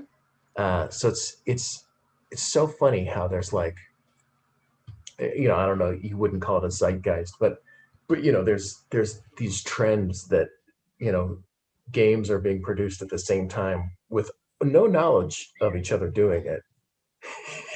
And then all of a sudden, there's something in the water. And then the next year there's like 8 baseball games, or there's like, 8 feudal Japanese games, or, whatever it is. They all just come out at the same time. Richard Board talked about it one time. He was called in to present a game. I can't remember which company it was, but it was one of the bigger ones. It was one of the bigger ones.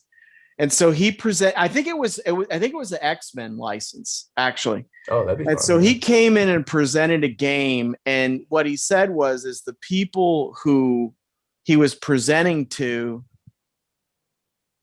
he knew him well, and he basically said they looked like they had seen a ghost. And he was like, what's going on? What's happening? And he said basically a designer independent of him had showed them a game that was virtually identical. Yeah. And they're just like, what just happened? And it was early enough. There was nothing on the web. There was no cross-pollination of play testers or anything. And it was just a weird confluence of events. It's like, what the heck? That's so funny. Yeah, Lords of Baseball has been around for a long time. It just it looks kind of in depth. I'm working with Lab H. Mm-hmm. They're the design house, and I'm on the publisher side of it. Yeah. And so that's one that has been in process for a long time. It looks pretty like involved. It's once you kind of get a feel for it, because it's card driven, you have the sequence of events and you're taking cards from this deck and whatnot. Like it is, I look at it as kind of you're running. I don't want to call it a simulation because they're right, but it's an economic game. Mm-hmm. And you can go different paths, right? Like you don't have to win the World Series to win the game, right? It's beneficial because there are byproducts of that help with your franchise. Finances. Yeah. Right. But, you can choose to go different paths. And so, and then, you have a better team, but they cost more money. Right. And so you've got that kind of thing as well. So it's and people retire, Right. It's like, players retire. What the heck? So, we started doing like a manager kind of thing, but it like way simpleton, it's like, it was like a card draft, basically making up your teams. And then we realized, this game is kind of, you reach the end of that draft and you're like, okay, I made a team. Okay. And, we had like a salary cap and it was all, and you scored it based on stuff, but it's like, when do we play baseball? Sure. So we were like, okay, let's make a dice system where you use the stuff that we already had on the cards for the team building aspect, and then we use the dice system. And then we were like, actually, the team drafting isn't the fun part. So we kind of moved away from, because we just didn't do it justice, right? Like the management aspect. Like we did a card draft, like, with a salary cap. It's like, and then we slowly morphed it into just like, oh, well, let's just start with preset teams. It's an interesting, when you start, it's an important thing to be flexible and realize that if there's a certain part of the game that is not enjoyable and it's not serving a purpose for the game, then that needs to go, right? And if it's not enjoyable and it does serve a purpose for the game, then you need to figure out what it's like. That might still need to go, right? Because it's just like, well, then why are we playing if it's not? Right. It's that's when people played it, they were like, "How come I don't get to play baseball?" Yeah. What do you get? And that's the thing about this one, that it isn't. It is something that, to me, it's more of a management game, right? Yeah. Where it is on an economic side of it. It's set in the era where the larger stadiums were. So we're talking about like the teens and early 20s, right? Yeah. When the larger fields were coming up, and as that, it looks like you're doing that justice. Right. I think so. I'm excited. I mean, that's the thing. And working with Lab H, like the biggest challenge that I feel like I've had as a publisher, because it's not my main gig, is being able to see designs and play them and see enough designs to kind of look at what's going on relatively. And this is one that hits a spot that I think can work, etc.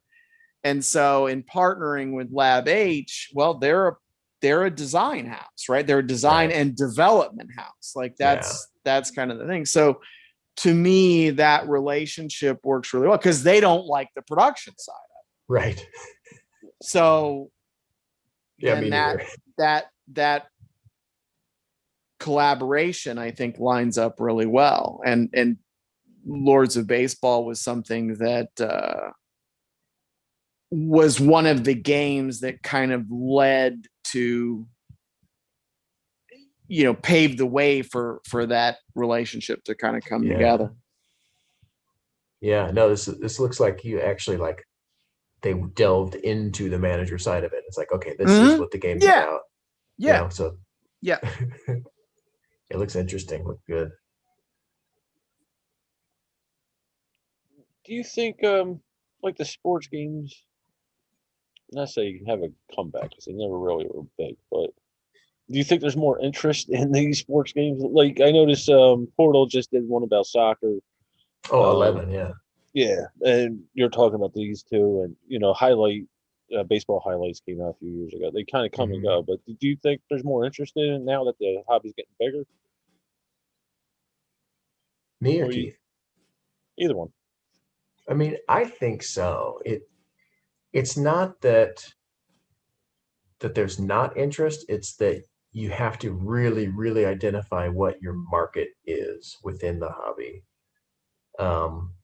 Because the overlap between gamer and baseball fan is actually not that small, right? It's not minuscule compared to the regular populace, right?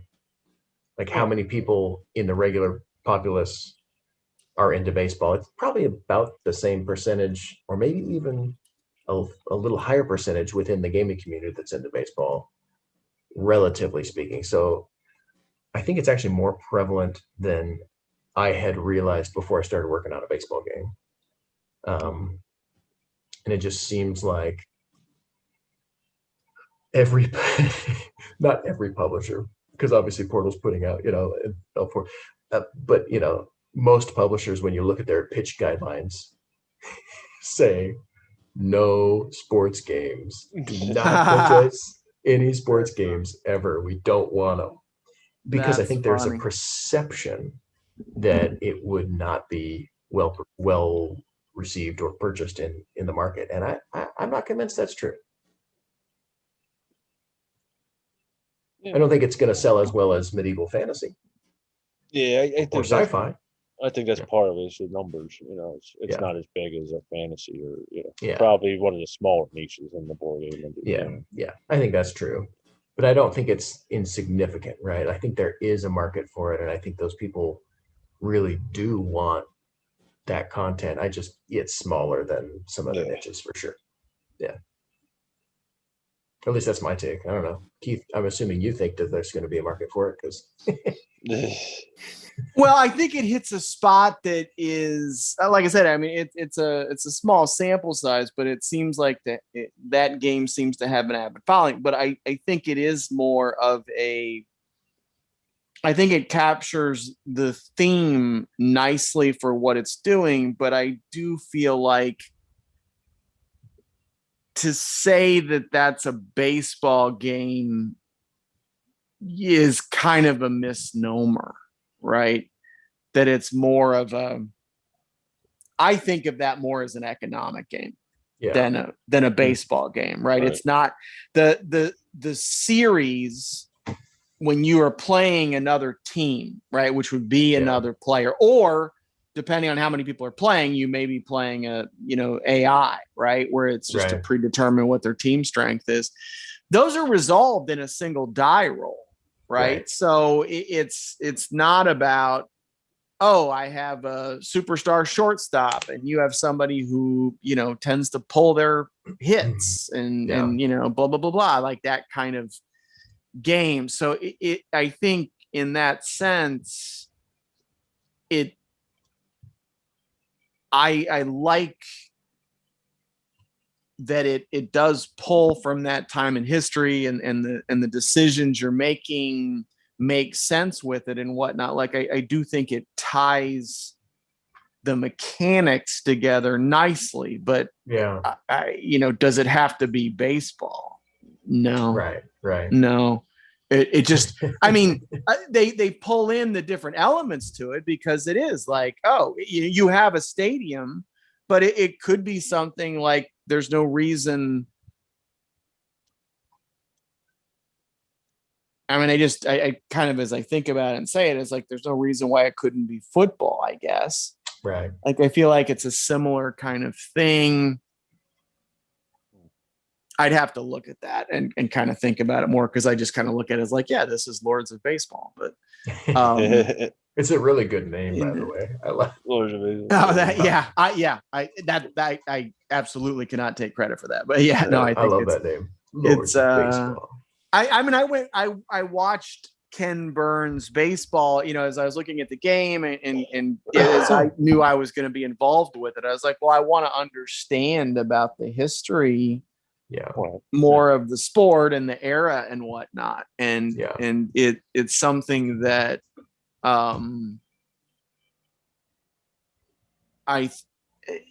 looking at the way the mechanics are designed, like there's some elements when you're improving your state, you've got like a different tiles. So kind of like the way brass worked, works, you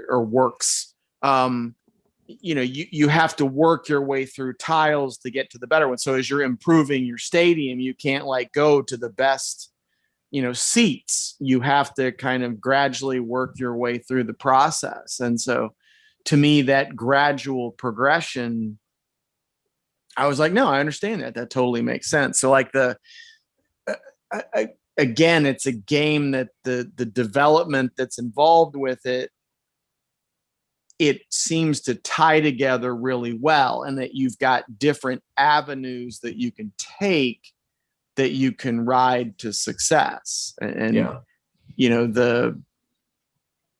I also feel like if you ignore certain, like if you don't develop your fan base at all, well, that there's going to be consequences of that, right? That the different elements in the game are there for a reason. Like because I haven't played it extensively. I played it a couple times, and obviously, I've been involved in the development.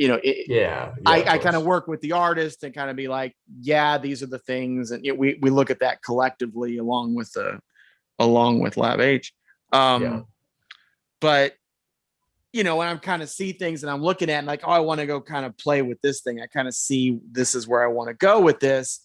And then there's this other piece over here. And I'm like, how do I see that? And then you kind of get to the phase of the game or a process of the game where it's like, oh, had I had that, then this event would have worked out a little bit nicer. So you're like, all right, now I kind of see.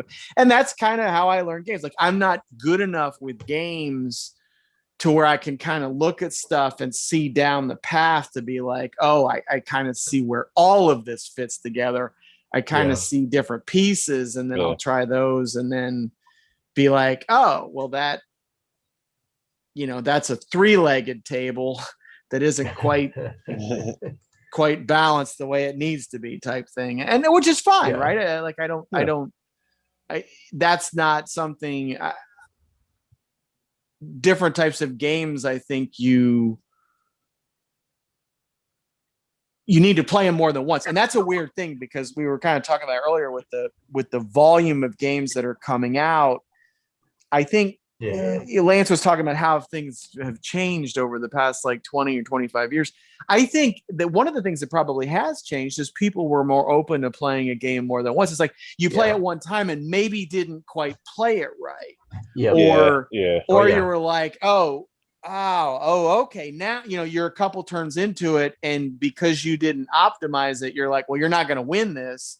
Yeah. But you're okay because you're okay learning it and like, oh, I'll do better next time. But because there's so many games out now, if it didn't like hit a sweet spot for you, then you just won't go back. And so that's that's why in the case of Thera, what we've opted to do, this will be in the game, and we have it on the page where it's like you actually have a walkthrough where it's like we script the choosing the roles is like, okay, so you're the player taking the first turn. You're going to take this role. That means everybody does this. And then you're going to do, you should put a coin on here because this allows. So we literally tell people what to do so that you kind of get your hand held through the first couple turns so that you understand what they're doing. And then if you're like, okay, I see how it wants to play, I'll just continue this forward. Or it's more like, now I see how I want to play it and I'll just restart it. Either way, but it kind of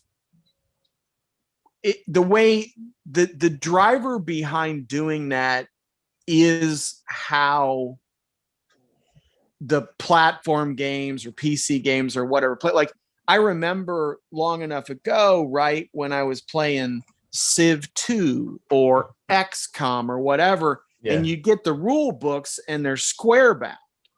Right. They're 100+ pages and you were okay. I mean, it was part of the fun of the exploration. Not anymore. Games just don't have that. And so, but they take you by the hand and you get to learn by playing.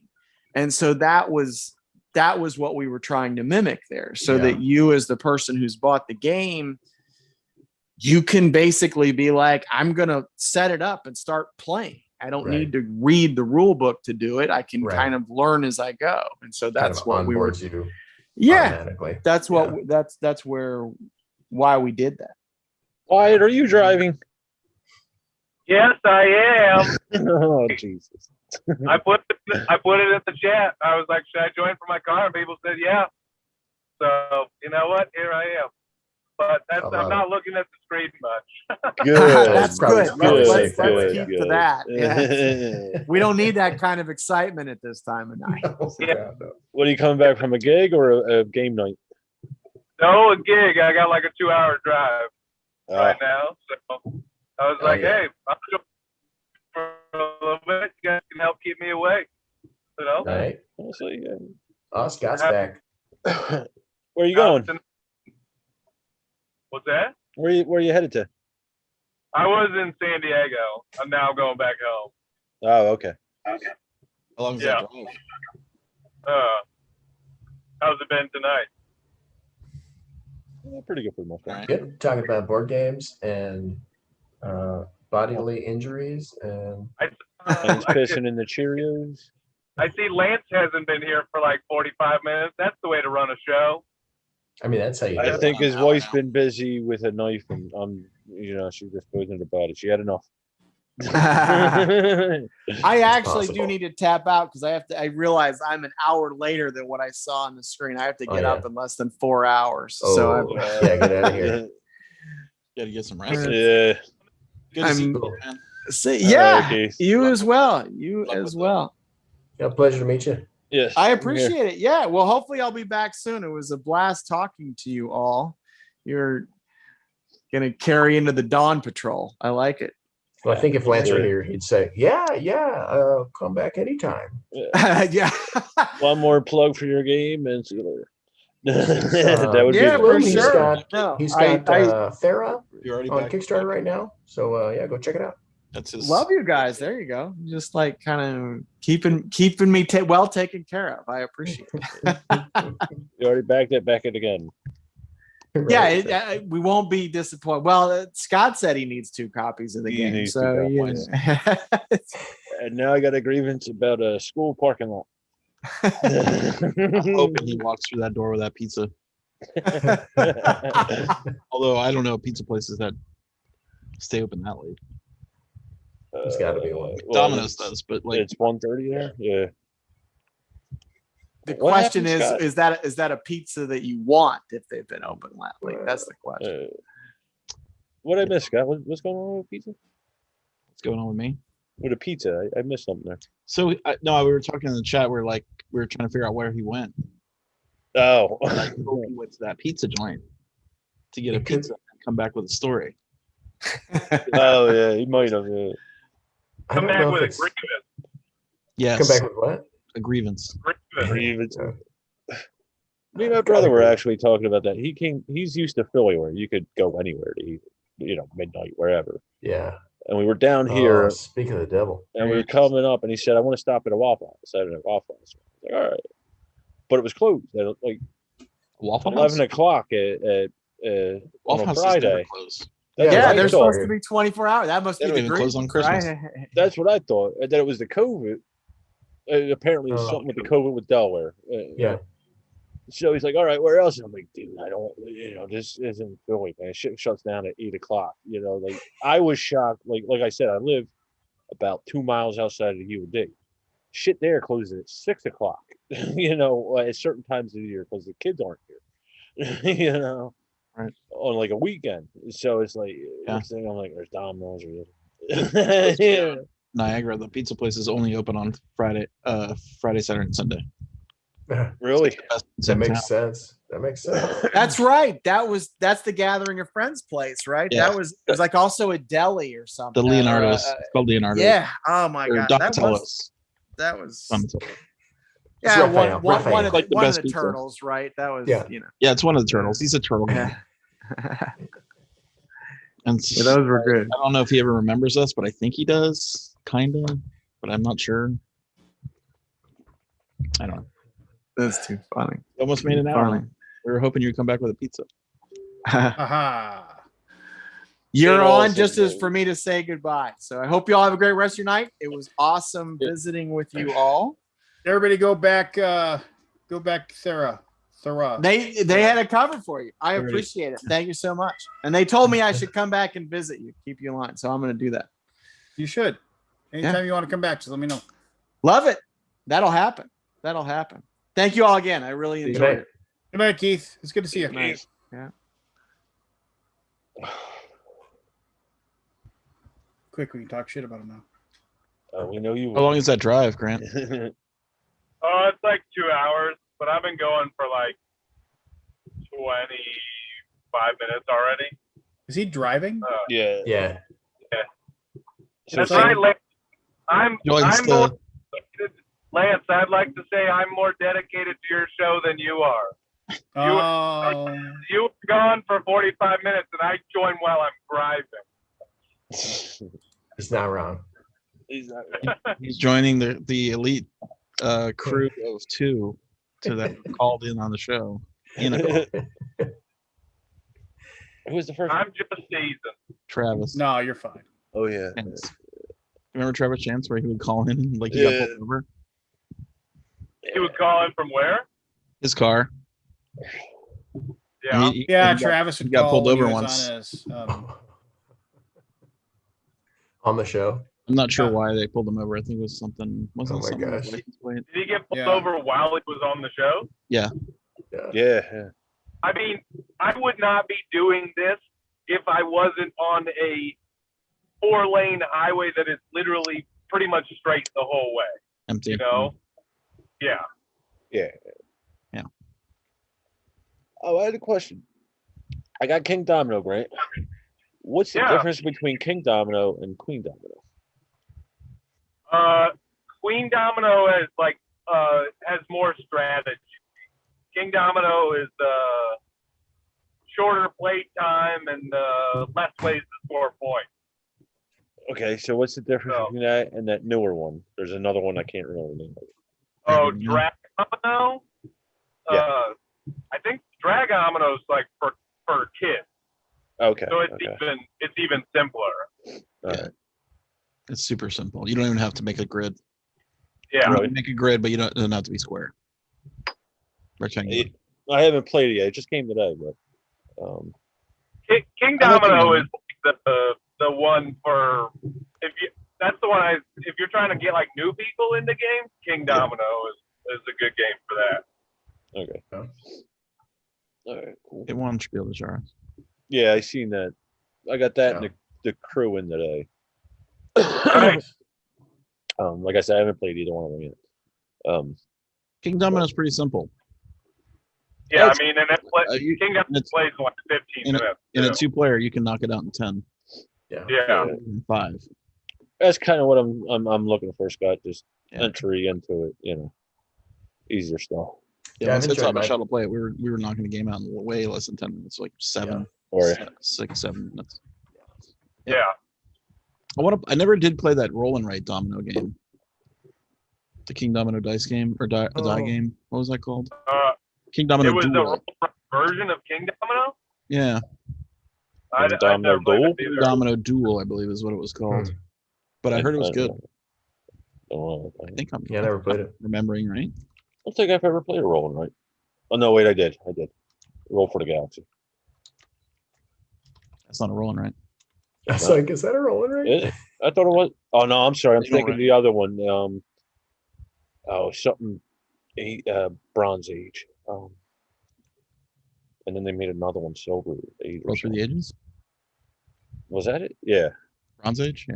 Yeah. King That's Domino Duel came out in 2019. Currently ranked at 1,976. It's only 2-player though. Yeah.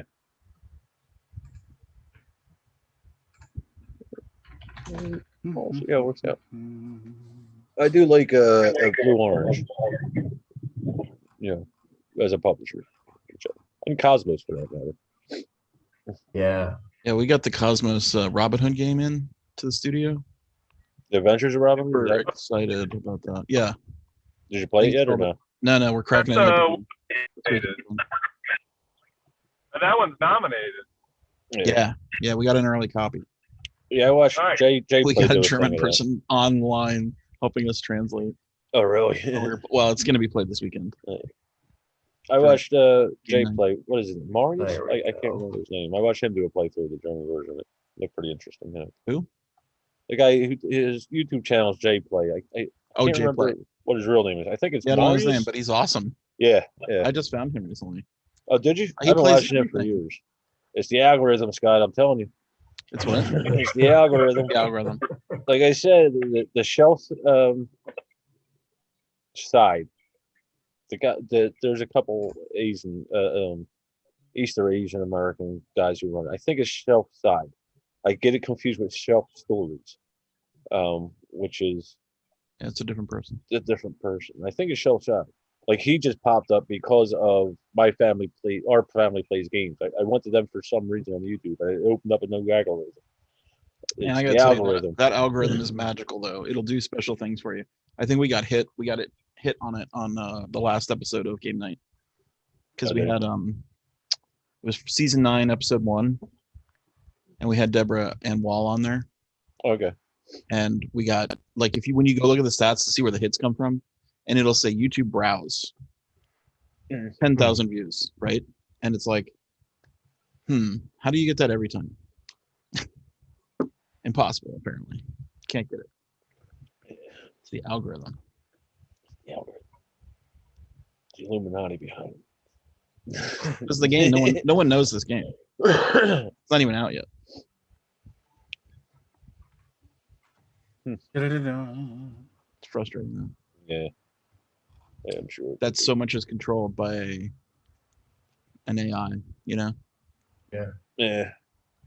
I mean, Boy, I joined how long ago the algorithm. you might have to repeat that. You're breaking up. Yeah. Wait a minute for you to reconnect. Okay, you're back now. There you go. Yeah, we Say that lost again. you. I said I joined TikTok a few weeks ago, and that algorithm's impossible to figure out. Doing something every day. Yeah, man. I've been trying to try different hashtags, and then one thing will do great, another one nobody will see. You know? Yeah. I mean, there's got to be millions of videos being published per day, right? Oh yeah. And I only look at it for maybe 15 to 20 minutes. So I'm seeing like maybe 20 videos total. Yeah. How do you get in there? You can't. I'm getting all the people I've already looked at once or twice before. Yeah. And like it knows that I like anything to do with food preparation. It'll show me that. Yeah. So bizarre. Yeah. Because I watched the guy from the Cold Stone Creamery guy. Yeah. Yeah. I think I watched the Starbucks guy or woman. A couple of Now it showed me employees. a Taco Bell person today. Like what? Yeah. A couple of my coffee shop employees do the TikTok and like get like a little small following of them like doing the drinks, you know? Yeah. And I don't even know how to use it. Yeah, neither do I. I mean, is No it idea. literally just point and record? Do you have editing capabilities after the fact? I don't. I mean, TikTok has a really user-friendly editing platform within. So you can do editing in the app. You don't say. He barely did there. Hey Lance, did you hear Capstone picked up the Orleans? Yeah, you already game? told me this. Yeah, Well, I knew that. I know, but Oh, I yeah. wanted to say it on stream so we could talk about it or something. Oh, okay. Well, hold on a second. Is that like the Doesn't Beth fall back up there, dude? What fell? Oh, he's Yeah, I'll check out your channel. You got to fix. Grant. I'm getting Is tagged. there a mess? I created a boardgamegeek.com account and it gets tagged, even though we don't create anything. Mom went to bed, dude. Okay. You still haven't checked out Grant's channel, Scott? Not on Hey, TikTok. I'll be Oh, done on soon. TikTok, We'll yeah. come up in a little bit. I like Um, I Grant's. just there a couple weeks ago. Oh, Are you under just Grant Line? No, I did it as Grant's Game Wreck. Grant Gamer. Okay. Yeah.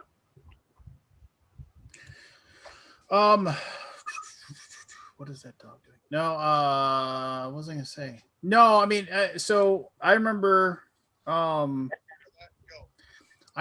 like when I still talked to Michael on a semi-regular basis. He actually called me up today that Reiner Stockhausen basically did not allow the TMG to re-up their contract for Leon's, and I was just like, and he was talking to me about it, and I was just like, I mean, I didn't want to rub his nose in it or anything like that. I'm sure. I mean, that sucks. It was like something, but I mean, it was one of those things where, I mean, just for whatever reason, they didn't keep it in print. Like it was something that I mean, it was so well ranked. I mean, you could sell. That's an evergreen title. You could keep it up and running, as long as Reiner was still willing to.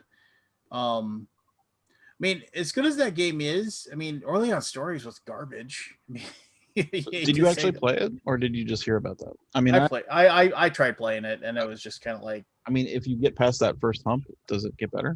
I don't know. I didn't played it give all it the a way. chance, I guess. So, Isn't that crazy? How if like the first scenario is bad, this whole game tanks. I mean, that's brutal. That's the I market. don't know though. anybody that's played it past the first scenario, like personally. I'm sure people have, but not in my circle. well, absolutely. I mean, somebody had to, right? Probably would have. Yeah, I mean, when you go, what was it, like $100? That game was expensive. Oh yeah, well, they've got a lot of stuff in there. Yeah.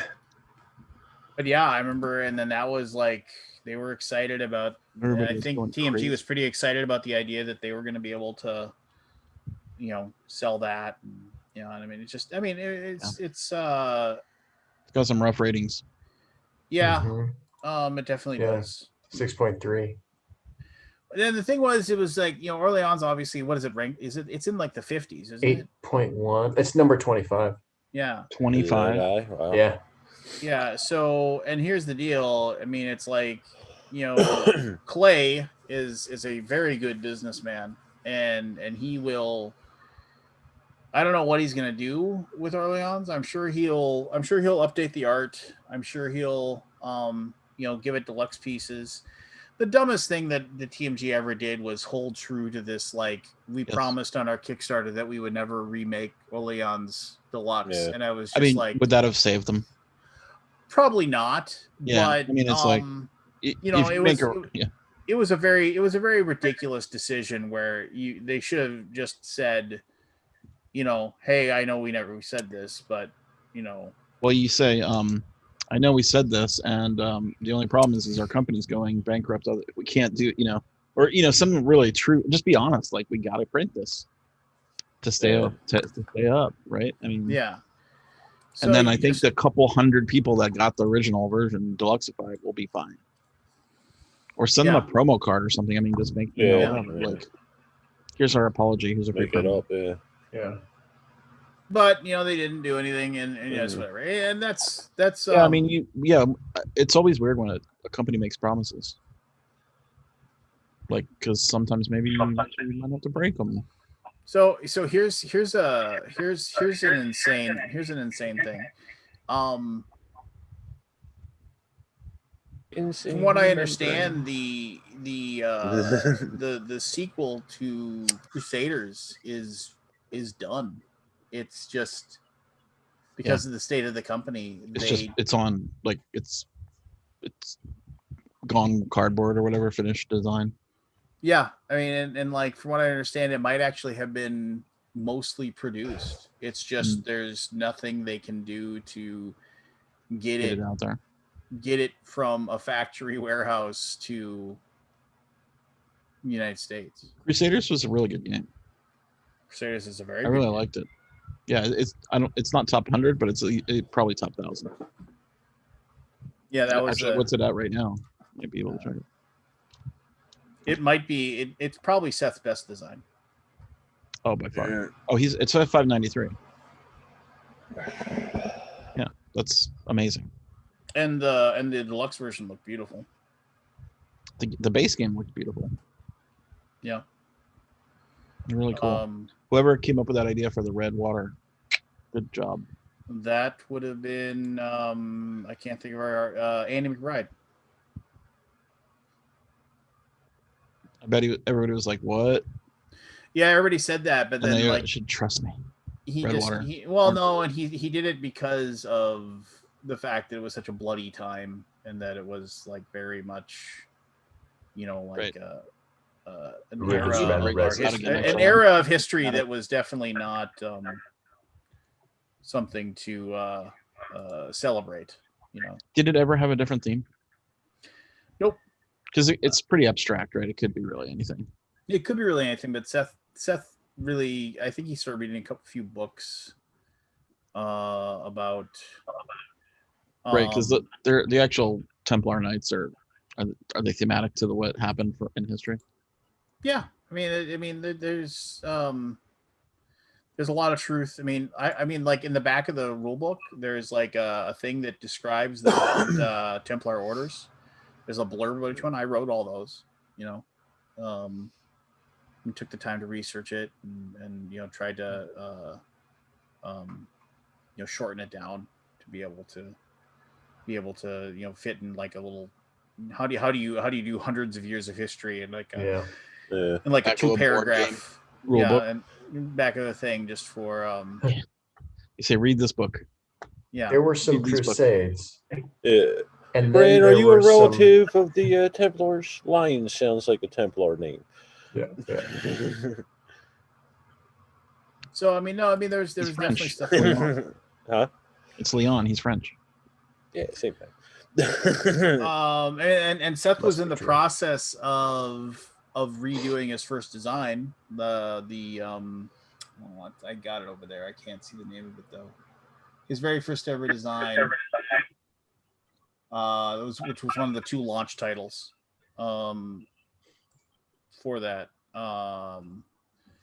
But then he was calling it Eminent Domain Origins, and that was like Yeah, if it nearly was like a done. space theme, I think it'd probably do a little better.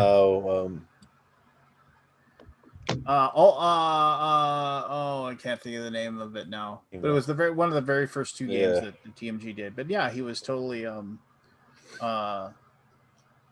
was the name of that game? yeah, I backed can't- it. I It's like can't it was the second project I ever backed. No, you're thinking Eminent Domain. The one, but there was No. they came out with both Homesteaders and which is a fantastic game. No, too. it was the space one. Yeah, and I can't think of the name of it right I know. now. And if I could go to my projects page and scroll back, I could find it. But I No, they didn't sell it as a they didn't sell it as they did a pre-orders for it. Terra Prime. Nova? Terra Prime. Yeah, Terra Prime. Terra Prime, that's what it was Terra called. Prime, yeah. I see it right here. Ever backed. And that was yeah, they did pre-orders for it. I remember I played, and I didn't even know what TMG was, and I was at Con of the North, and my buddy Zach Stack showed up, and he had Homesteaders. He's like, this game's awesome. I never got to play that game. I need to play it. Neither have I. It's one of the few games. Does it hold up? It does hold up, and it is one of the it is an auction game where you can play with 2 people and it still works. And auction games usually need 3. Yeah, that's what kind of steered me away from it, was the auction part of it. Although, like I say, IO Sky does that pretty well too with 2 players, so I shouldn't have really judged it by that. I like how dorky this game And is. scrolling back in time on Kickstarter is really annoying. Why, Scott? You can't. You have to click You have to click. Load more. Load more. Load more. Oh, the interface. I've already clicked it 3 times, and I'm only in 2018. Well, that's because you get 7 million games. Right, but a I'm just year. saying, like, it's been around for 10 plus years now, right? So, when Yeah, did Kickstarter start? I don't know. I I know it was getting big when I got in like 13, Yeah. but I don't know when it actually started. I think it started around 2010-ish. would like to page through these, but it won't let me. Yeah. Alan Brown, Eminent Domain is a deck planning game. Sorry, Oh. that's I'm parroting Seth Jaffe. You know, it's not a deck building game. It's a deck planning. Pedantic definition of a deck builder. I don't know. He says it isn't the same thing. In Terra Prime, you gather and utilize the rare resources bluium, greenium, yellium, and brownium. Really? He didn't want to. Those were the names? That is classic Seth. That is. I don't need to name these something that's just. Yeah. I mean, don't get me wrong. I love Seth. I think the guy's awesome, and I spent a lot of time with him. I spent a lot of time doing play tests and game development, and I spent a lot of time with him. But man, there were some days where I would just stare across the table, and he'd be like correcting everything that I said and whatever. Like, no, what you mean is, and I was like, I'm gonna take this fork, I'm gonna shove it in your eye. What you mean is bluium. Yes. No. You know, it's just it's totally one of those things where it's he he's a very smart guy, and he's very good at designing. And I feel bad because I don't know who he's going to show off his games to. The stuff that he had a really good game called that he worked on for a while, and it was called Joan of Arc, and obviously it can be called that now. But Yeah. There was a very, very good dudes on a map game that I don't think is ever going to see the light of day. It was really good. We played a lot of that. That was fun. It was the first pet project I ever backed. Was it? Mitch. Yep. And then my second one was a documentary about Crohn's disease. My roommate, a guy who I roommated with when I worked in video games, made it. He suffered from it. I didn't know at the time. Yeah. He was roommating. And then he told me about it, and I'm like, oh man, that sounds horrific. Yeah, Crohn's disease can be And he did a really, thing. really, really bad. My mother-in-law has Crohn's. My wife's aunt does. Yeah. So did you see now? I don't know if you backed anything on Kickstarter recently, but when you back, you have to check a box that says you understand that you could very well get nothing. And you know what that means in the end? Nothing. Yeah. Nothing. People are still going to complain. Yes. No, they're still going to say, but I mean, it's part of the terms and conditions anyway. But I mean, people are going to be able to say, well, give me my money back. Did you read your terms and conditions? Did you click the box? You recognize the fact that nobody reads. Nobody reads. Nobody reads. But that's why you got to click a box, right? You got to click a box. Nobody reads say, still. I mean, that's where they come from, or whatever. But that's a weird thing to say. I mean, obviously, it was always like this, but to put it in such black and white terms on the checkout page really invites fraud, in my opinion.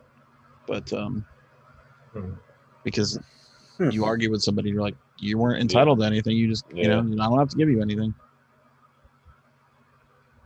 Yeah, interesting. You're still going to get a lot of that. Yeah. We haven't had a big Kickstarter fail in a while, have we? Not that I can recall. Not a giant like $1 million dump. No, I mean I don't think there's been there hasn't been a board game $1 million. Yeah, at least board game. I need to go back and look. I bet I can find something in the past couple of years that has not fulfilled. Canceled not that long ago. Which one? Bloodstone. That wasn't that They long canceled. ago. He canceled that though. The Alien game. It was tied to the Ash vs. Evil Dead company. No, they fulfilled the. You talking about Evil Dead 2? They fulfilled the one, but not the company that runs it now, but the one previously. They had that, and it was an Alien. I think I'm pretty sure it was an Alien. I think it was or Predator. No, it was I'll think of it in a second. I mean, I can search. I can't remember, but I that's the latest or soonest one I remember. Yeah.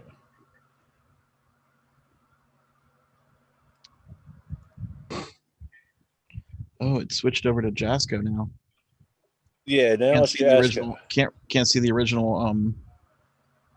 Oh no, that was the Evil Dead redo. Hold on, let me find out the original Evil Dead 2. It'll come to me. That was Space Goat. Space Goat, yeah. Yeah, I can't remember. Terminator. Terminator. I'm sorry. Yeah, Terminator. That one never got the. Did Jasco do that? No, they didn't. No, it wasn't. It was at Space Let me Goat. check the comments. Let's see what the most recent comment is. 30 days ago, 20 days ago. News from Jasco? Question mark. Just dropped in randomly. See that SB has logged on. Wonder what he expected to find. Still amused by the chaos note next to the comment block. Man, people really do hold grudges on this thing. Yeah, yeah. What are they supposed to do? But they keep coming back and posting, right? I mean, eventually, like there was a guy give that posted on one of our campaigns a little bit ago where he said something. He said, because I just don't get why some people just keep coming back here and coming back here because it's like it's like they're updating us once every 2 weeks, letting us know where the game is, but every single, it's like he's like it seems to be that they're trying to come in here and give us the transparent communication of exactly what's going on with where the games are. It's like they and they're not just running away and hiding.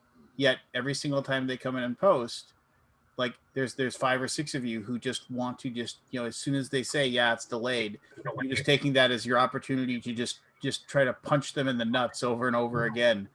If I was them, I would never post anything at all because of you assholes. It's like, just get away. Why don't some of you just go away from your computers and just shut the F up? He's like, he posted that. I was just like, that was kind of nice to see that. And of course, then the guy got shouted down immediately.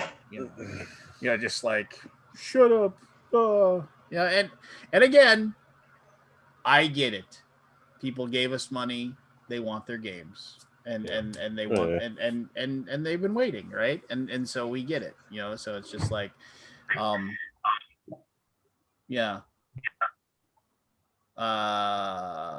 don't know, it's just it's one of those things where I think I mean, I don't know that clicking that box ain't going to do anything, but and if you actually point to the fact where you say, I actually have one thing that I backed that's super late, and their rote response is, according to the terms and conditions of Kickstarter, it's just like, you are not guaranteed any of our rewards. We're working as hard as we can to make sure that you get them, but please keep this in mind when you make these posts. And it's like, that just seems like you're walking up to somebody and just slapping them right in the face, where it's like, I don't have to give you shit. So that's what I'm saying. So I found one. It's called Henchmania from 2018. Henchmania. I don't even know. Actually, I think it's funded in 2017. It was last updated on 2018. Yeah, everybody's pissed off reading the comments. It's a French company. What kind of game was it? I don't remember. You can look at. Can't look at it. What is it? I mean, I can. Do you want me to share my screen? If you want, yeah, go ahead. What kind of turn game on. is it? You gotta turn on that thing. The share screen is on. Is it coming through? Yeah. Let's go. Henchmania. Henchmania. I mean, look at that art. I love it. Ooh. Yeah. I'm vaguely remembering seeing this right now. I don't remember this at all. It's cool Here's art. what Yeah. you get with the pledge. Well, looks like you gave him some money. I mean, I gave him 45 euros. But yeah, this is. I mean, looks like it was done. Like, all the cards are here. Yeah. How much money did they get? 94K. Yep. Euro. Let's see if I can find another one here. Or whatever that is. I think it's. Well, what is it? Go back. Go to some of the comments. What are the people saying? Like, you guys suck. Where's our shit? Let's see. The most recent comment says, "Hi, somebody alive? I'm still waiting on my game. Respond, please." Isn't that like the saddest thing? That was 11 months ago. This game is damn near impossible. Good luck to all of you that haven't received your. I never got it. Shipping and handling twice, but I did get it. So they basically ran out of money and couldn't ship it. Game is great, by the way. Wish there was more expansions. Try to contact them directly on Kickstarter and on their website, social media too. Never received. Yeah. So did the company just fold? I really don't know. You said the name. You said the name, and I was like, that name sounds very familiar to me. Jocus. Hi, this is Jocus. We make games. We hope you'll enjoy. Never heard of him. I did a review for this game. Did you? I feel I got another one. Hold on a second. I'm almost positive I did this. Collaborators on the project, Arthur. And Arthur. Search my channel. Let's see here. Yeah, I don't recall this at all. Yeah, I mean, it looks cool. Here's another one I think I did. Invisible Sun. Have you guys heard of this?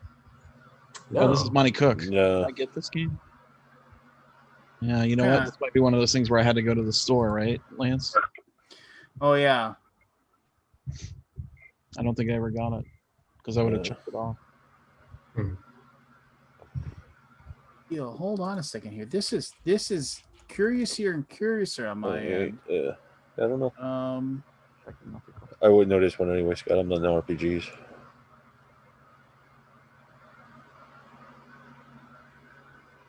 I'll get this one. Yeah, I did a review for this back on July 29th, 2016. That was a while ago. Hey, Scott. Yeah. Do you usually have like 40 windows open, or is Yep. this? I got like I always got a million windows. How does your machine run? Really fucking powerful. Yeah, I'm gonna see. Yeah, I got a few things open here. Yeah, I'm sure. I'm trying to find another one. No, it's been pretty good recently. Yeah. All Well, right, how I do you better- feel about this? I mean, like, I don't think most guys are going to like, yeah, we're just gonna fuck you. It's like something Stay out of my happened that dungeon? screw them, you know. Did I get this one? I must have. I just don't recognize it. That looks cool too. Why can I not find? This is really weird. I can barely Searched remember early bird playing on this that. game. I just do not recognize it. I don't think I got this honestly. Because everything I order through Kickstarter comes to the house, right? Because I look at it and then I'll put it in library. Oh, okay. Never heard of it. So check that Yeah, I Oh, out. knew they that. said people have said I was able to get this game, but I had to pay them like repeatedly for it sounds like you can get it, you need to contact them. Oh, okay. Yeah. I see that I don't remember getting Beer Empire, but I know I'm sure it's board and I'm dice. looking here. It says I was supposed to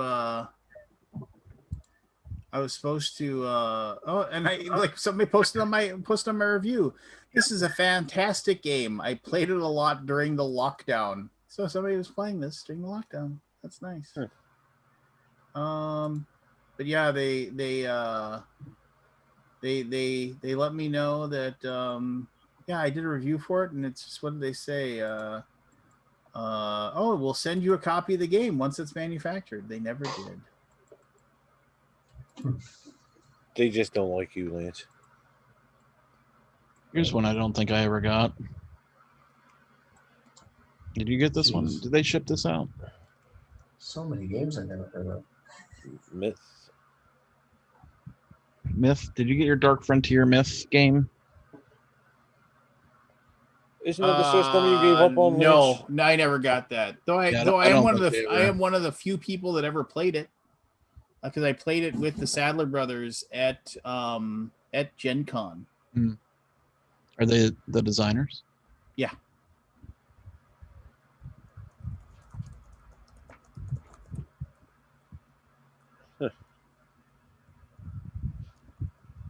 Yeah. Neat.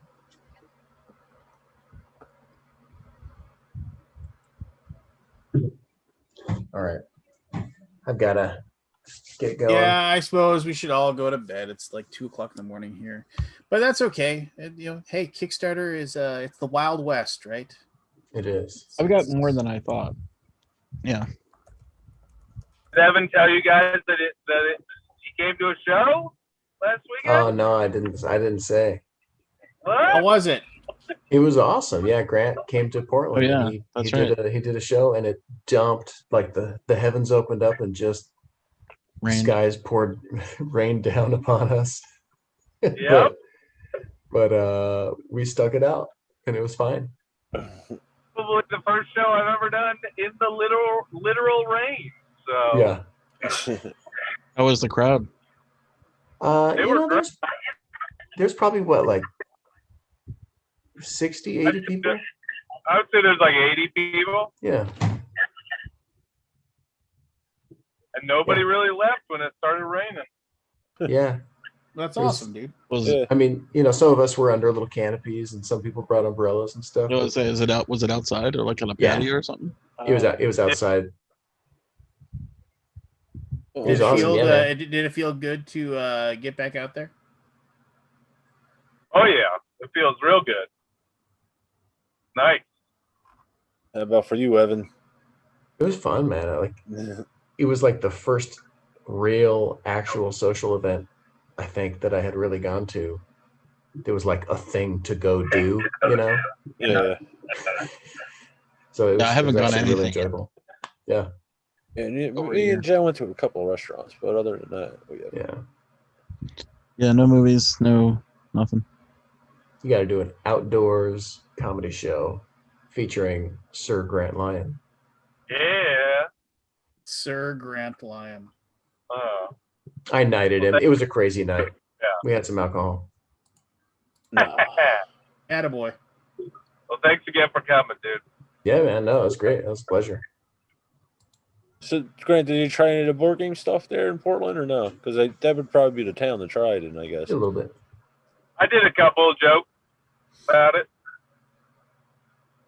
Did it work? You know, they go all right.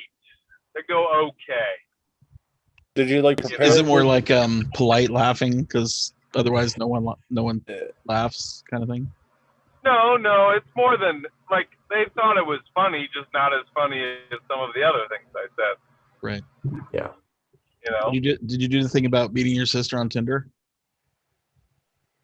No, I don't really do anything that's on an album.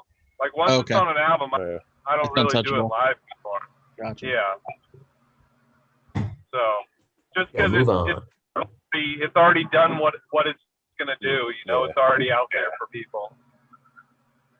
So, do you like that joke though, Aldi? Is that I why thought you bring it up? I remember you posted it on your Facebook feed, and I thought it was damn funny. And then you said, "This is why I don't listen to the internet." And someone on Reddit had posted another punchline, which was just awful. Yeah. The grossest punchline ever. Yeah, and he's like, "Yeah, you should just go for it, man. Like, put that on there." And it's like really, really. Yeah. Like, no. Yep. Oh. You're not that dirty, are you? You're a little dirty, but not that dirty. No, I mean, I don't bill myself as a clean comedian, but I'm also not very dirty. Yeah, that's over the top. I can be fully clean if I need to be. You know. Well, I guess you would have to. He be doesn't. to an extent. Grant's so good he doesn't have to work blue. Certainly Like, up for you. I just tried to email. Those guys about Hinchmania. I was like, "Hey, I remember you guys said you were going to send me a copy. I just, hey, I'm pretty sure it's probably impossible. I can get one now, but it was like their company email no longer works. So it looks cool. I mean, there's a lot of those. I probably have another 10 or 15 of those that just looked cool. Never and happened. One project, and they took the money. And So Jockus Games is on no BGG. longer in around. Old Arthur Jockus took off, huh? Son of a bitch. It sounds like people got their games though. There's a lot of people that never got anything. So I mean, that one. I wonder what the story is with that. Did they just run out of money to ship, and they've got the game somewhere, right? Like they obviously made them. Some people got them. Yeah, that's what it sounds like. There's like a dozen of them for sale. Yeah. I'll have. You know what? Let me check my BGG account. Maybe I do have it. Now you're going to I just send a bunch of stuff to the BGG library without ever, sometimes just not really noticing that it came in. I need to be better about that. Gonna bad mouth them, then check, Scott. Well, you know what? I will eat my words. Yeah, you will. You usually do. You usually do.